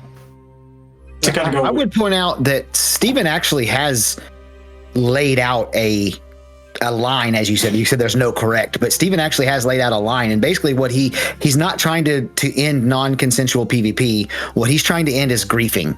And if you really look at this system, the majority of it is just going to stop somebody from repeatedly killing someone over and over again, or killing people who are a lot less level than them, and especially doing it over and over again. That's what he's trying to stop, is the actual griefing, but non-consensual PvP is not what he's trying to stop. That's so his definition of griefing. Right, but he's the one making the game. So it's right, so that's what I'm saying, the line. You're talking about those other people, about how you talk about that line.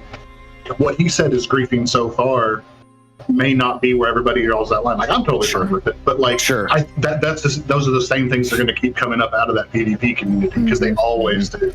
The biggest thing that I haven't seen said is the social engineering that goes into the creation of the corruption system. Because in of itself, it is trying to stop a theoretical problem, and so you have to look at the social aspect of the game first to see how you want to measure the corruption system in of itself. And I think that's just going to come with a lot of time. We are definitely going to see rebalancing of the corruption system as time goes on, because there's only the theoretical assumption of what people are going to do in the social environment. Right. My only beef with the corruption is that you can escape corruption by training, essentially. And I don't like that, where you can just move a mob into somebody and let that kill them, and oh no, now I'm consequence free. Like, you did most of the attack in the first place. That's kind of rude. Well, I think a lot of the corrupted people that I've talked to want to be comforted in groups. And, you know, me and Nyce were talking about this, and I think, I don't know if this is controversial. Now, this is not what it's like currently in implementation for Ashes of Creation, but I would want group-based corruption. Like, if I'm in a group with 7 other people and I kill a green, everybody in my group is corrupted now. You're guilty by association at that point. And that also ostracizes, like, if you don't want to be corrupted, then that ostracizes that person to be kicked out of the group. And then again, it's the accountability factor. People want these corruption groups to be like, oh, well, if I'm only going to be corrupted, then the 7 can protect me, and then I can still go and kill people, right? That's what they want to do. Do you even if you don't heal, like I'm sorry, I was kind of curious because that's an interesting point. Even if they don't heal you or anything, like, even if they don't participate, only the person that does the killing blow. Only the person that does the killing blow gets corrupted. So if you're in a group of 7 other people, then if I do that killing blow, then I'm the only one corrupted. And I know that's how it works out, but like, right, that's what I was wondering is how you viewed it. Do you see that, like, even if I don't heal you, but I'm the healer in the group, and then you feel like I get it? If we're in a group together and I kill a monster, do you still get experience? Okay, I see. So we benefit from experience, right? Being in a group. Why don't we benefit from the bad stuff too? Like that again. It's a group-based game, and this is not how it's currently implemented. I don't want to get people caught in a tizzy over this. All I'm saying is that that's the way I would do it, because it would again ostracize those players even further. Now, if you get a group of those people together and they're all in the group, now it's multiplicative. If you kill 2 people, 2 green people, and some other kill, like, 4 green people, and then you kill a total of 17, now everybody has 17 corruption on top of that. So it minimizes that. You would basically have to have everybody not in a party. Yeah, that's really interesting. And that's basically the point, right? Like, if that would be the case, because they're going to try to game the system any way they can, right? And so for me, I think Xillin's right that you got to eliminate the griefer. I mean, people want to kill people consensually. You just want to eliminate the griefing part. I would love to hear them talk about it, actually. Like, I mean, that's not the way that it works now, but I would love to hear kind of their thoughts on it. You have to keep in mind that the person that heals the guy who's killing someone flags as a combatant. So now they can be killed. So it's not like you get off scot-free. You become a combatant. So there is that. Yeah, no, totally. I was just curious, like, in his scenario, like, even if I didn't do the healing, do I get it? And I do think that's something that would be really interesting to hear Intrepid and Stephen Balk about. Oh, absolutely. That's really interesting. It'd be all about that, because that's the other thing I was going to say and add into it before you mentioned it is, just add the the experience gain distance, just add that same thing to the corruption. Because also, like you said, there's gonna be so many people who try to game it in one way, shape, or form. There's already people talking about, I'll just have my friends just kill me if I can take my gear off and whatever, and they'll give it back to me, right? Yeah. So real quick, I just want to remind everybody the forum post is up for Intrepid's development live stream on the 31st. So please, you have until the 26th to add your question. If any of these are inspiring questions, please go ask them, especially on a PvP centric live stream. But with that, go ahead and keep chatting, whoever wants to pop in. Yeah, if I can. Okay. Obviously, yes, there will be a sliding scale and you're not going to please everybody. My biggest fear is that the corruption system will be so lax that a new player coming in will literally not be able to play the game. That's kind of worst case scenario for me, and that could legitimately kill this game, where new player comes in, they get out of the starting area, and then just bam, they're dead. 0 counterplay, 0 ability to play the game or do anything, and they just gank. And then if that happens half a dozen times, then they're going to be like, I can't play this game. Bye. And they're gone. Yeah. Yeah, I think that's one of my concerns too, is the new player experience, because we can't get new players to join the game and stay in the game, then the health of the game is going to deteriorate. I just want to piggy off of that only because it's about the mindset, right? So because this is a game not for everybody, that's that particular thing, right? It's like when you were in World of Warcraft and now you're in a contested area in a PvP server. You're going to have a rogue come and kill you because, hey, that's World of Warcraft PvP servers, right? I feel like it's all about the mindset of the kind of player you are, because I know for me, as someone who is serious about MMOs, and I know, and I'm doing my research and saying like, oh, this is a group-based MMO. If I'm not in a guild already in a group by level 1, I'm kind of doing it wrong. And again, and if you are a very solo-minded player, then you have to understand your risks. And so it's really about understanding the kind of player that we're trying to attract, because again, even to Xillin's point, the mindset and the direction and the foundation of what Steven wants to do has to stay intact. And again, that's going to be the thing that's going to be echoing of what what WanderingMist is basically saying is going to be all over the forums. All these new players are going to be complaining that they're getting killed, they're getting killed, they're getting killed. Well, that's the game. Like, you know what I mean? In a way, yeah, but at the same time, you can't expect everybody coming into the game to instantly be in a group. That's not going to happen. There's going to be plenty of people who will come in as solo players who will then want to play the game a little bit before they actually find a group or a guild or a community. The thing to keep in mind though with that though is that in that starting area with that first person coming in, like the game maybe not be for everybody. It's the mindset of the game and all that. But if that situation is specifically Steven's aim for the corruption system to eliminate that kind of behavior, I think, and somebody correct me if I'm wrong. You'll probably find the quote on the wiki somewhere, but I think Steven even said that if the corruption system doesn't accomplish that goal, they'll add other measures to make sure that that type of behavior is curbed to an acceptable degree, because you're never going to get rid of griefing. Never going to happen. I would like to add in the mercenary system. Not mercenary, the stuff my guild does, but the mercenary system that is in place for Ashes of Creation. Bounty Hunter?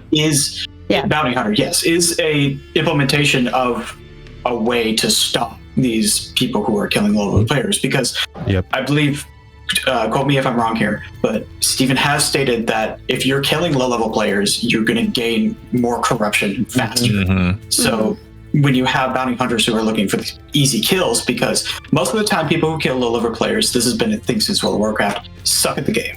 And so they target low-level players because they're easy to kill. So I feel like currently we can't really say much on what's going to happen to new players when they get in terms of like the grief ability that is going to happen to them. Unfortunately, like I said before, it is a social engineering thing that is happening within the corruption system. You have to see what the players do before you decide to change anything. I want to quickly highlight a couple of things that people in the chat are saying. Both Jamie and 45 Dragoon said they have said level difference makes it worse in terms of corruption. So the higher level you are, ganking somebody who's like level 1, that's going to give you a higher corruption. Sir Unsington says fire up the bounty hunter system early and reward the hunters well for smashing those griefer trolls. And then finally, I believe it's Daira says, remember, there's a mentor system. Some players might actively help new players and defend them from being attacked. And I think these are all good points, and I think these are ways that, incentivize working together and or, not griefing lower level people. Jura, sorry, my bad. But I think... Sorry, I saw Savnera's comment. I think that we should remember that those things are there as well. I mean, I definitely think that, I always forget. So, Vlad and wondering, the points that you're making, I think, are both valid. Yes, you want to attract a certain kind of player, but the reality is Q's actually a pretty good example. If he wasn't a content creator, right, and he's just starting, jumping into MMOs, right? How does he know, is he going to get discouraged before he gets in far enough to figure out who to talk to and run any kind of content with a few people to see if he can start making those friends in the game? Because he's coming in with no history. He's not coming from other MMOs. The people that he's been gaming with before may not be coming with him. And there's a lot of players like that. So it is it is really a hard thing to balance, of like trying to find a way to let those people get in and feel safe enough to be wrong about things and figure out if it is going to be their type of game. Right. So yeah, I agree. Like my whole thing, and I've been an advocate for a non-PvP starting zone. Like in every starting zone, there's 5 starting zones. I don't want any PvP at all. I want, and if that starting experience is from level 1 to let's say level 10, you know, I don't know. But we all know that how long Ashes is to level, right? It's not. Right. It's not you're not gonna level from 1 to 10 in 20 minutes. Right. So. Right. I think if the leveling experience from level 1 to level 10 is completely uninterrupted, you can just literally learn the game for the first 10 levels with no PvP interaction at all. And then once you pass level 10, then you venture out of the starting zone. Now PvP is enabled. After that, it's fair game, in my opinion, because you've had hours potentially at that point from level to 1 to 10. You've got to grapple with your abilities. You got to see your class. You got to see the different quests. You got to see like how people are reacting to the game along with you. So I think that to me would be a very good starting experience. But there's so many players that don't want that. All of the hardcore PvPers are like, no, I want to PvP right at level 1, level 2. I want to start like PvPing people. And I just this think is Sparta, man. We're training you from birth how to be a warrior. Yeah, and again, that's very true. But to me, I agree with people that I think it should be a little bit uninterrupted at first. After that, the gloves are off. Like PvP now is good to go. Like, but I do like a non-interrupted experience, even for myself. Like I want to kind of immerse myself in what this game has to offer, and I can't do that if I'm constantly having to PvP somebody at level 2. Well, I think that's part of the game, though, dude. So, I mean, really quick, I just think that's part of the game.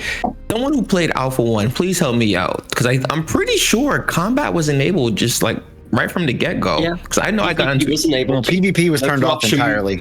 It wasn't. Because you don't know, Reg. PvP started off being enabled with no corruption system, and it was a complete mess. There was no corruption system, yeah.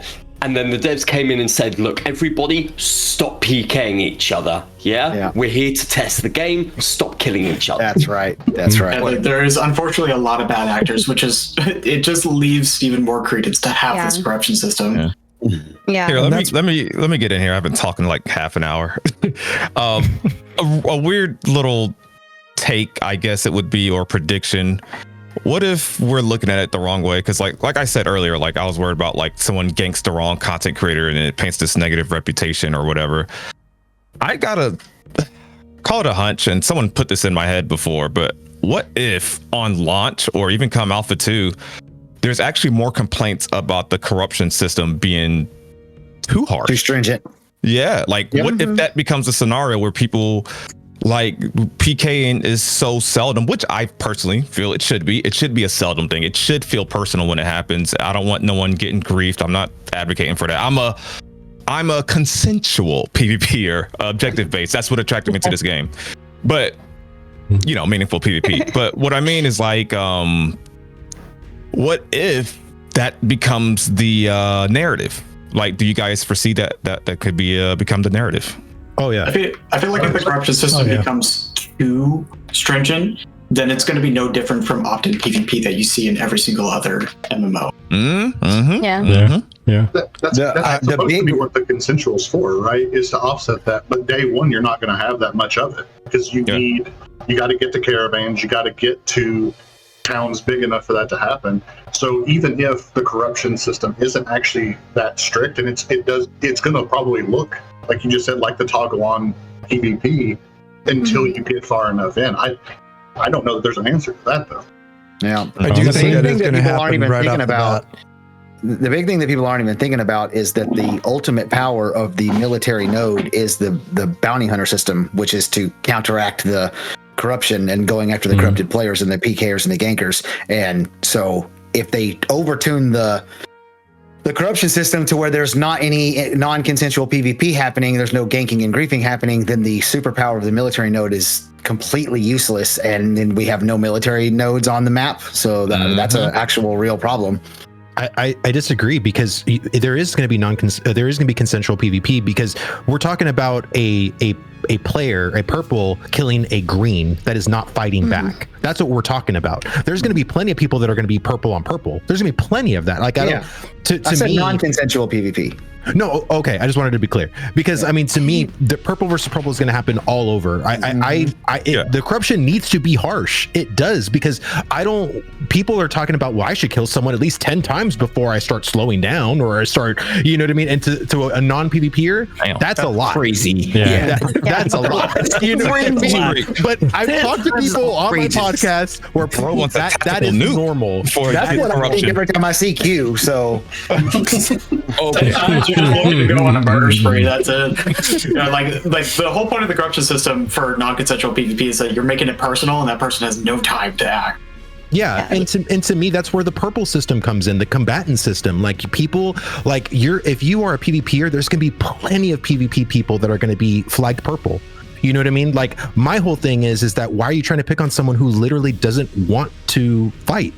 That's where the players though. I don't mean to even interject. Materials they got though. That's what most people, and from my experience, right? That's what people do. Bro, I've been playing WoW. This is what people do. People run and get attacked, and they still try to run, and people just kill them. It just happens. It's just how it goes. Because there's no penalty in WoW. That's why it's so rampant in that game. Yeah, I know. Look, I'm not saying you're wrong. I'm just saying what happens. Right? You just get attacked. I'm just saying, I've been looking at this lumberer for a while now on the forest. He's been there for about 2 hours. I want his lumber. Yeah, I was just about to say that materials is the reason why it might be worth going right for that guy. But it's all about the repeated part. That's the thing. The repeated part is what I'm talking about. Like for people that want to continually kill green people like 10 times over, and then like I should start not killing people anymore. I think people are gonna get pissed. You kill them once, even if you never see that person ever again. Fair enough. 100%. Get dampened so much, or you won't be able to kill people after like 5 or so because it stacks, right? Corruption stacks. So. Yeah. Well, if history repeats itself, and we know that it does, look at what happened with Alpha 1. Alpha 1, as soon as it happened, is when it's a big reason why they turned off PvP was because they wanted to get a lot of systems tested, but people could not get past themselves and just kill other people. That and these are you have to understand it this way. These are people that paid to get into Alpha 1. It is a small fraction of the people who are going to be at launch of this game. That's only going to be $15 a month, not multiple hundreds of dollars, to support a Kickstarter. Real quick, Kash, when you finish up, after Kash finishes up, we're gonna leave it open for some folks that aren't very good at just interjecting or don't like to just interject. If you wanted to offer an opinion as well. Yeah, sorry, I didn't mean to steamroll anybody. Oh no! Just some people are just much more practiced at jumping into a conversation, so we want to give it a chance for people who are a little bit more calm. Yeah. No problem. So I'll finish up my thought. My thought is that when you have a very select part of the Ashes of Creation community where these are folks that have supported the game through the Kickstarter, they've been here from the beginning, and they're willing to pay money to get into Alpha 1, and they're still can't get away from themselves, and they just want to kill people on day 1 of Alpha launch, or of Alpha 1 launch. Imagine the droves of people that are going to come in that are just trying out the game and just want to pay the $15 a month. There's going to be rampant death in the open zones, and I just think that is going to be a thing. So right off the bat, before anything gets tweaked or moved around with the corruption system, it's going to have to be pretty harsh right off the bat. All right, we now only have 2 minutes left, so if anybody who has not talked yet would like to speak up about a part of this topic, please let me know. Go ahead. I mean, I'll interject then. Yeah. I didn't even think about it actually, about people having like their own clan mates just kill them, or their guild mates kill them after they're like corrupted. But I mean, that does sound like a thing that's possible. Like that would totally like undermine the whole like bounty hunter system, because like obviously you can get killed quicker than a bounty hunter can find you, I'm assuming. So that'd be kind of dumb. I'm wondering how they're gonna combat that. Like me being like, "Yo, Q, come kill me, man! I just knocked 3 people off. I need this corruption off me." Yeah. We have about a minute. Anybody else want to jump in? I also think there should be a very good tutorial for like newer people to understand what the corruption system is and does, so that they can't be like, "Well, I didn't know that. This is stupid. What? I can't kill no one now." I really think there should be some kind of tutorial. Two things. I agree. One, I noticed if I hold my arms like this, my camera focuses on my face. I have decent light. Awesome. Two, can everybody just do this with me so I don't look weird? Anyways, fun thing. Fun thing. That was actually a question that I asked as far as a beginning tutorial that was selected for one of the questions to be answered by Stephen and Margaret. So they actually did answer that whole beginner experience with corruption, and in short, their answer was they don't want a hand-holding tutorial. You know how games do that hand-holding and whatnot, but they also want to give people enough, you know, make sure people understand the system. So I forgot which month that was. I know it was literally within the last 2 showcases. That much I can tell you. All right, I'm gonna drop my hands now. We look weird. And with that ends the half-hour segment that we have just to chit-chat about this. So we're gonna have a little bit of a break because we have been here for 4.5 hours. And, you know, some people might need food or the restroom or, you know, more water or what have you. So we're going to just take a little bit of an intermission, and a lot of us are going to be here still. We're going to be interacting with chat, and the poll for the bonus round is already up, and it is live. So you are more than welcome to peruse the topics, and when we get back from the break, we will be talking about the top 3 voted during the next bonus round. So, yeah. So how long is the intermission? I believe we're gonna go for 20 30 minutes. 30 minute break. Just give people plenty enough time to grab some food, stretch their legs, you know, all that fun stuff. But before we close up, though, just in case anybody has to leave, even including viewers rather, if everyone wants to go around, do a quick plug for your show. Just again, remind people who you are and where you're from, and then we'll go ahead and take off right after that. Annie. Oh, it's me. So I'm Annie. I am one half of the Chaos and Lace Cartel, which we do with, sorry, let me back up. I'm Annie, and I'm one half of the Tangents of Creation podcast that I do with Jamie Chaos. We'll also be having a guild in Ashes called, I think it's just going to be Chaos and Lace or Chaos and Lace Cartel. We're still deciding, but you can find us on Twitch or in all the places. It's either Annie Lace or Jamie Chaos or Tangents of Creation. So yeah, you can look us up there. I'm CatSnievans. I have the last week's news today show on YouTube. I also do. I want to do more streaming, so it's at CatSnievans on both YouTube and Twitch. We do have a guild, but I don't know if everybody is. It's a mercenary kind of guild, so we're going to be for hire to help protect your caravans, or do you? He lagged. The video froze up there for a moment. You can still hear us. No. Oh no! I didn't take him out. He said mercenary guild. Mercenary. So we heard it's a mercenary guild. back. Protect your caravans, or do castle sieges or anything that you need. Awesome. No, my name is I'm going to skip over myself. Go ahead. My name is Easkeruth, also known as Eask. I run Verra Today, which is more of the social aspect of Ashes of Creation, talking about drama and guild conflicts. Currently, it is a barren wasteland as I am locked out of Verra. I am stuck in Sanctus and I cannot leave. But the second that I am able to leave, there will be more content. But for now, you can check out the 4 videos that I have made so far. And there might be some projects that are coming out soon. So take a look out for that. Nice. Sounds good. I am Falco, guys. You guys can find me on YouTube, and I'm at what's called youtube.com/Falco40. I put out speculation videos mostly, since obviously like we're all locked out of Sanctus or out of Verra. And I do a few IRL challenge videos with a spin-off for Ashes of Creation. Nice. I'm Kash. I am 33% of Loreforged, and we do a weekly podcast specifically for Ashes of Creation. We are dedicated to Ashes of Creation. You can find us at Loreforged HQ on Twitch, and we also do weekly videos on YouTube. We have a Discord community that's open to everybody. We will have a guild in game. We're still fleshing some stuff out there. but that absolutely will be a thing. You can find everything we have at loreforge.com. I am NyceGaming on YouTube. I recently started Twitch as well. One half of the Voices of Verra podcast with Is There No One Else? And yeah, I'll keep it. That's it. That's me. I'm Pharazon. You can find me pretty much everywhere at Pharazon Gaming, except on Twitch, where I am at Pharazon_gaming. And I'll be primarily doing Ashes of Creation content once Alpha 2 starts. Leading up to that, there'll be other RPGs that come up.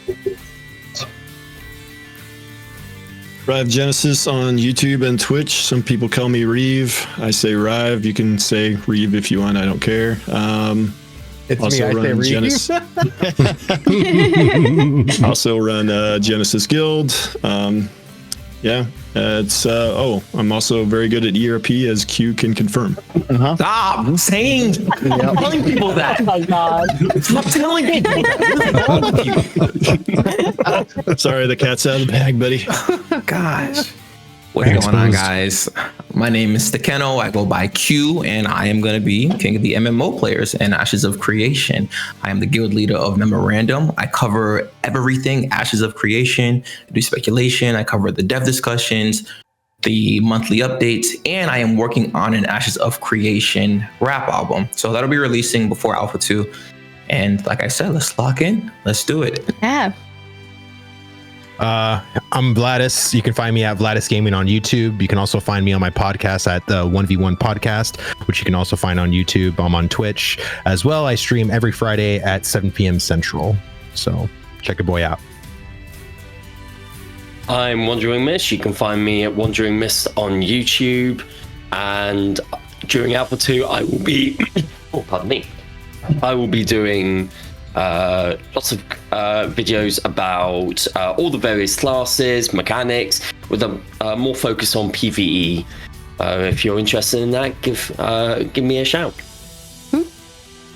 I'm Xillin. You can find me on Twitch and YouTube. Xillin. I make content mostly speculative, clickbait crap right now, but it's going to be it's going to be actual guides and tutorials and coverage of the game and stuff like that when Alpha 2 gets here. So. Come watch the clickbait and stay for the good stuff later. All of it's negative. Every bit of it. All right. Well, thank you folks for hanging out here. We don't know how many people are going to be running away, but we will definitely be back in 30 minutes. We're going to take the first 5 minutes of this break. We will not have voice comms going just so we can organize and whatnot. And then after that, we're going to open up voice comms so people can chat with everybody out here hanging out still. Okay. Yep. Okay. And when we come back, we'll have the bonus round. So please make sure to go vote on the topic that you would like us to talk about first. Keep in mind, bonus round is going to be in-depth discussion only. Not really doing, well, I mean, we're going to be doing a little bit of the round table, but it's not going to be quite as long as the first time. We're going to be focusing a lot more on actual conversation. Yes. All right. Well, we shall see you in a bit. See you soon. Bye. Bye.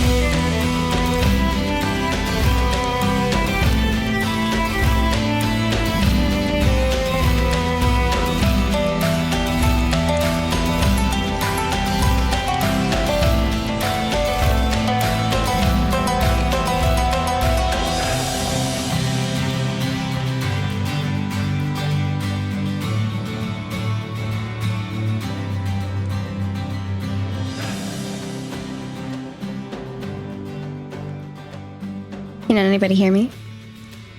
Yeah. Okay. Are you guys still hanging out with us for the second bonus round? Yeah, that's what I thought I would do. Okay, cool. Just double checking. Wasn't quite sure. But chat can hear us, so if you guys want to chit chat with chat verbally, vocally, whichever one that you want to take up for words, we can do that. And I just want to put it out there. Currently, the second place vote is a 3-way tie. So yeah, chat, go fix that. What's wrong with y'all? Don't bully my chat. Don't invite me on your podcast if you don't need to bully your chat. You can't hear Vertec, but he just died laughing. I heard him all the way from in here. That's fair. That's fair. Yep. I feel bullied. I'm sorry, Chaffee. I know this is not a safe space. Not when I'm here, it's not. Oh my gosh. Also, it's topic vote. So here's the new link. By the way, it's a new link that is live. But the one that we're more than likely potentially talking about first is what would be your perfect mount. So start getting that in mind. But just to give you all a peek, I think there's only 4 of our CCs who are still available. So who are going to be here for the bonus round. So we'll have a little bit smaller of a bonus round here. But it's still nonetheless going to be fun because it's going to be a little bit deeper discussion. So I still want to know what the creators I Am Done With Ashes think your line Steven Intrepid should not cross. Oh, are you asking like if there were to be a line where content creators would be like, okay, I'm done with Ashes, like what would that be? Is that what you're asking? I love that question. That's a great question. We should do that. The answer is the first time somebody kills me. Yeah, I'm done.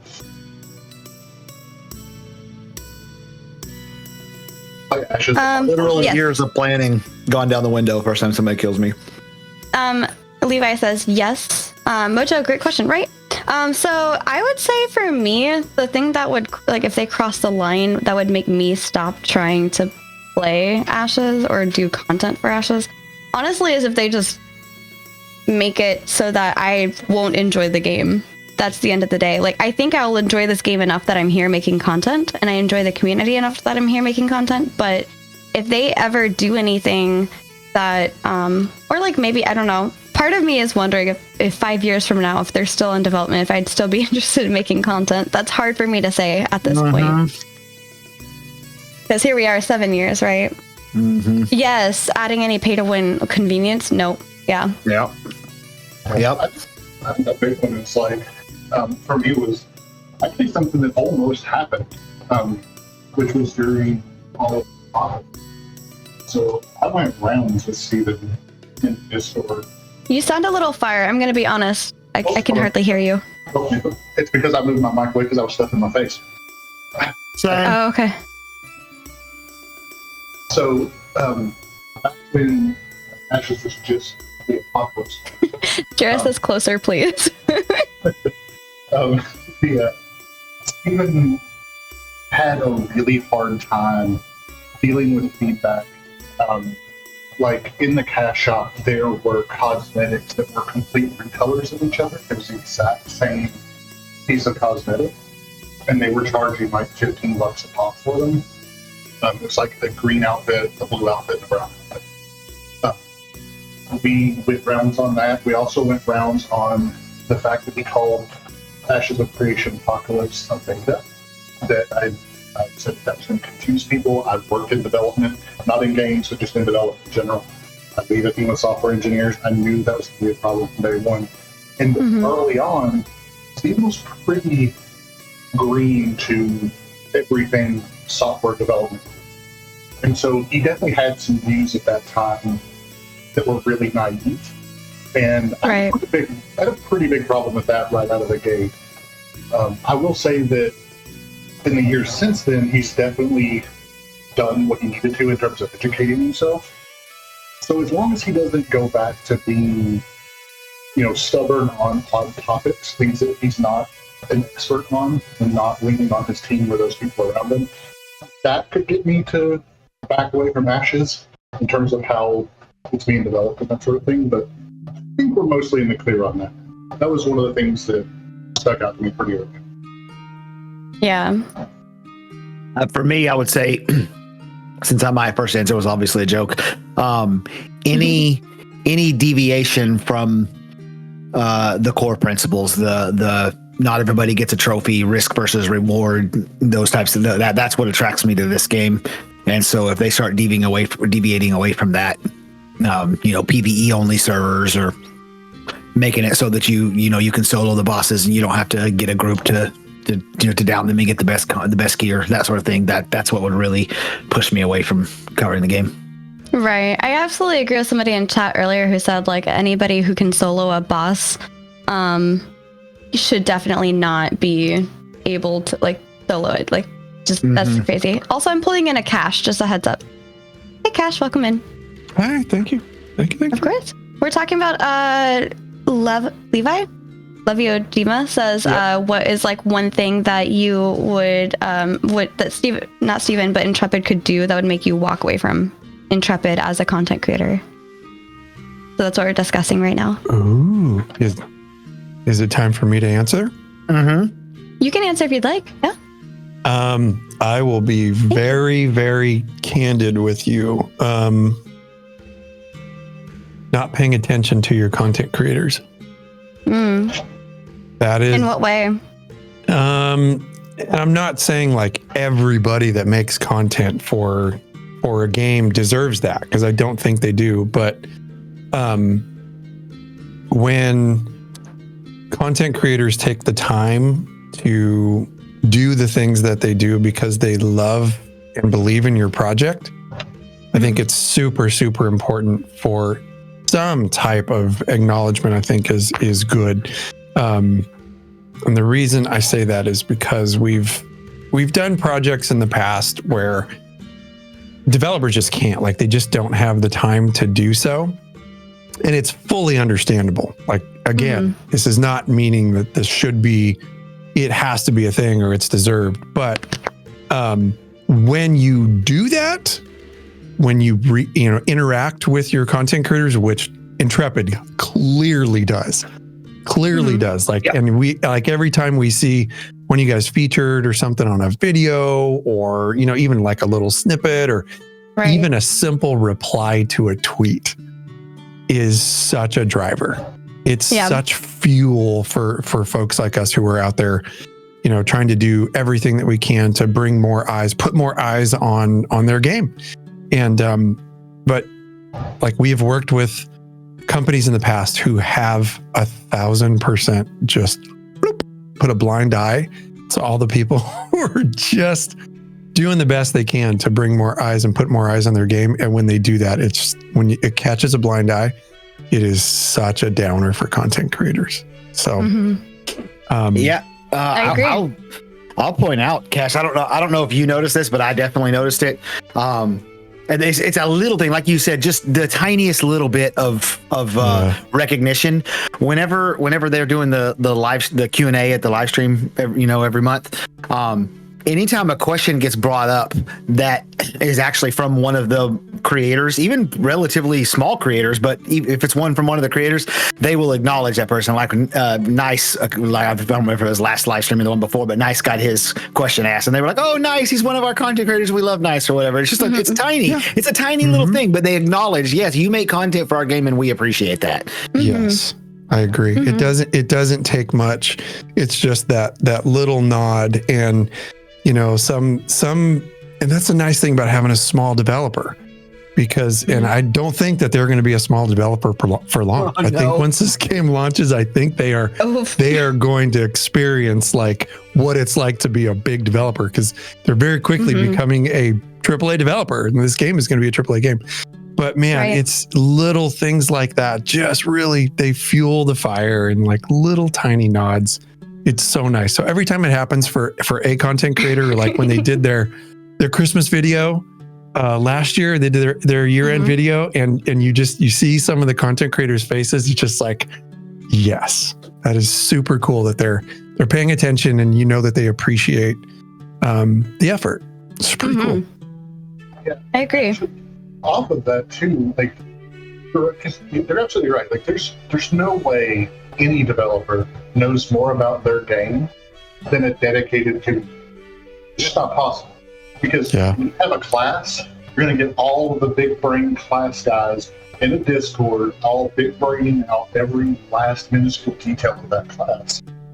The thing that is like the next step beyond like giving them a voice, I think, is giving them feedback if they're going to deviate from it. So if they come in and they say, hey, why is the bard working this way, or why is the cleric working this way? Here's what we see, these areas where it could use improvement, or we think it could be done better this way, or whatever. Coming back and saying, this is why we made a decision, or here's our philosophy behind it. You may not necessarily agree with it, but I think that's also really important when you're dealing with some of those like really hard issues that are kind of opinion based. Like I love seeing that, and just having them come in and say, yeah, no, we get what you're saying, but this is the direction we're going. Here's where we think we can get. We're going to. I really respect that. In that direction. Yeah. The one thing I can say, not like one thing. There's not like one thing that like Intrepid does that I like, but one of the things I can say is that as much as I don't like the freehold system, Steven is like, this is how we're doing it. It's going to be great. Just trust me. And I have to be honest, since the freehold live stream, my view has slowly been changing as I talk to more of the community and hear more of the views from the community on how it will work. Like one thing somebody said to me was like, how do you know everybody wants a freehold? And I was just like, it sounded funny to me because I didn't even think the fact that somebody wouldn't want the freehold. You know, like I'm like, why wouldn't they? Everybody wants a freehold, right? Like, but I also realized that that might be a part of the gameplay mechanic that somebody just doesn't want to integrate with or interact with, and that like, I don't know, that was a weird realization for me because they might want in node housing instead, like Jira, instead of a freehold. Like I just, for whatever reason, didn't think about that. Yeah, I don't particularly want the freehold as long as I can get the benefits from like accessing the right crafting and whatever I need to access for player power. If I can make friends with somebody who has a freehold and get that, I don't necessarily want the headache of that. And that honestly didn't cross my mind. I don't know why. Yeah, I'm in the same boat. Like, I don't necessarily need to have a freehold. I'd like to support somebody who really wants a freehold. And like, if you listen to our show, like Sonny, he wants his tavern. He wants a freehold. So like our whole goal is to get him supported so he gets the things that he needs. And I think that's the beauty of a game like this, where you're in this pseudo sandbox where there are so many choices. There's so many styles of gameplay for you to choose from that it allows you to just kind of pick what you want to do in the game. Like if you want to be a flower picker, you can be a flower picker. You can go do whatever you want. So, you know, there's probably going to be times where I'm just going out and I'm just hunting animals on my hunter or on my ranger. Like that's it. That's all I want to do for my gameplay session. And then, you know, maybe the next night we do a caravan run or we do something else. There's so much variety. You can pick and choose. I have a question for all of you. Have you signed up to be official content creator? No, I won't. I have a very weird trait. This is something that I think follows me in my career out in the real world. I will not tie myself to something like that because I just don't think there's any way to ever get away from being considered a shill. I don't think it's possible. I don't know if it's just a flaw in me that I don't think that I can overcome that with the community, but I know that that's not true for everybody, that there are people who will always give their honest opinion. But for me, I can't even start down that road. Okay. I applied, but I have no expectation of getting in. Okay. Yeah, it's the same with us. We applied, but I mean, there's so many really, really good content creators that it's like, hey, and we're so new. I mean, we're only 6 months in. A lot of you have been here for a long, long time, so we did it anyway, but we don't expect. Cheers. I don't agree with that personally. Having seen your content prior, having known you guys prior, you're 6 months in on this type of content, but you've been making content for a while. I wouldn't, like, if Intrepid, in my mind, if Intrepid's only gonna consider people who only make Ashes of Creation content as an official CC when there's no game to make it on, especially given the type of content, some people are guides, right? Some people are update news people. What are you going to give an update to? What are you going to give a guide on? There's nothing to do that on. So if you're only, in my mind, if you're only going to look at content creators doing only Ashes of Creation content and nobody else making that same stuff who wants to make content for Ashes, to me, that just doesn't seem as fair in my mind, but I'm also not the one making the decisions here. No. So Yeah, I agree. I thought that was a poor, like, they keep saying consistency and quality. That's their food. And I'm like, there's no such thing as consistency when the game doesn't exist. Like right now, I'm not a very consistent creator. Matter of fact, I've learned that in order for me to get views on a video and have a video that actually comes across and does well and all that stuff, I actually have to have something to say, not just make a video because I haven't made a video this week or this month or whatever.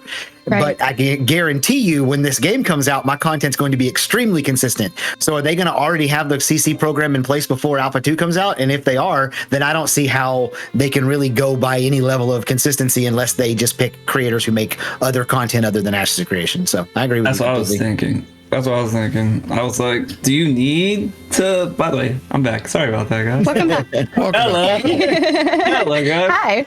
Hello there. I was thinking the same thing because I make a ton of different content. Like, it's not just to add like Ashes, because obviously the only thing to do is like to speculate right now. I'm like, are they going, it's hard to tell. Obviously, they don't want to give like their whole handout with like how they're like viewing people's content, because then people may skew their content to like be better for the content creator program.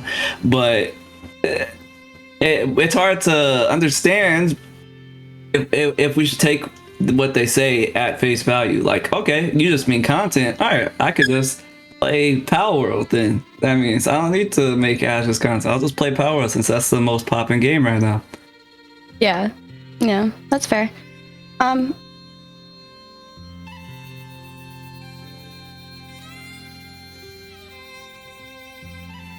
That too. Also, just real quick, I don't want to cut off anybody else, but there is only about 2.5 minutes to vote, so please get your votes in. And we have a couple of ties going, so if you could please help us negate those ties. I will say that I chose a very poor format for daily uploads, waiting 2 years. Yeah. Well, okay, look. For those of you, hi Saya, welcome in. Those of you that are new and found us since we've been consistent, let me tell you our sad and tragic story. We have been around in February for 5 years, and there has been times where we initially were constantly uploading when we were supposed to, but then we moved and COVID happened and all these other things happened, and one thing after another, we kept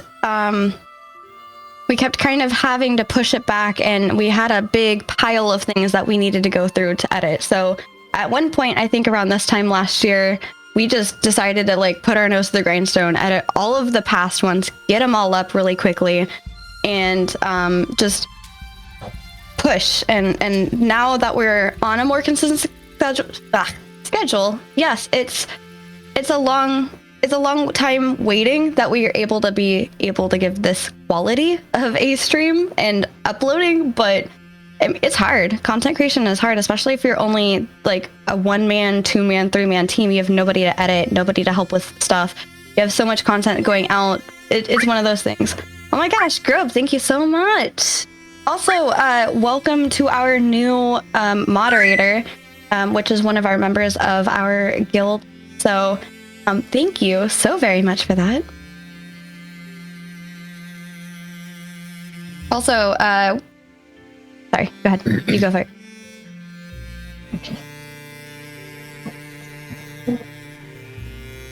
Yes. Yes.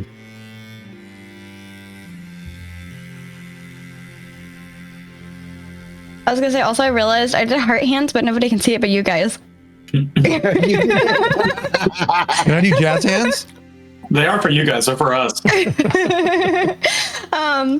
So we have two in tie for first place, 3 in tie for second place, 2 in tie for third place. Oh, sorry, that just changed. 3 in tie for first place. You have literally 1 minute. I will give you one last minute before I close it. Otherwise, we are gonna go at the 4 tied in first place, or the 3 tied in first place. So it has. 5 years, yeah. That we've been waiting for 5 years, but then there's also, you know, our finding the game in 2017. So more like 7 years for a lot of us. I will say I'm glad the questions are going in this direction because I was going to have a tough time talking for half an hour about a mount. Yeah. One that goes places. That. Right?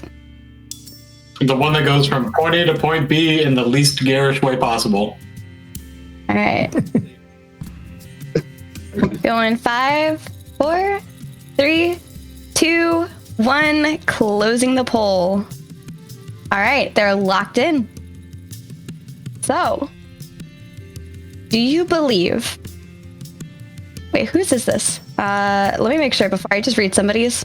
That is here. I don't want to read somebody's here. That's fine. It's actually SticQeno's. So I will read this. You guys can think of your answer. So on behalf of SticQeno, do you believe that Ashes of Creation will make it to becoming a long-term MMO? Yeah, just for you to think of it. So bonus question 1 asked by SticQeno. And let me pin this so that you guys can all see.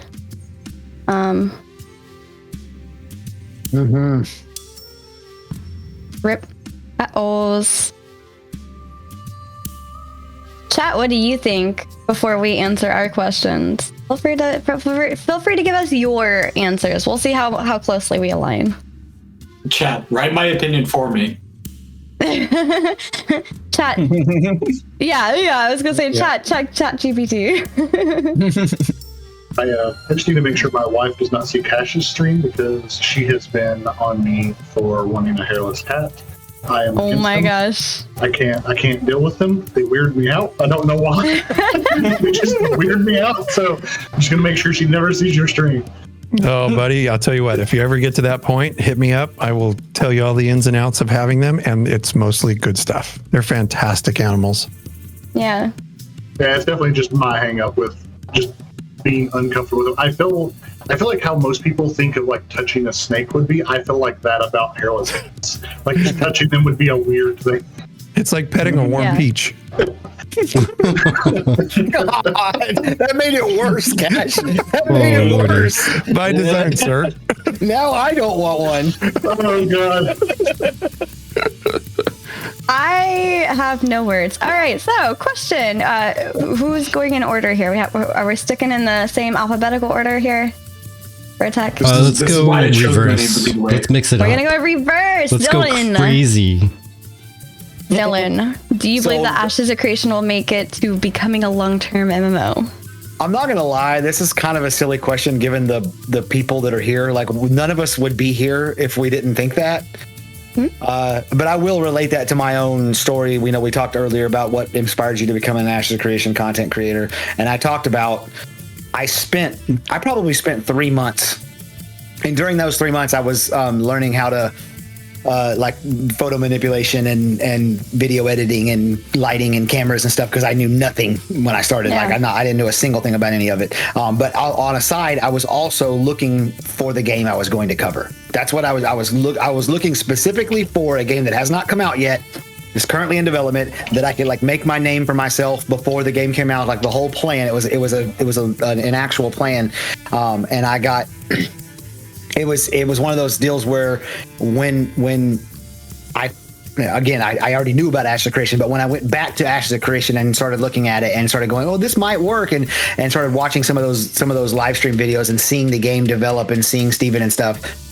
I mean, it was like a bolt of lightning. Like, yes, this is what I want to do. And then ever since then, I've believed it, and I do believe that what's going to happen, like I said earlier, on day one, all the MMO people are going to come play Ashes of Creation, and the quality of what they've put together is going to shine through. And that's what I'm seeing every time I see their videos, is just the quality, the amount of thought and the amount of care and the amount of attention to detail that is going into this game. And every step of the game, people are going to fall in love with it, and people are just going to drop whatever MMO they're currently playing and come play this game in droves. And I think it's going to be, I don't want to say a WoW killer because that's a dumb thing, but I think it's going to be the next World of Warcraft. It's going to be the next big, huge, massive MMO that, like Vlhadus said, everybody tries to imitate for the next 15 years. Yeah. All right, so going in reverse order, I guess Vertag. All right. Do I think it's going to be a long-term MMO? I think I'd be silly to not agree with what you were saying there, Xillin. Like, the reason we're all here is because we do have a solid belief in Ashes being something great and long-term. And even to the point of every one of us guaranteed has something of an issue with some part of the announced design thus far, right? Mm-hmm. Like, I don't think there's anybody who's 100% agreeable with every single thing that's been announced. Mm-hmm. So even like gripes and everything aside, we still have a solid belief that yes, this can potentially be like the MMO for so many people that are just kind of playing what's out there right now because that's what's out there right now. Okay. Pharazon? Yeah, it's a really interesting question, because I think when you think about like a long-term game, I assume that means that, it falls in line with, an EverQuest or a World of Warcraft or a Final Fantasy. And I'll be honest, I don't know if it's got legs like that. Like, could I see it going 7 to 10 years? Yes.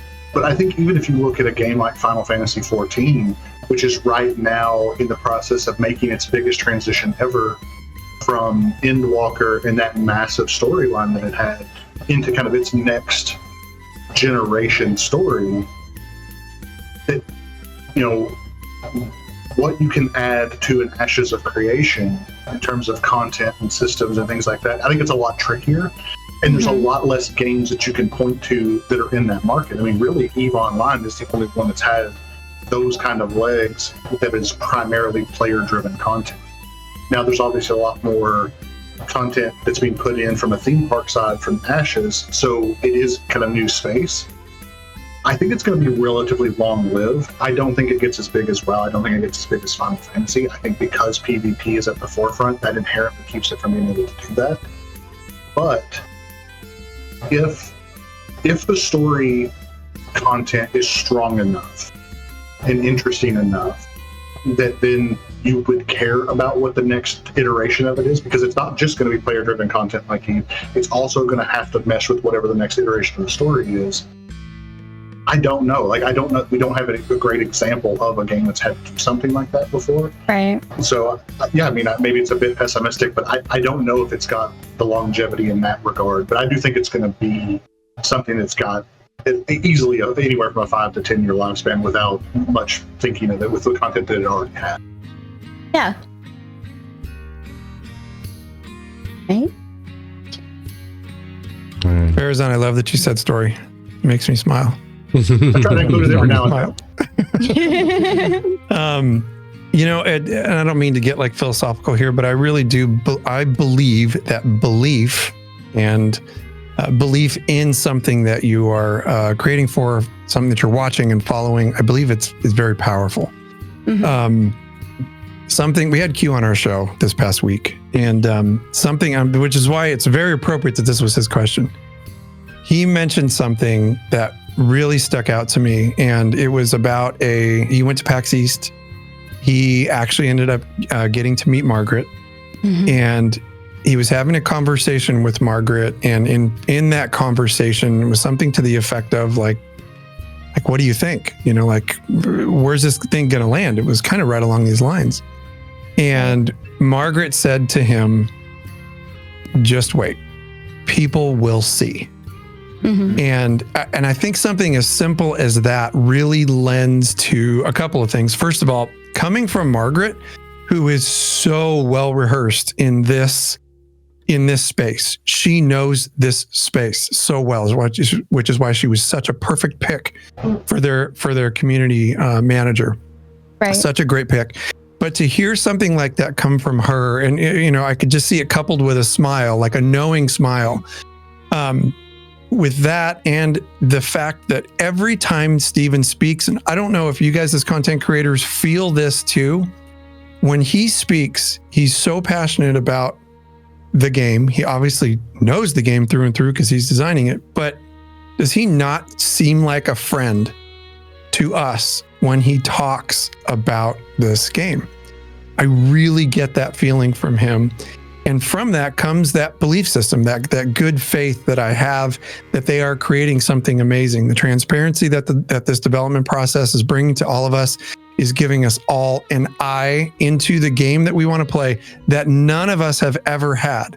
So it's different. Mm-hmm. It's different. Something here just feels different. And that's where all of my belief comes in. And that's why, like, you're looking at just in Loreforge, just us, like 3 content creators who are friends, along with all of you folks, who this whole content creator thing in this space has been insane. It's been amazing because of all you folks.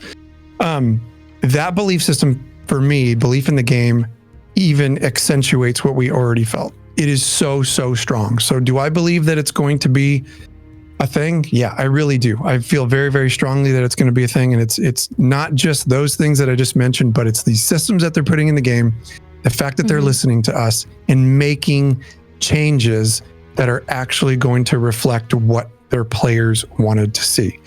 Last point, look at a game like RuneScape. RuneScape has a system. I've never played the game, but I've researched it and I know about the game. They do not implement changes into their game unless their community votes on it. If their community wants it, they get it. And that is exactly what Ashes of Creation is doing with keeping sight on their core values and those core pillars of the game. And if that continues to be the case, I don't see that this game is going to fail in any way. Yeah. Well said. Falco. I definitely agree with that. I think this game is going to be one of those games where, because everyone's trying to find their MMO home now. Like, we've all played World of Warcraft, we've played all these games that started us off in this MMO like genre, and now we're kind of like, all right, these games they've stood the test of time, but now it's time to move on. We want a new game. Right. And I think that's the way they're building this game. They're not building it like a Diablo 4 where you come for like the first month of a season and then you're like, all right, let me go to another game. I'll come back once season 2 is about to start and everyone else is back. They're making everything in this game, all of the gameplay loops, a thing that they can build upon, or at least that's what it seems like from like a visual standpoint. They want to, when they increase or add to their, what do you call it, their, what am I looking for, when they have their expansions and like the real expansions, not like revamps like Ash or like what's called New World does, where they just revamp an area, but like actual expansions on top of Verra, they want to also expand on those gameplay loops, so that people don't get like bored and they're not like, all right, I've already done my gameplay loop. What do I do now? I have the best gear, I have everything. They want people to continue to come back and do different things. Like, it's not just get the best gear and run the dungeon, this the best dungeon until my eyes bleed, and then repeat and rinse and repeat. They want everyone to, if you're that person that wants to go and just play poker and at the tavern, you could be that person. Maybe you're the best poker player on your server, and people, like, someone wants to test you and you just taking everyone's money. Maybe that's the way you make your money, just by just taking people's money playing poker. They want all of these systems that they make to be things that you can continuously do and just enjoy the game for its worth, not just because you have the best gear. They want every part of the game to be like have its own uniqueness to it. Yeah. So that's why I think it's going to be good. I think I really want to hone in on storytelling. Storytelling is a huge part of any video game. A lot of people say that they don't really care about the story when they're getting hooked into a game, which is true. Yeah, you look at something like Wolfenstein, for example. That that game hasn't seen an installation in forever, and so when the game came out, people are like, "Oh my gosh, I get to kill Nazis like this! This is insane!"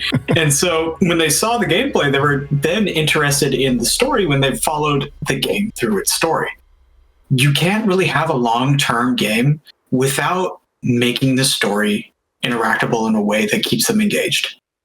Now, for me and Kash, it's a little bit deeper than what some other people might have. They'll dig in, they'll try to find the little lore and story pieces of maybe something that someone hasn't really seen. But for a lot of people, they still care. They still care about what's being presented to them. They want to feel like they're a part of the world in a way that feels fluid and organic and, in a sense, writes their own story. And Ashes of Creation provides this semblance of storytelling by having us be the present history.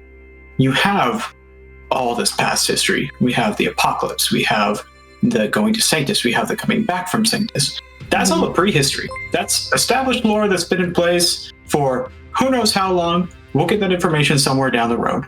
But for now, the story is here and now, and you're the maker of the story. This is a very unique way of presenting to the player an interactive story, because you are not just a part of something that's been here for thousands of years and you just kind of popped out the womb at level 1, age 35, and started experiencing the world. You organically come to this world from a different place and rediscover what has been lost. It is present history. It is something that if they dig the story super hard and actually get people invested into their characters through the story beats, then I feel like people would have that investment to stay even when the story's over. Yeah. For me, I can honestly say that as we have looked at the game over the last 5, 6, 7 years, we've seen it grow. We've seen a lot of, I mean, even if you look at Kickstarter, anybody, go on YouTube, look at their Kickstarter, look at their most recent stream, look at their stream on the 31st. Compare them, honestly. The world, the way that everything runs, the way it looks. They have shown a huge growth in that time. And the big thing for people to remember is they didn't have the 100 people that they have currently. They started off with like a handful of people, maybe 7, 10, something like that. Very tiny compared to the numbers that they have now working on this in all facets of the game. And additionally, I think Maggie joining really helped with pushing things forward, getting communications out. Steven, again, going back to the handful of people, was wearing way too many hats, and he was trying to fulfill all these different tasks that having a bigger team just made it easier on him, and now he can focus more. And we still see how busy he is, you know? The fact that he makes time to pop into the Discord, even though he's working on making a game, and chat with people from time to time, I still love that. You know, and the additional reason why I think that it would make it into being a long-term MMO, just look at the passion the devs have. You can hear it when they're talking on the live stream. You can tell when they're expressing these systems that they've been building.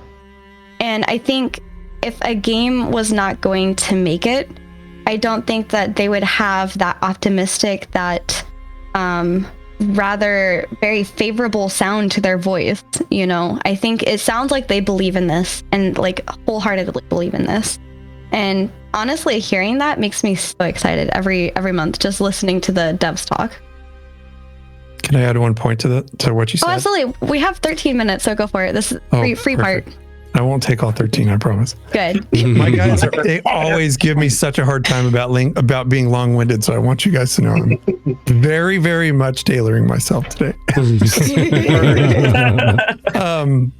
that you said about Steven does strike home, and you know, I know everybody's like Steven. We always talk about Steven, and I think it's for good reason, because when you have those 7 people or 10 people, 10 developers in there, getting the basics of what this game was to become years down the road, and you're setting the stage for it. Steven he's shown through the years that he has the ability to lead. Now, when you have a vision, he's checking all the main boxes of leadership. You have a vision, You start to gather a team.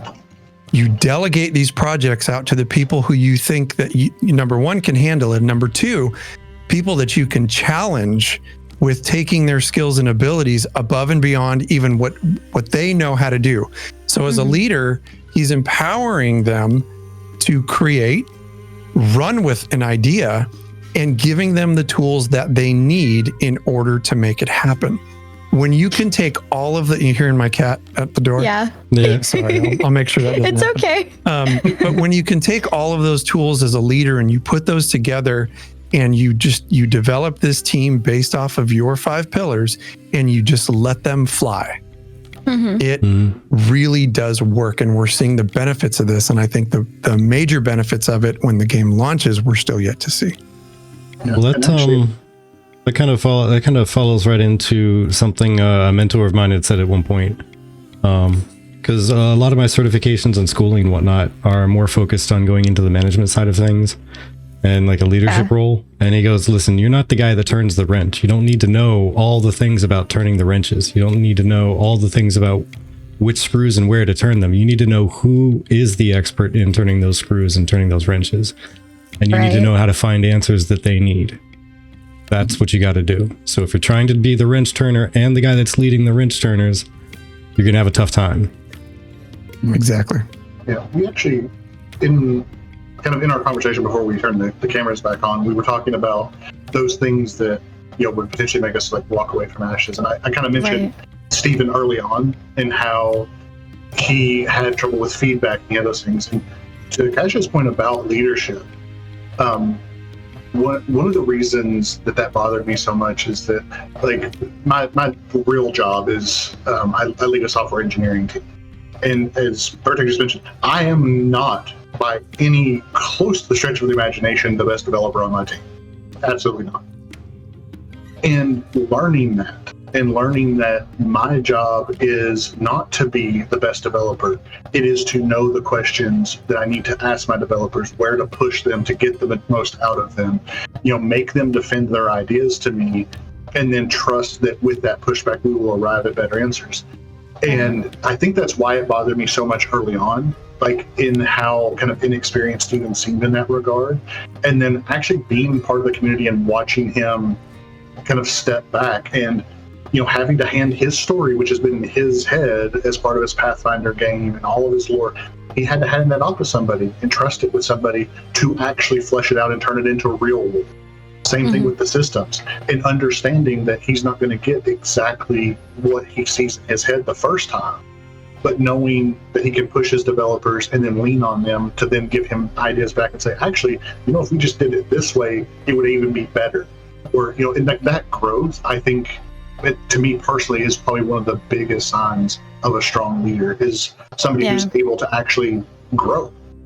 He wasn't, I don't think, a great leader daily. And he has become a very, very strong leader. And that's because of his ability to take that feedback and implement it. Right. It feels that way when you're like a content creator. Like you make a video and then you're like, I'll just edit it. That's like, what if I get someone to edit it and to do my vision? They probably could do it better if I just give them the vision that I have. But you have to trust that person to be able to maybe add something to it. It's kind of like when someone's proofreading your work. It's like, oh, I wrote this. I was cooking. Oh, wait, you missed the apostrophe. You missed this. What, did you ever think about that? Right. And that's why you're close to it. That's why we see Steven every single live stream. He will bring on the person that has designed the specific mechanic that they want to show, because he knows that person can get the information out in a lot more concise and professional way. And then we get to watch Steven have fun clicking his buttons. It's a perfect synergy. It's a perfect synergy of having the professional come on and then having the spokesperson that everyone knows and love to play the game. Because I will say, you're going to bring Asmongold on to do it? Yeah, to that point, I will say that we saw a really big change. If you remember, this time last year, they had their tank video. The community spoke. And ever since then, every single class that they've showcased, much better. And it's been very polished. So. Yep, they absolutely learned. their lesson on that. And that was one of the most impressive things for me personally, just watching that happen in real time. Because I was sitting there, and I'm one of the kind of a hype man. Like I just like everything it does, and even I was like, oh God, that was, and they were just immediately like, okay, well, we'll just go right back to the drawing board right now, even though, it's the weekend and people have stuff planned to do. And we're going to go right back to the drawing board. And they made another one, and they did it right then. And that was really, really, really impressive just in general, the way that they handled that. And I do want to make one other point about the original question of this being a long-term MMO. I know it's kind of derailed into a Steven hype session, but and I know I've made this point on the Golden Feather before, but when you think about raiding, especially raiding as it exists right now in like World of Warcraft and Final Fantasy and SWTOR and ESO and those games, and PvP, same thing as it exists in those games, dailies, all of it, it is all of it, every bit of it. It's stand-in for real content. It is lazy. We don't have to think about creating systems that are going to generate content. They're going to generate things for the players to do. It's just, here's something that people have figured out works to get you to keep subscribing because you want to make sure that you do your dailies today so that you can buy the stupid cosmetic or, it's all just stand in for real content. And what Steven and the team have done, and I suspect this is mostly Steven just paying attention to him and the way he thinks. They have created a suite of systems, a grouping of systems that are going to generate perpetual in-game content that's created by the players.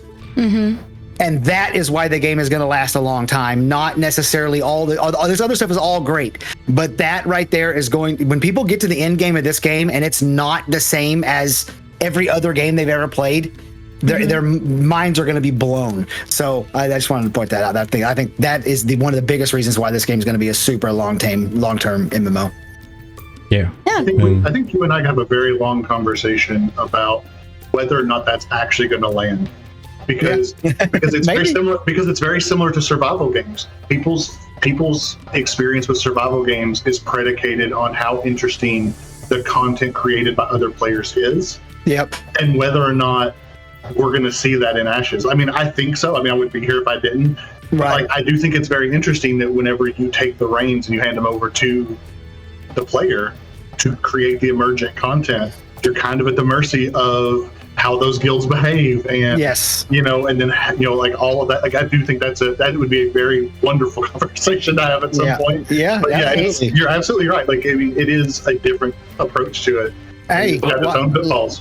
Come, hit me up after this. We'll throw together a video where we can have that conversation. I have no problem with that. The problem that you see with like RPG games, like take Destiny for example, is that they'll come out with content for the quarter. Essentially, they'll come out with like content for the year. People get through that content, they finish it. Now they're max life level, and now they're just running it over and over and over and over and over again.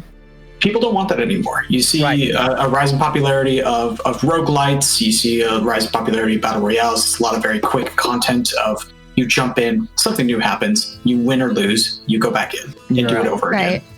And so when you have an MMO which is stylistically way more drawn out, way slower, more story-based, trying to tell something to the player rather than just throwing them in with the mechanics that you have set up and then hoping they win or lose, you have to have the content for that player base for as long as the fastest person can get through it. And then you need more content. So having this sort of procedurally generated like game content that you're talking about is going to be a huge help for Ashes, especially when they have to now contend with the fact that the game is released. What do we do now? And real quick to add to that, that's what I love about the dynamic systems. It never ends. You're always able to take over another node. You're always able to cause another world event to happen in that area, in that ZOI. And I imagine there's always going to be something new happening. That's exactly what's going to happen with this game. And I've made this point over and over again that whenever you log into World of Warcraft tonight, if you want to do a raid, if it's like it's your scheduled raid night, you know you're going to go do a raid, and you're probably going to kill it because you killed it 40 times already, and you might get some gear, whatever. If you just want to chop trees for a little while, you already know that you can probably chop this many trees in an hour and turn it into this much money. Like, it's all foregone. Everything that you do is a foregone conclusion. You already know the end.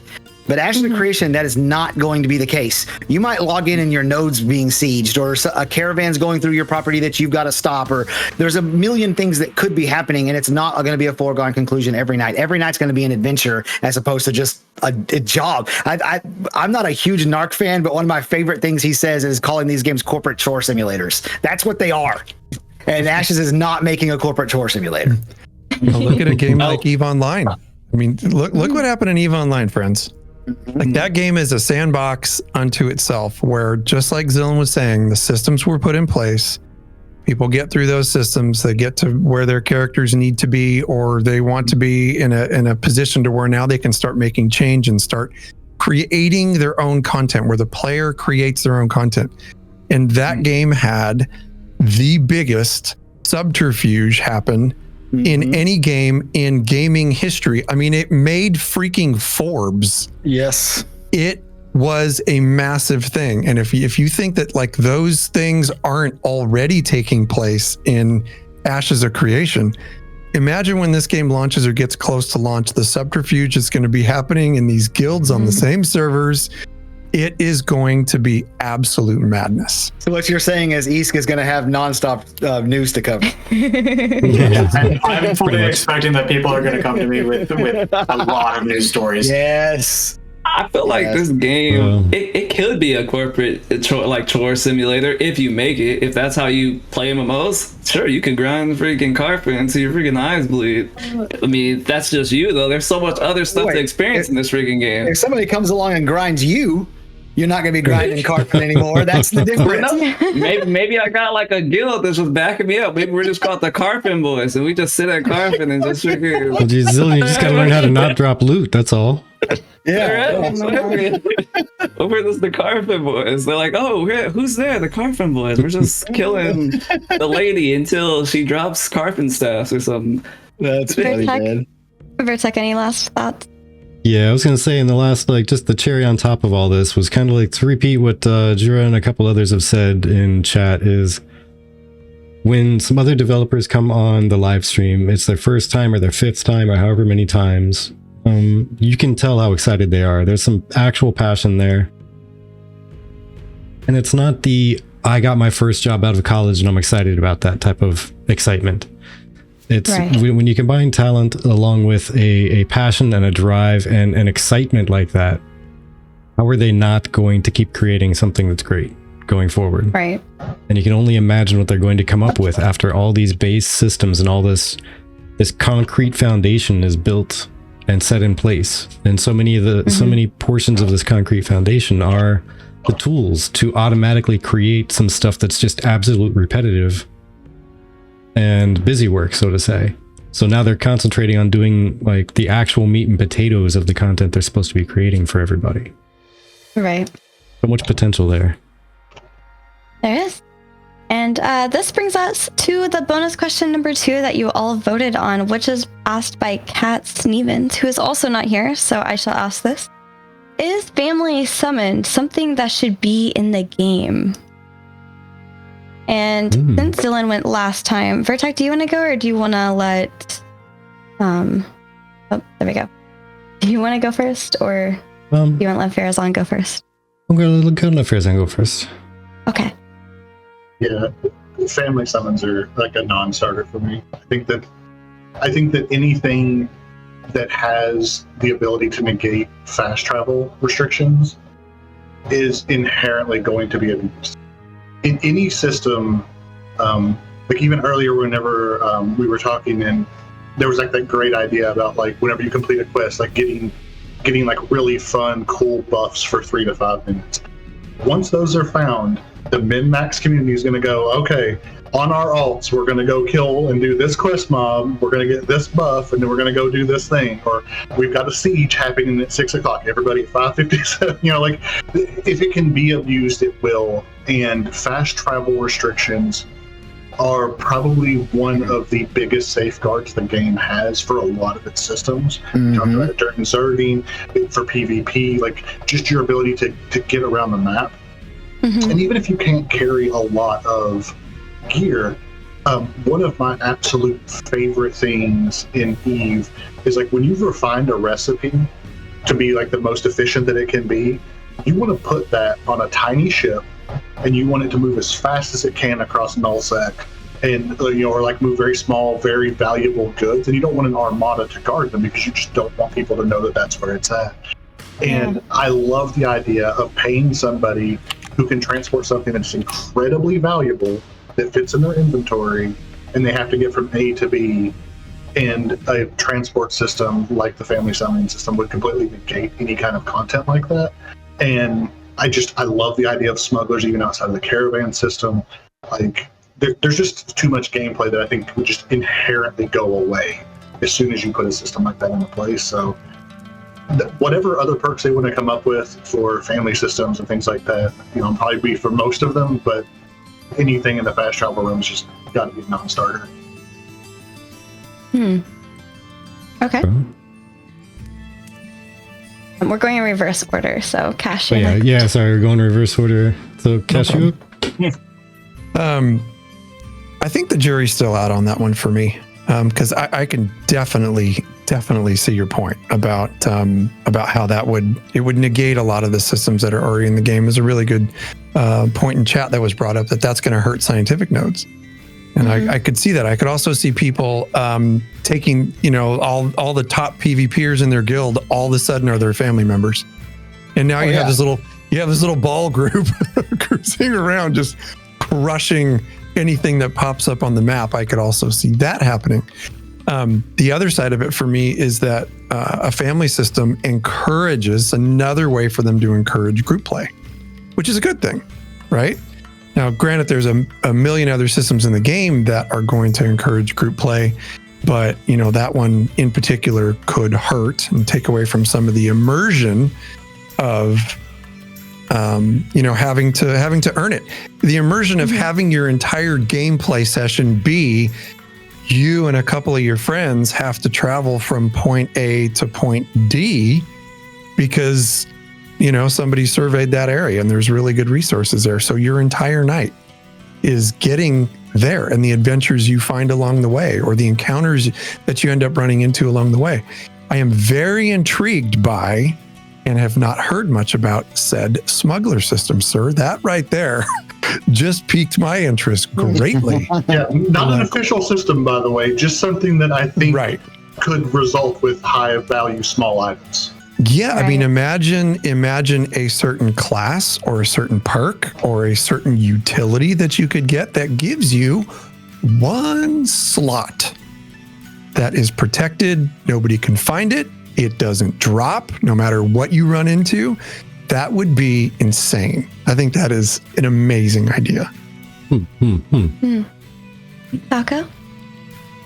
I would say family summoning, it borders on the line of like convenience. And I know that a lot of people don't like walking simulators. Like that's why Death Stranding did so bad. Like no one likes just feeling like all they're doing is walking and there's nothing really to do. Like that's why New World added took out the A's off for teleporting, because everyone was like, there ain't nothing to do in this world. Like let me just teleport to wherever I need to go. But I feel like that's a core thing from the game. If there's nothing to do in the world, then that's just an inherent problem. So as long as there's stuff to do in the world as I'm walking around all these places, if it does take me, let's say, like an hour to get from the Riverlands to the Sand Squall Desert, as long as I'm able to do other things and maybe I get sidetracked because something else piques my interest, I'm cool with that. I'm all right with that. I think if you add family summoning, that takes that all away, because then there's no reason for me to even have to travel anywhere or even see things that I may have not seen if I was fast traveling. I think that takes a lot of way. It makes the world feel a lot smaller when you have ways of fast traveling, even if it's like once a day. Like it just takes away from the whole experience. I'm not a person who would want it. Like I said, because that pokes holes in the game's like systems, in my opinion. Like it makes it so I can kind of, you know, work over and make it so people don't know that there's not a lot of content in this area, because no one goes in this area anyway. This area is not like a very like area where people spawn in when they're in the game, or when they first get into the game, or this is kind of out of the way, no one's gonna go here, so I could just have fast travel. I feel like we're gonna know if there's flaws in the game just by not having fast travel, because everyone's gonna have to go everywhere. Yeah. My stance on family summons is relatively moot. I'm neither for nor against it, but I will be playing devil's advocate for it, just because I feel like someone needs to. I see the point of the system. The family summon system is supposed to be a way for you to be able to gather people that you consider your family. So it's like more than just a friends list. It's people that you probably play on the regular with and you want to do content with. And maybe some of those people don't necessarily have the time to be there to do certain content. I will also like to say that there are already stuff put in place to prevent certain kinds of family summons. Like I'm reading from the wiki right here, is that someone cannot be teleported. Someone cannot be teleported. So it's the teleporter teleporting someone. That person cannot be teleported if they are in combat, engaged in an event, doing a caravan system, if they are corrupted. They're also incapable of being teleported if they have mats, gather bowls, or certs in their inventory. Now, of course, I mean, it hasn't even been implemented yet, so we don't know whether or not it's going to be changed. But going off of what I see right now is that it's not something I'm too necessarily worried about. If anything, I feel like this is a very calm convenience feature and doesn't really break a lot of things in the game. But again, it hasn't been implemented yet, so I have no idea. But I'm neither for nor against it. I lean for it a little bit. If I can paint you a picture, of course, Vertec is my other half, and let's say I am busy or whatever, and Vertec is out somewhere, and I want to go play with him, but I've been working, and I was like, go ahead, I'll catch up with you later. I like having the family summon so that he can summon me there to be with him, and that we could play together, because let's be honest, I'm probably gonna be lost as quickly as Steven gets lost sometimes in the videos. The world is so big, I'm gonna get lost, you know? And I get lost playing just together sometimes. I'll turn around and be like, wait, where'd you go? I lost you. Like, I can't find you right now. And no, it's not because I'm short, by the way, just for chat. Before somebody says that. But no, I think family summons would be really cool for that reason. And yes, I think putting like limiters on there, like not being able to fast travel with stuff that you can't, like that's valuable, you know, like materials and stuff, or having a big cooldown on being able to do it like maybe once per day, you know, that really limits it. But I don't know, maybe to go off of somebody else, we were already exploring, and then maybe that's where we left off, and we decided to go back over there and fast travel over there so that we can continue exploring more. It just, I don't know. I find it useful, but I do understand where you are coming from. Xillin? Is it me now? Yeah, it's you now. Okay. No, skip. I hit skip. Yeah, that's fine. And what I had to say isn't important anyway. Rude. I have kind of run the gamut on my opinion on the system, and I'm kind of in a place where Kash is, where I'm like, I could see it going either way. When I first heard about the system, I was full on board with what Pharazon thinks. Like, no, because it negates a lot of the core designs of the game. When I started looking into it a little more, like the fact that you can't bring any items with you, you know, you pretty much can't have anything in your inventory to be teleported. I was like, okay, I mean, I can start to see it, because one of the things I bring up to people, I mention this to people all the time, and I do it just to see their reaction, because people, like, it breaks their brains for a second, because they're so used to modern MMOs, this is never even a thought to them. You're not going to be able to mail your alt stuff in Ashes of Creation.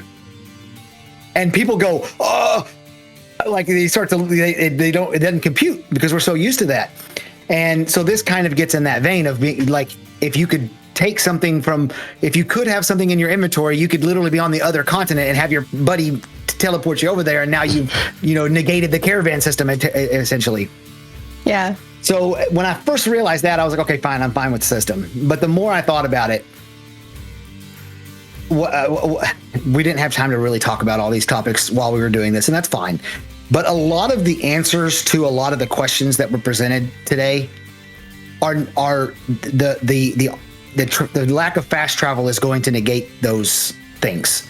I'll give you an example. We're talking about the corruption system, and somebody brought up that death is what does it. So you just have your guildmate kill you, no problem, right? That's how it's done in other games where the corruption system gets nullified by somebody killing you.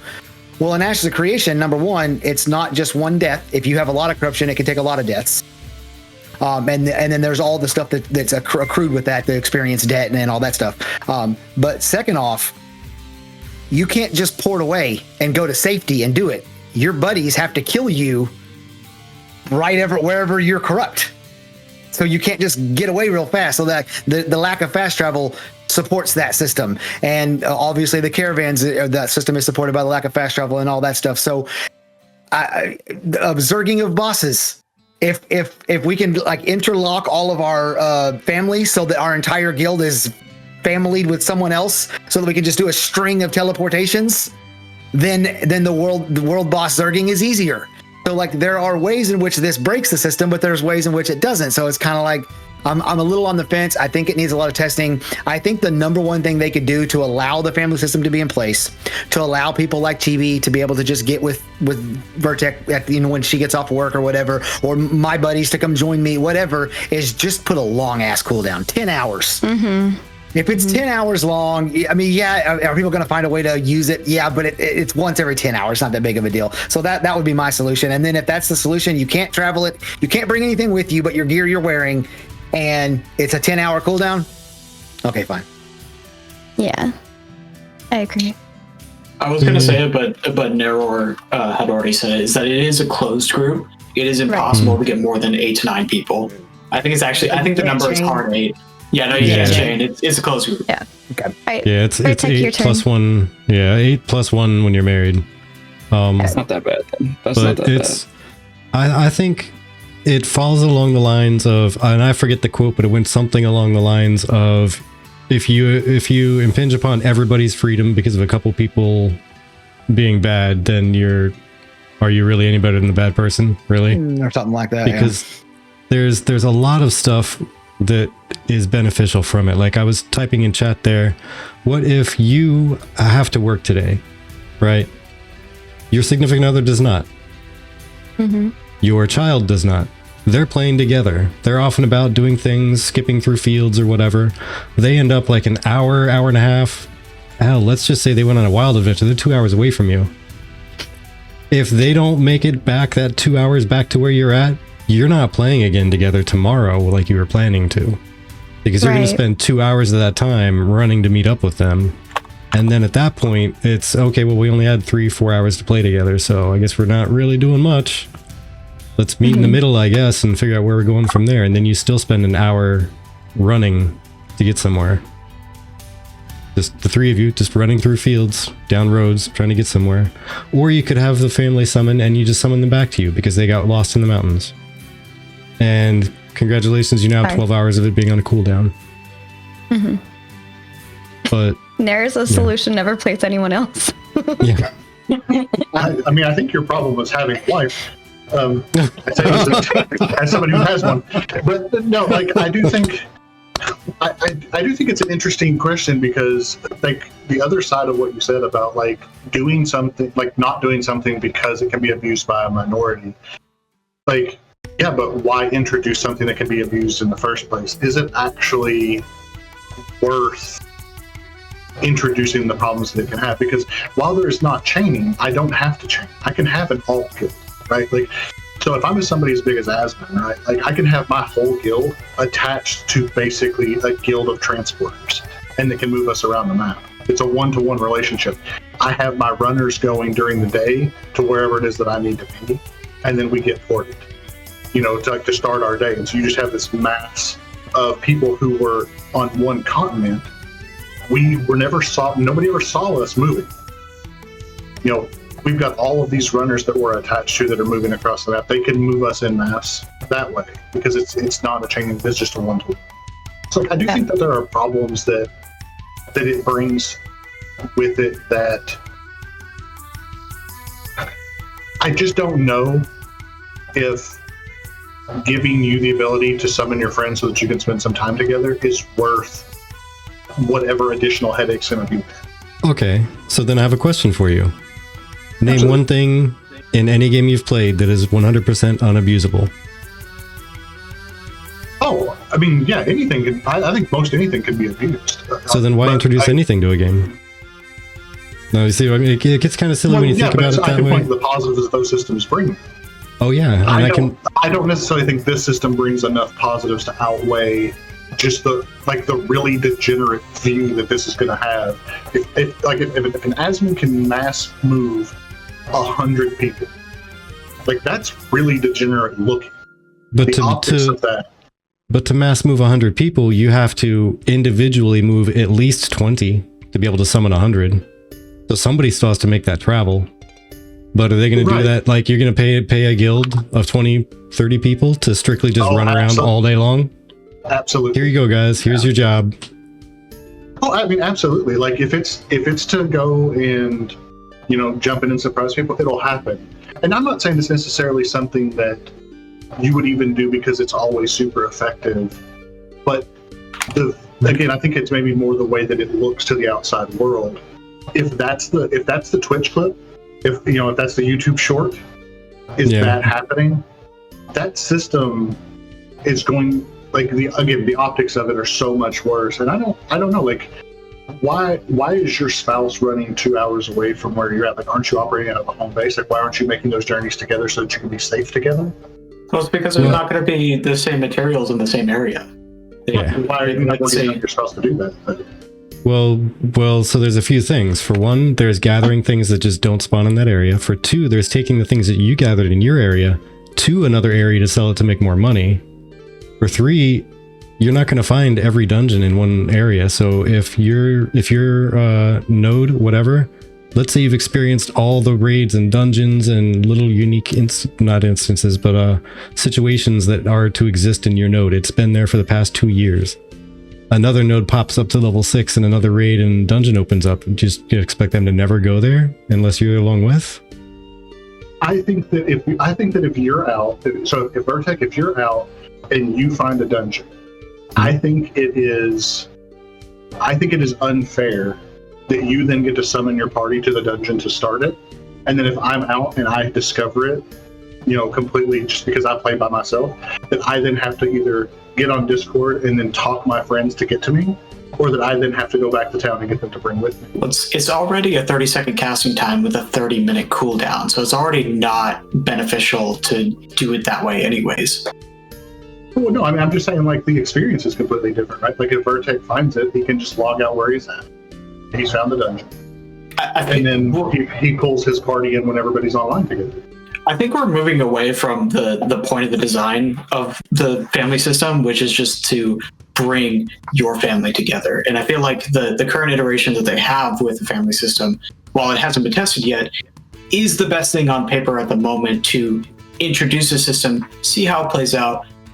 Yeah, it's like snag anything that might be like overly abused, like what you're talking about with moving massive amounts of people. But the stuff that's already in place, in my opinion, already kind of takes care of a lot of these issues. It's just we haven't seen it yet. I agree that it will be. If anything can be abused in the game, then gamers are going to find a way to abuse it.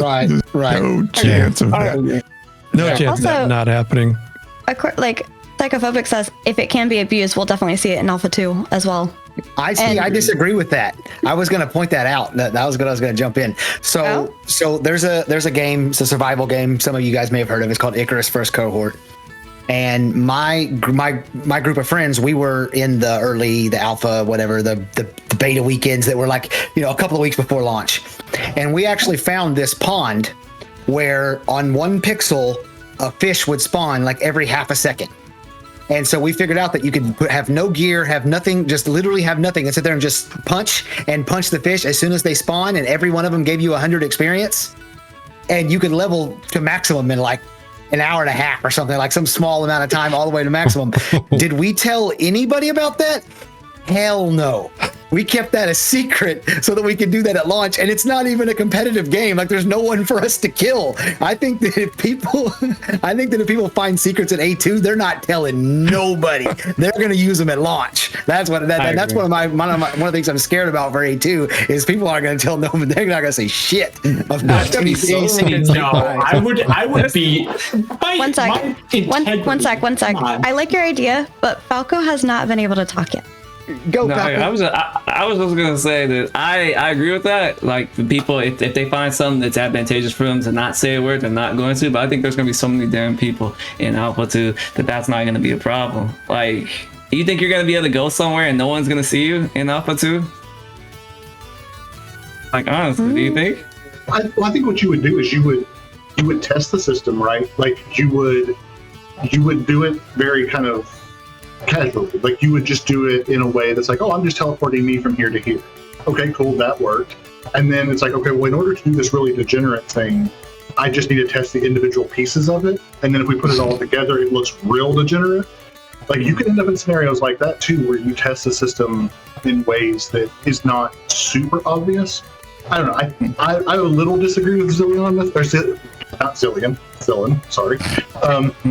That because of how long Alpha 2 is, I think somebody's going to get real bored at some point, and they're going to be like, I got to pull this piece of content out my bag. I got to do the degenerate thing because I'm out of ideas. But we'll see. We'll see how it goes, because they are going to be making changes along the way too. So yeah, I'll break it again. Mm-hmm. Easkeruth, it sounded like you had something to say as well on it. I just want to say I'm hurt that Xillin would think that I would sacrifice my integrity and not report when I see something that is easily abused. I don't appreciate that, man. I am a news reporter. I take my integrity with a cash payout. With a cash, yes. Like, I can't wait to make enough money in game to pay East to report whatever news I want him to report. That's one of my goals. Oh, my integrity is important to me. Second only to feeding my kids. What he doesn't know is that I'm just going to say that this is a paid sponsorship. Oh no. Skewed media, fake news. Oh man, love it. I love it. Yeah. Yeah, I guess in short, I think it's just it would present more benefit to me than it would negative, or at least enough benefit to outweigh the negative. But yeah, and I actually just had a thought too that I don't know why I hadn't thought of this before, but like as everybody was talking, the other thing that would probably make it have a lot less problem for me personally is if there was a set range that the summon could be. I think actually that's my biggest issue with the whole system is how far you can go with it. Like if in an hour you can get a third of the way across the map, then like that's the range of what you can summon somebody. Like, I think if they limited it that way, I'd have a whole lot less problem as opposed to people being able to just pop across the entire continent. That is also what the chat was saying too. So some of the things I saw in chat were things like put a big cooldown on it, like a 10-hour cooldown or like a really long cooldown. Make it so that you have to go through a quest line with your married person to be able to unlock family summons in the first place. And then additionally, something like having a distance limiter on it so that you can't do more than X amount of distance across Verra. Those are all things that I think are good points, and I honestly can't wait to test this out during Alpha 2 to see how it works. What if they just made it you can't cross continents? That'd be fair. You go north and south as far as you want, but you just literally can't get on the other continent. That's not. Yeah. Yeah. No, you should be able to cross the sea. I would agree with that, honestly. Yeah. That would negate the purpose of the. That would just negate the purpose of ships, as Psychophobic brought up. Yes. You know. Yes. Yeah. So. I think I'd have a whole lot less problem with it if there were some range-based considerations. I need to read chat more often. That was my problem. I just missed it in chat. I would have been totally fine.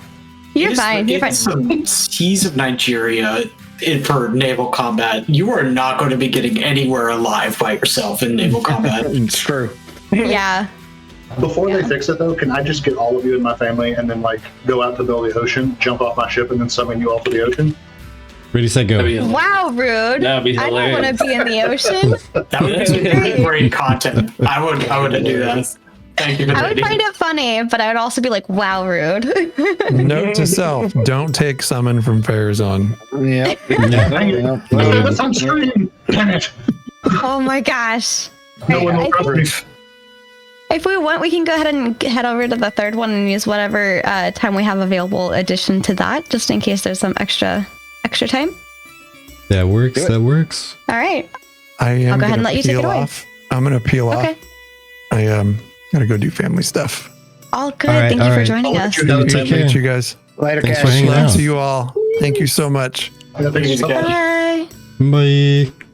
Lore Forge, All right. everybody, go watch them. Yes. Yes.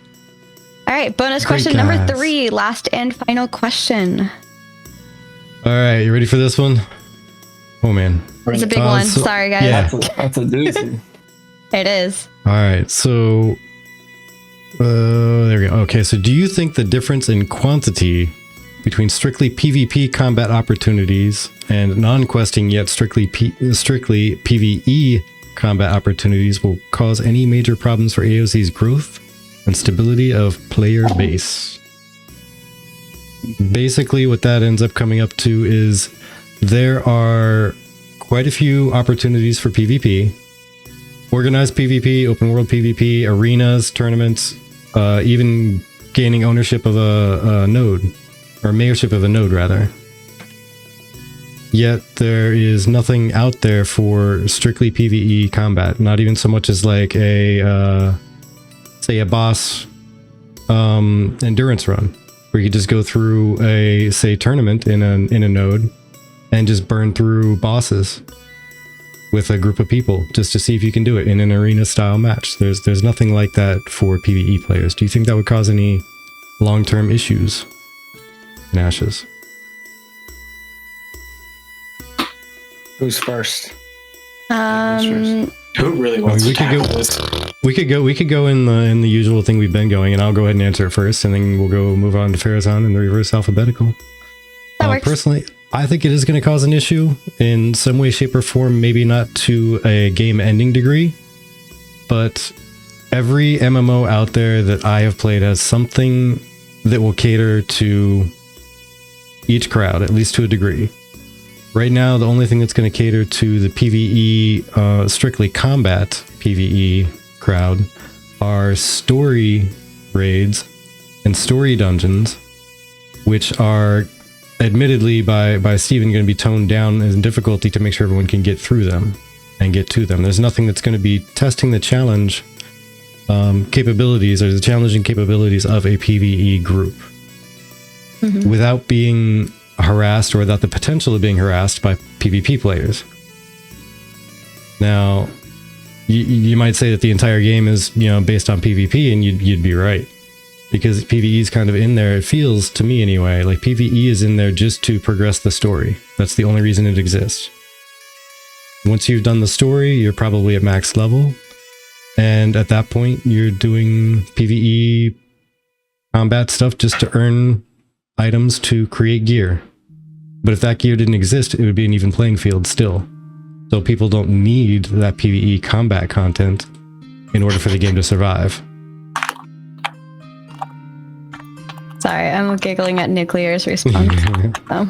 But there's nothing out there that I think is going to be fun for those who are into like a competitive or like kind of challenge yourself PvE combat situation out there. There's nothing out there for that group of people. Pharazon. That's a big question. It really is. So, I think the short part of the answer is there will not be enough PvE content when Ashes launches. I feel pretty confident in saying that. If you have 20% of your content that is instanced, and keep in mind, 20% of it is instanced, but not 100% of it is guaranteed to be available at all times. So if 20% of content is across the board is available, depending on stages of nodes, the stages of the world, whether it's raining, what season it is, all of those things changes what you have access to. And I imagine it's not always consistently going to be 20% of the game is available. It's going to go plus and minus a little bit. And so with that, yeah, we kind of touched on this earlier in the other topics we talked about when we were talking about like the augment system and the fact that because the game is going to be balanced, in my opinion, more around selecting out the right hammer for the right nail. That you have to, that's where the difficulty comes in, is you have to learn about the boss, right? So we try to reorganize my thoughts here because I want to make sure this is clear. So Stephen talked about how if a dungeon opened up, and whether it's open world or instance or whatever, but that whenever you fight that boss boss is not necessarily always going to be the same, right? So within the lore, it might mean that whenever you first encounter this boss, most of its damage is necrotic. But then if it's under a full moon, its damage turns to like a sanguine type of damage. Like there may be these different flavors of it that you need to know about ahead of time before you go in. So a lot of the challenge is knowing what you need to know to prepare appropriately to go fight that boss. Those type of things inherently move it further away from like standard difficulty PvP content. And I think that that's going to leave a large portion of possible players, even ones who are fine with the PvP of the world, that they're going to be left wanting, because there's not really a boss that you can put in front of you and like have to rise to the challenge of that boss. It's just, did we build right, and can we just deal with the chaos? Because there's so many permutations across all of the classes that you cannot fine tune the numbers. The amount of damage that you could punch a tank with, the amount of DPS needed to put on a really tight enrage timer, those things are not going to be as tight as they are in more PvE focused games. So yeah, I do think there's going to be a gap there, and I don't know how much it's going to matter, but I definitely think it's there. Falca? I would say games always have like a bias, like in which way they lean. Like even in your ideal favorite game, I feel like there is no like perfect MMO. Like we all say that there's a perfect one, but like in this instance, we all know that Ashes kind of leans heavy towards like the PvP area, and like there is like PvE, but it's like kind of sprinkled in, which is why they call it like PvX, because it's whatever you want to do. Like it's the world's your oysters. Just do what you want to do. If you want to be a free someone who's just always corrupted, you can be. It's just gonna come with a price, and I think that's gonna throw people for a loop, because people aren't really used to that. And like MMOs, they're used to, if you go in the world, most of it's just dungeons. You're just gonna be doing dungeons, and there's a few PvP things. It leans heavier to PvE than PvP. If you go into like Diablo, it's more so just dungeon running. Like people aren't used to having agency in that way of their own experience, and in a way that the way it sounds like there's gonna be a plethora of content for you to just like delve into. People aren't used to that, and I feel like that may throw people for a loop in that instance. But I feel like the people who do stay, this is going to be a game that people stay for the long haul. But I don't think there's a way for them to please everyone. Even if it was like somehow they made it 50% PvP content, 50% PvE content, I think someone's going to want more of one thing, because that's just the way we are as human beings. We want one thing more than another, unless you're just like that pure Zen person that's in between the two. That's my opinion. I want to take the stance here and say that PvP is the driving force for PvE. PvP being the driving force for PvE is all hinged on sieges. Sieges are what takes down cities. Sieges are what changes the entire landscape of the world around you. It is going to be the main driving force for new PvE content that comes out. Now, for what I would like to see for PvE to have somewhat of an upper edge on PvP, we don't really know, because we don't have the whole entire world yet. You see some places like Final Fantasy 14, they have the, what is it called? Palace of the Dead, where it's instant content, where you go in and you run through this gauntlet, level 1 through 99, fighting bosses along the way. That's a form of challenge for the player that I would like to see in terms of PvE content, but in terms of like the difference in the quantity being a problem for AOC, I think they did a masterful job in making it so that PvP and PvE aren't separated, but that PvP is the driving force for more PvE. Right. For me, I feel like Intrepid does have a decent amount of PvE. It's just not in the way that I'm used to seeing it.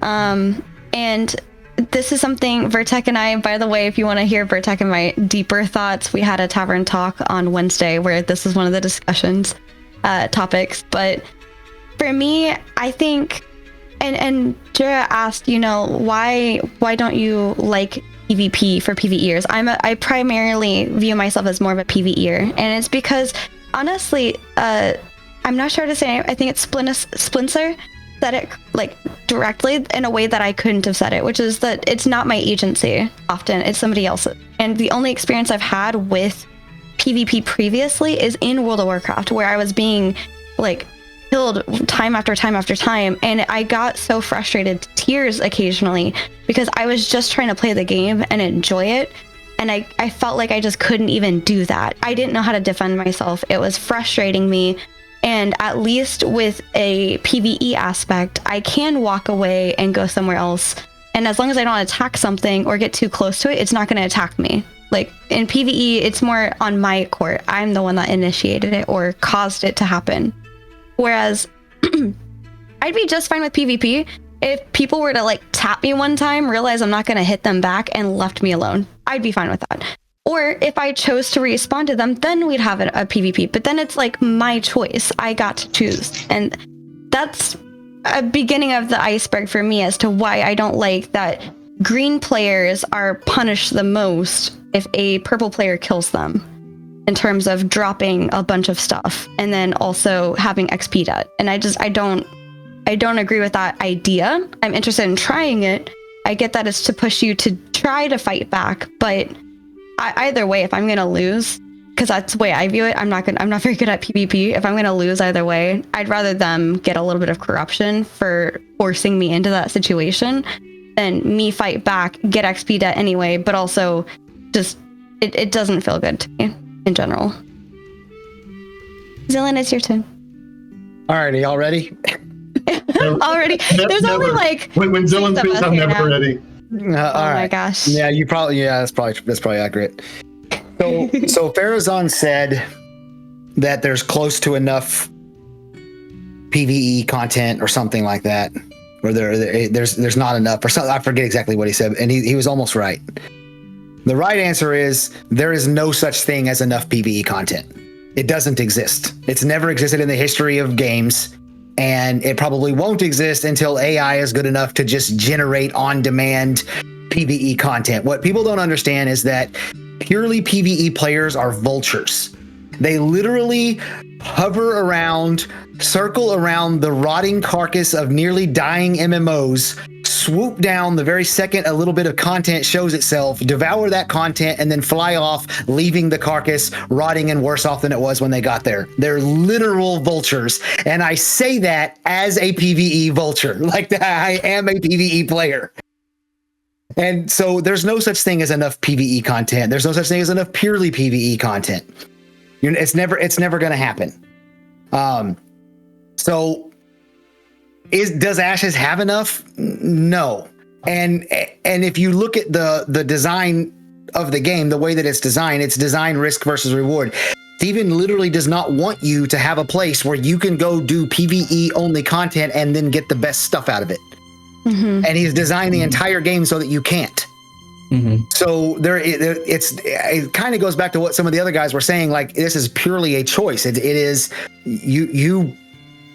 it's a PvX game. It is designed for you to be doing both at the same time. It's going to be a new challenge for a whole lot of people, myself included. And then yes.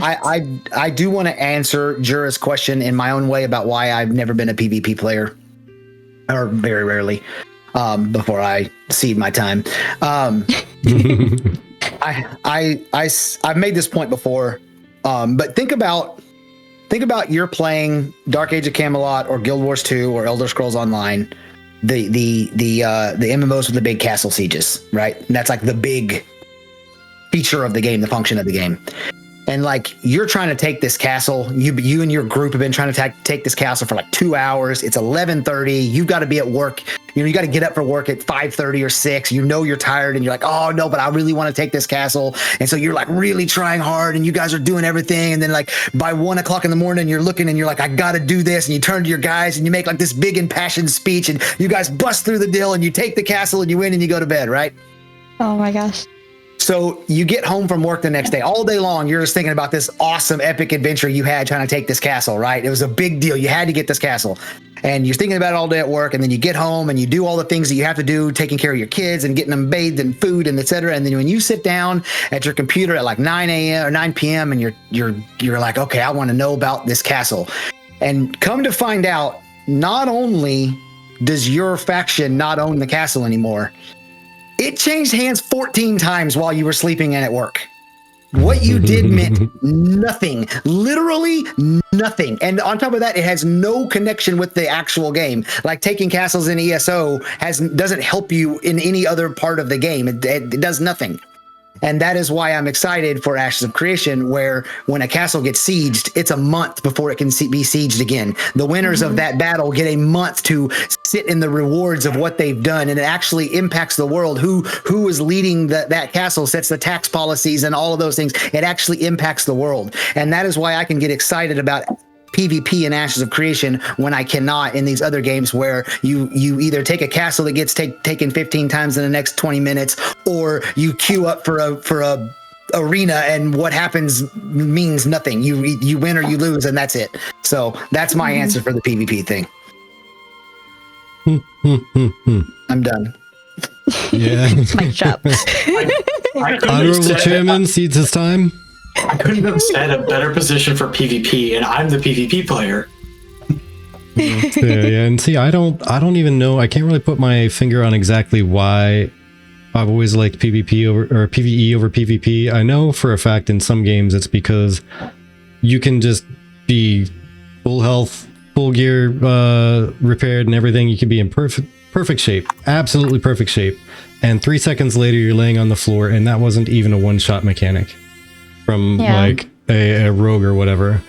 It was just your standard issue fighter running up with a sword that isn't even enchanted that killed you in 3 seconds because the time to kill is just ridiculous. It feels like you have no agency as a player and you just fall over. Now, that being said, some games that have had a longer time to kill have felt better in PvP.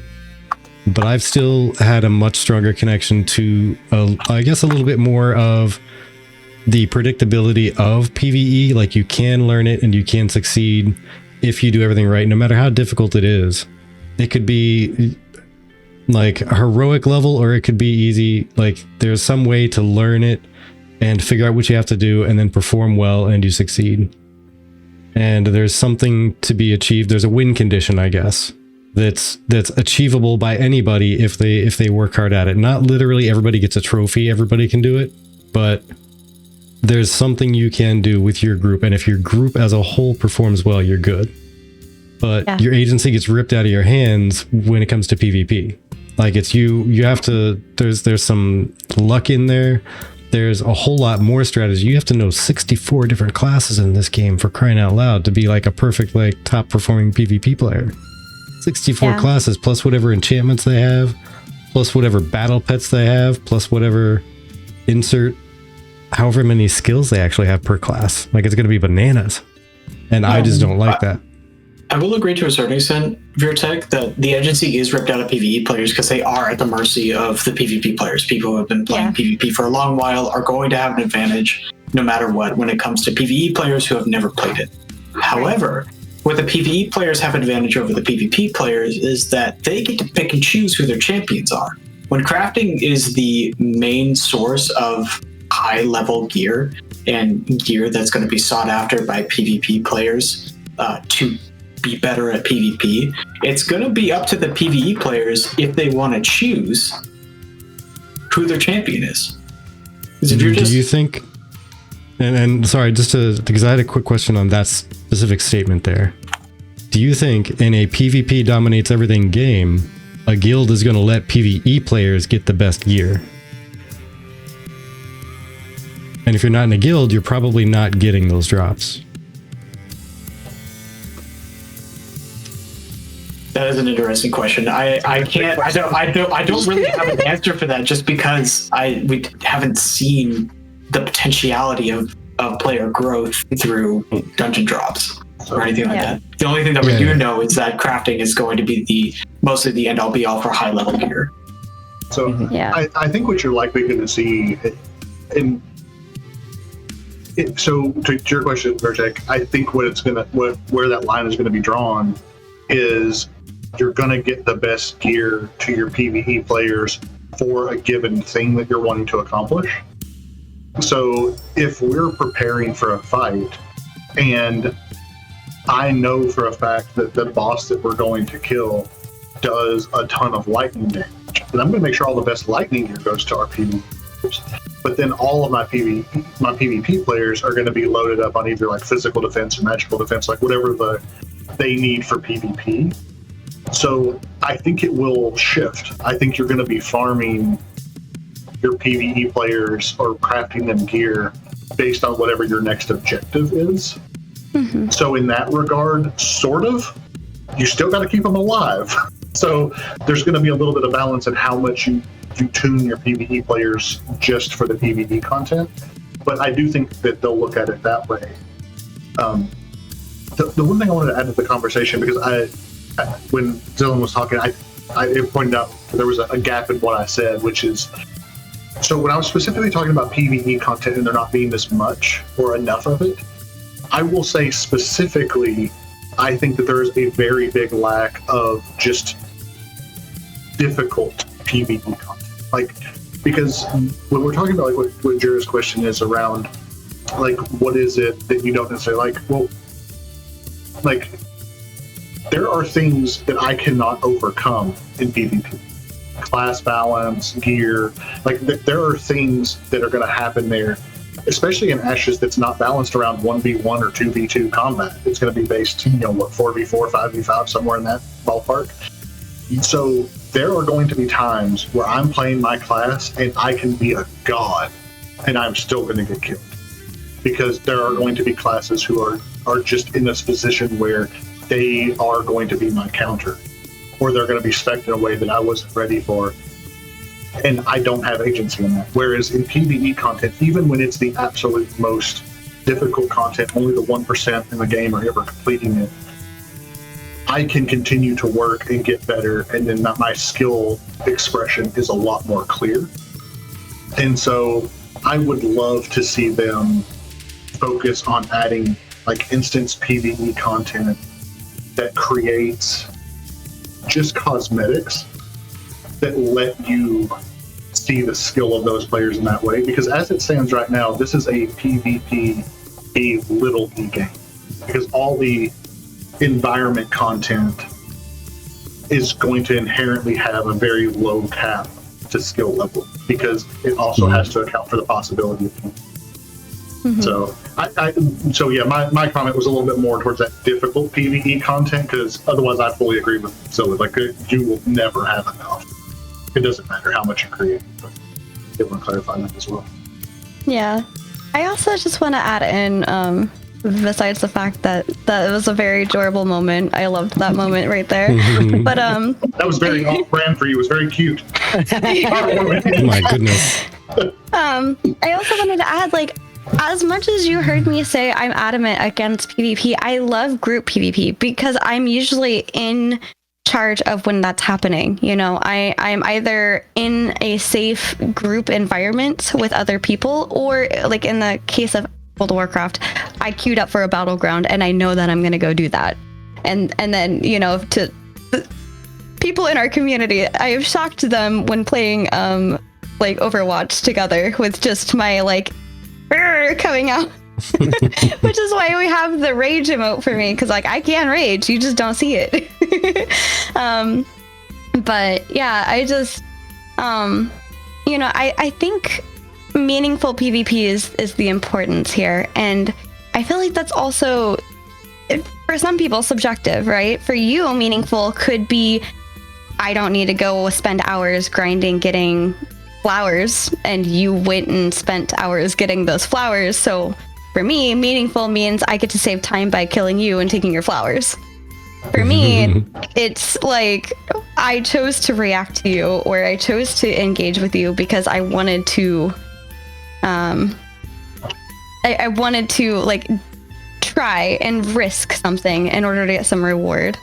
Now, I don't want to pick classes for people, because that obviously that goes against the entirety of playing an MMO to begin with, is you want to pick what you want to play. But if you're going to be going as someone who just absolutely refuses to do any PvP whatsoever and would rather spend the time doing PvE and gathering, it would be beneficial for you to pick a class that is a lot faster than the other classes. We already see with the Ranger, the amount of mobility that they have, which is crazy. Because how is a tank supposed to meet up with a Ranger? He's not, exactly. So that's the options for it. They've said that though. You augment, you get better gap closers, right? Like that's the whole purpose. If they spend properly, they can't counter it. Somebody dropped a video last week all about augments and different augment choices and what might happen if you choose a lightning augment. I'm just saying you might go check it out. It's an amazing video. And obviously, going into this conversation, like going further and further into it, it's just going to get to more like whataboutisms of like picking certain classes against other classes. When the real crux of it is that, as someone who's going to be playing a PvX game, you have to expect that this is going to happen. And so you should do in your best interest to prevent the thing you hate the most from happening, whether it be like gearing out who you consider your champion to come help you do stuff, or to pick a class that is a lot faster than other classes, has a very easy time getting away if any problems occur. It's just things that people are not used to doing. They're not used to having to come up with solutions for problems that haven't existed yet. Do you think it's fair to call it a PvX game when all types of PvP are present, but not all types of PvE are present? What types of PvE are we talking about? So I mean, like you don't have you have very little instance content, and the content that they've talked about being instance has been talked about being on the relatively low end of the spectrum. So there's at least 2 tiers of difficulty on the PvE side that's completely missing. Things like, if you want to go into Final Fantasy, like the single challenge, like Palace of the Dead, that sort of stuff. Like, you have consensual and non-consensual PvP, you have arenas, you have all, like literally pretty much every type of PvP you could want in games there. But like not all forms of the other side are represented. It's sort of on the same topic. Oh no, I understand. That was why in my original point I was saying that PvE players need to have something like Palace of the Dead. They need to have some form of very engaging hard content on their end so that they're not forced to go into PvP to have that sort of difficult experience with the game. I do absolutely agree that they should have that. I'm just saying that there has to be things you have to keep in mind when playing a PvX game, is that you have to make decisions not just for PvE anymore, and that's not something that we have seen in a long time. Since WoW, pretty much. Marco, you got something to say, man? I mean, I was just listening to you guys, but basically, I'm going back to what Eask, right? That's Eask. I'm going back to what he was saying about tanks not like having the mobility to keep up with like archers and stuff. I'm like, when we're talking about the combat triangle, like a mage is supposed to destroy a tank. Like anyone with like plate armor, like you should be like chicken soup, like against like a mage. And the same thing with like an archer. Archer should destroy a mage, and like I mean a tank should take damage, you know, and a warrior should destroy mages if they can get close to them, and destroy archers. So it's like I feel like if you can have great gear, but you could get destroyed, I'm assuming, in this game, because it reminds me of, in the sense, if they're going off of combat triangle, like RuneScape. Like you can have crazy good like melee gear in RuneScape, but get destroyed by like someone in like some very normal magic gear, because that's just the way it is. The armor doesn't shape out. It has weaknesses. It's not just great everywhere. It has weaknesses. Yeah. Right. And that goes again. Go ahead and finish your statement. No, I'm sorry. Oh no, you're good. And that's what I was saying. Like with with non-opt-in PvP. Some people like me, I'm gonna be an archer. I'm not gonna take any fights I know I can't win. Especially if someone tries to like press me, I'm gonna just dip. And then if a mage tries to press me, I'm like, oh, you think you have better gear? I'm just gonna light them up, because maybe they aren't understanding that your gear's great, yeah, but just not against me. Yeah, that just goes into like the final statement of like why it would be whataboutisms to talk about classes. I know I brought it up, but that was kind of like trying to come up with a point of picking and choosing what you want to do to best satisfy your needs for what you're playing like. So when you have somebody who is trying to do gathering and they need to get away, well, how best do you want to get away? Do you want to absolutely just obliterate this person by playing a mage, or do you want to get away by being super fast? It's all about the choices that you make, and unfortunately for us gamers, we have to come to the salty conclusion that you're not always going to win. You're going to die. You're going to lose all your crap. But it's about learning from that experience and then coming back and making better choices in the future. And that's where the feeling of completion is the best word that I'm coming out with. The feeling of feeling completed when playing the game because your choices are actually mattering in what's happening. So Vertex, before we get out of here, you want me to solve this problem for you, bud? I actually have I've had an idea rumbling around in my head for a while now to solve this problem. Ready, set, go. Ready, set, go. All right. So at stage 3, a node gets a caravansary as a standard building on the node that the mayor doesn't have to build. It's just there. Yeah. Okay. Yeah. So at stage 4, every node automatically gets an arena.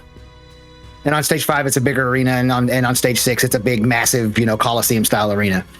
And you every Friday night or what you could do it however you wanted to, but as a weekly thing, you hold games where PvP or PvE teams get to go in and fight bosses. It could just be random boss from around it doesn't matter. Yeah. And there's leaderboards that are associated with that. In order to represent your node, you have to have lived at the node, been a citizen of that node for a certain amount of time. That way you stop the node hopping and the forming of super teams and stuff. And then after a month or 2 months or whatever of games, the people with the highest scores, and there's leaderboards, they all go and you represent your node at like a stage 5 nodes arena, like a bigger games type of thing.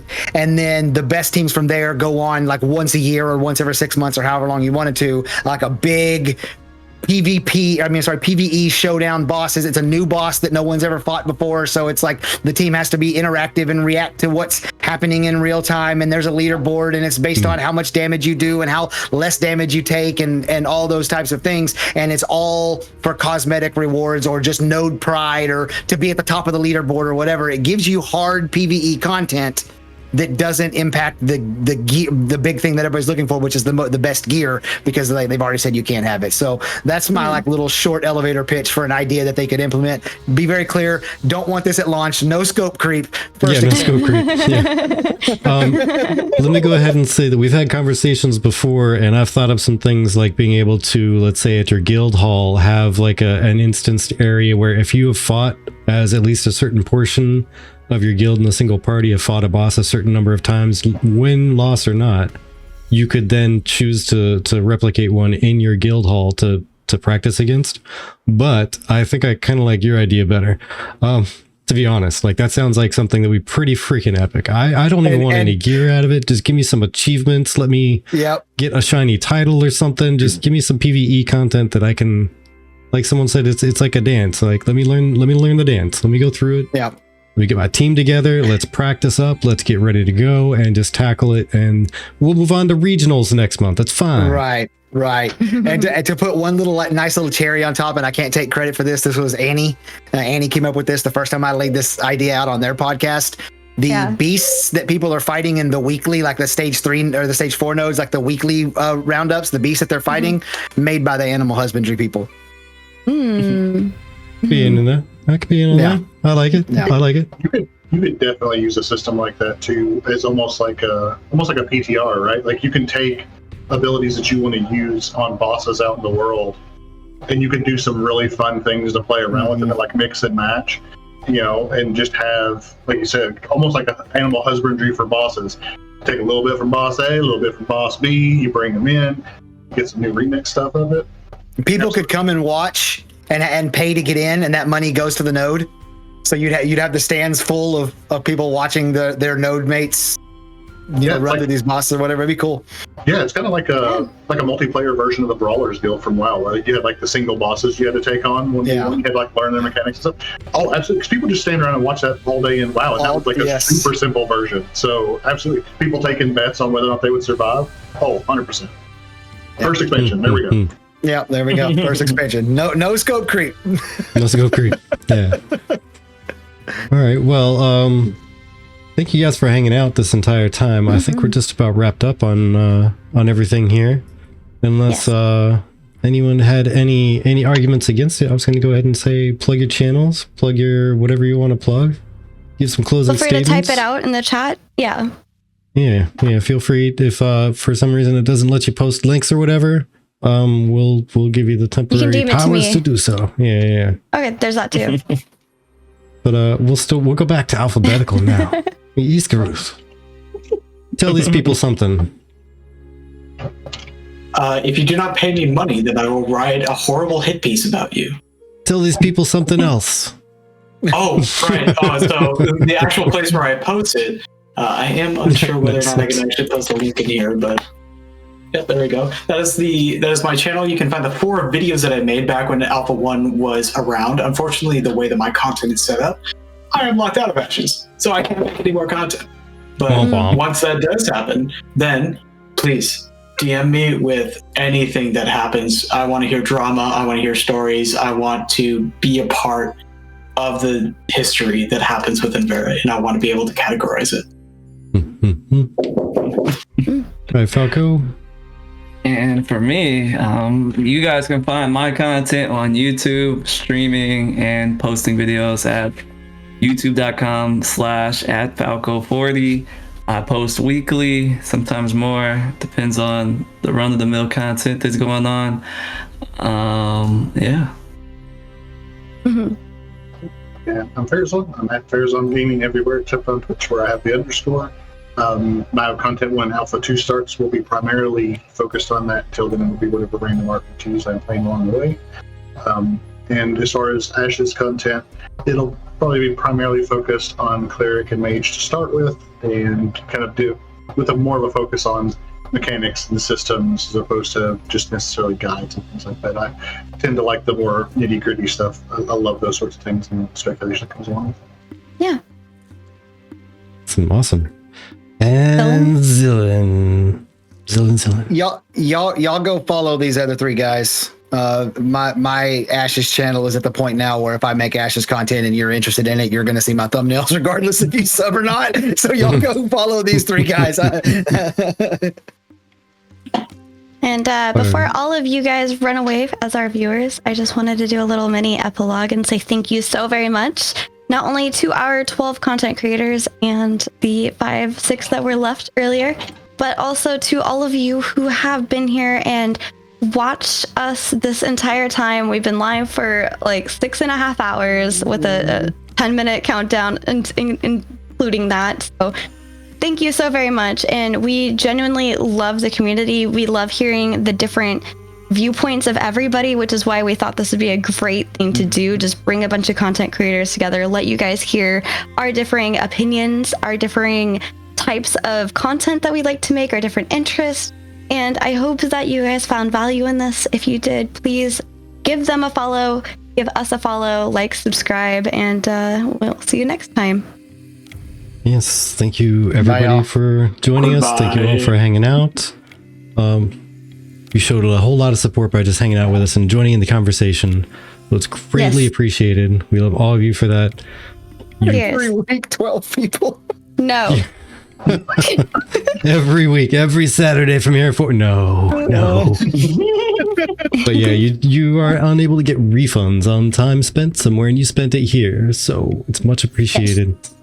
And yeah, like they said, check out everybody who's been on today. They're all amazing, and it was really painful to make it down to only that few, or that I guess large number. It was hard. But who are we gonna raid over to? Because we love to spread the love. Let's raid Turgo. Turgo Live. He's playing some Pokemon Simulator, some Pal World. Get that kicked off here. All right. Well, until we see you again, take care. Be nice. Have fun. Bye. Bye. Bye, everybody. Bye. Yes, sir.